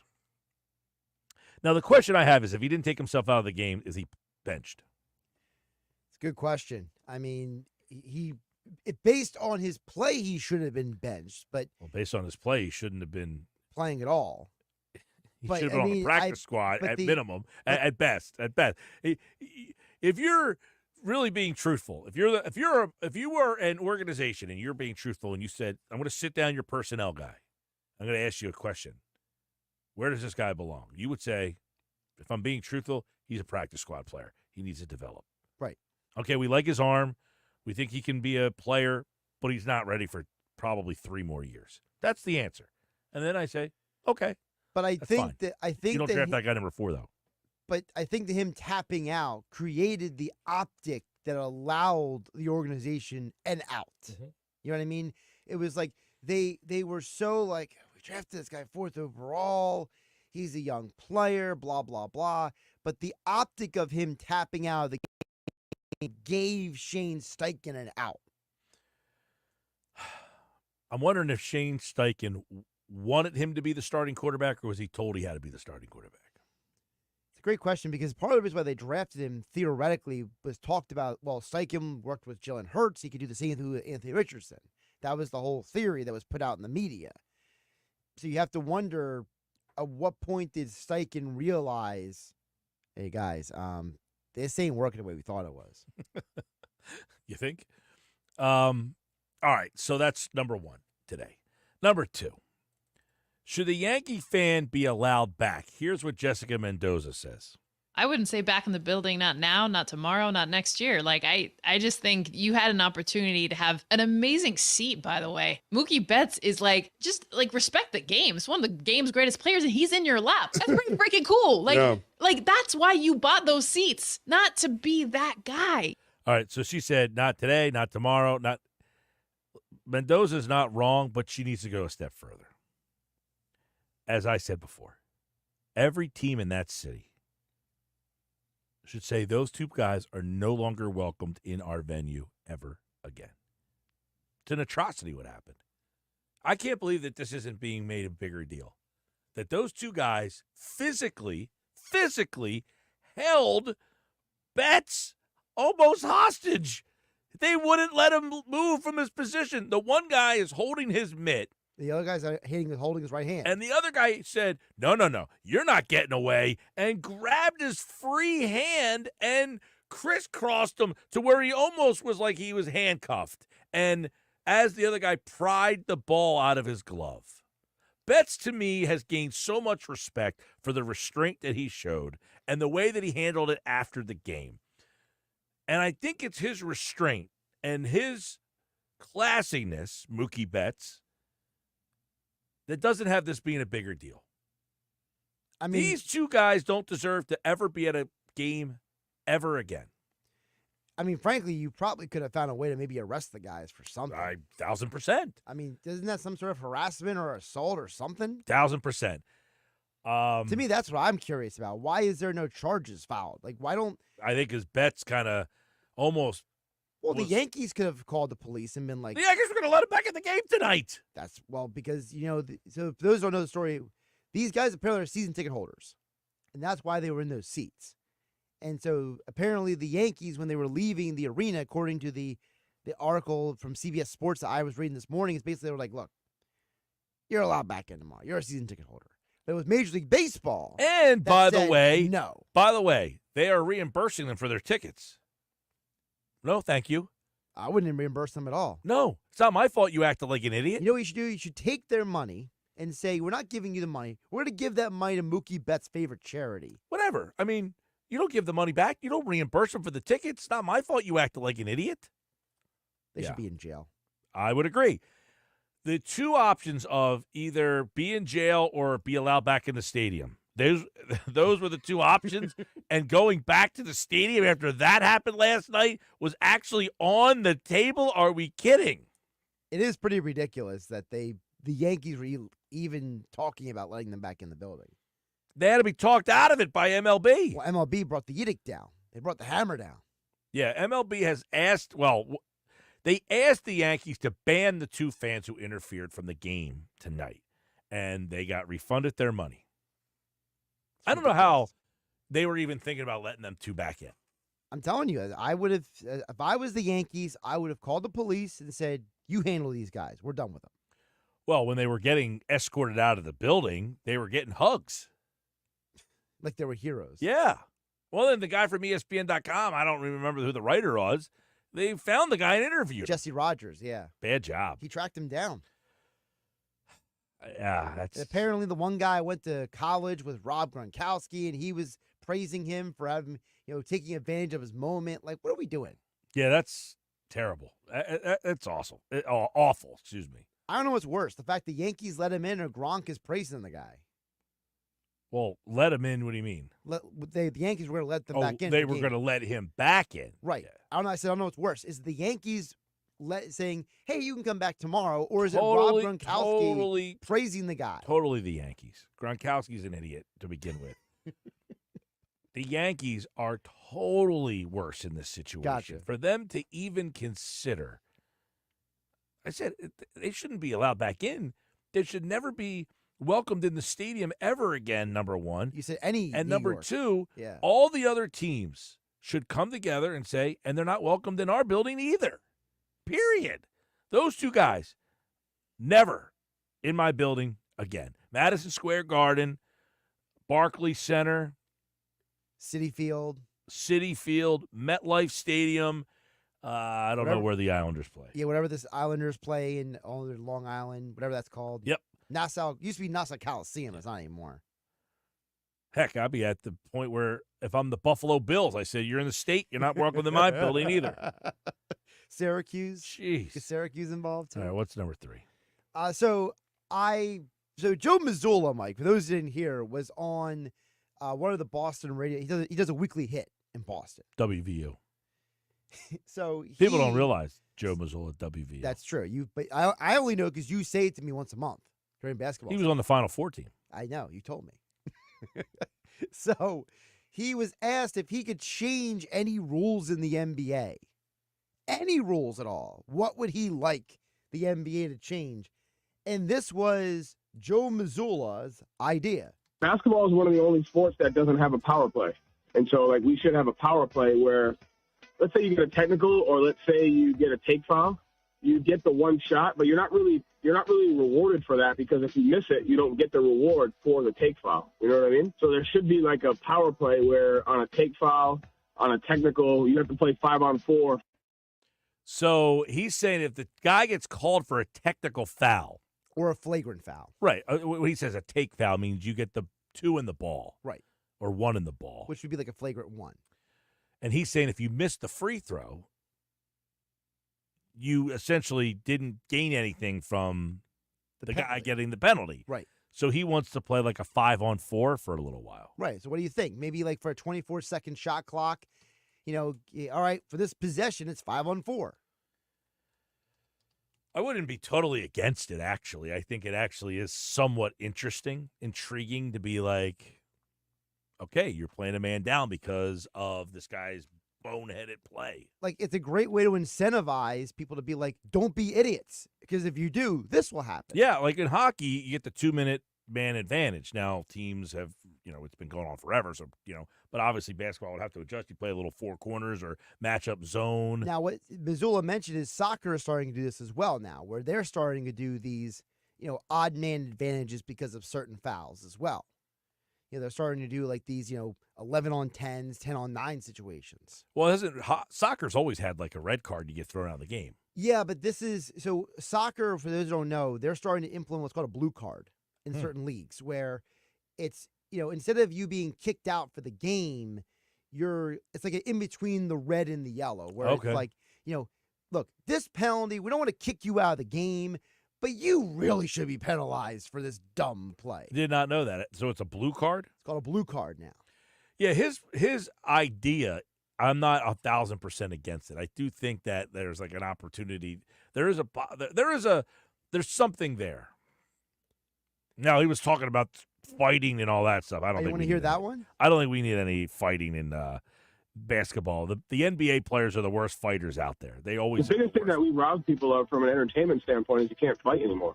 We should just bring back, fighting. I mean, you want to talk about robbing the league of entertainment. What's more entertaining than a little scuffle? I agree. How come in baseball they're allowed to throw the benches? How come in hockey they're allowed to fight? I don't understand. Yeah. I don't want to see any fights in the NBA. You're out on that one. Yeah, those fights are always terrible. Guys just wildly swinging, So you're missing, telling- slipping, falling. So you're telling Missoula. The baseball fights aren't great either. half You're the telling time. him good on the power play idea, bad on the fighting idea. Yeah, I'm out on the fights, power play. I'd be more inclined to see. Do the Bet365 play of the day next. The World Series continues on ESPN Radio. Stadium explodes. The Yankees survive a must-win Game 4. Can they survive once again? Or will the Dodgers be crowned World Series champions? Game 5 of the Dodgers and Yankees. Listen to the World Series Game 5 tonight on 97.3 ESPN. Coverage begins after Sixers basketball. Brought to you by Shore Physicians Group. Be well connected. Visit shorephysiciansgroup.com. It's the time of year for killer deals. You've had your eye on some hot new wheels. We want to pay off your loan or lease and tell your old car to rust in peace. Get your Matt Black Kia today. Buried in a loan or lease? Matt Black Kia wants to get you released and treat yourself to 0 down, 0 payments until next year. Even 0% after 72 months on entry. Clearly marked new Matt Black Kia in stock. You won't need a costume to get a brand new Matt Black Kia Forte LXS under 20 grand. That's right, a brand new Kia, just $19,999 with any trade. That's less than most used vehicles. It's gotta be a Matt Black Kia. With approved credit 24 EV9 and 6, $13.88 per thousand. Not all will qualify. Credit may affect down payments. Offers can be combined. Go to MattBlackKiaNJ.com for complete details or 888-505-6670. Price includes all costs to be paid by consumer except for licensing, registration, and taxes. Through KMF. Rebates and incentives to deal. Expires 10/31/24. Matt Black Kia, 6211 Black Horse Pike.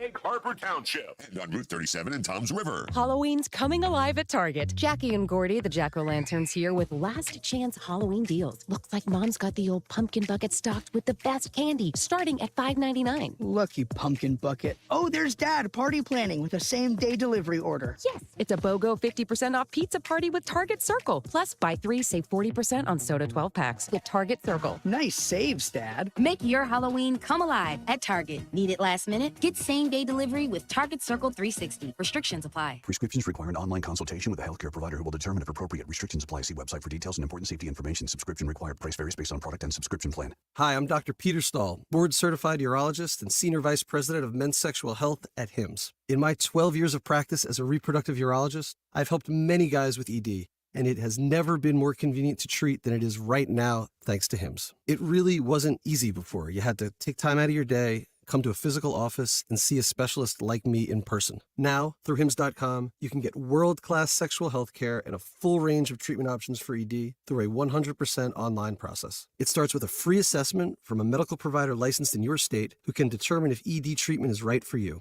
If prescribed, your medication is shipped to you for free. So don't wait. Join the hundreds of thousands of guys who've gotten help for their ED through HIMSS. To start your free online visit and find ED treatment at up to 95% off brand name prices, go to hims.com/joy. That's hims.com/joy for your free online visit. Home ownership. At Progressive, we know it's part of the American dream. It's sea to shining sea, and water damage as far as the eye can see. It's freshly mowed grass and a fence that was freshly vandalized by a pack of unruly teens.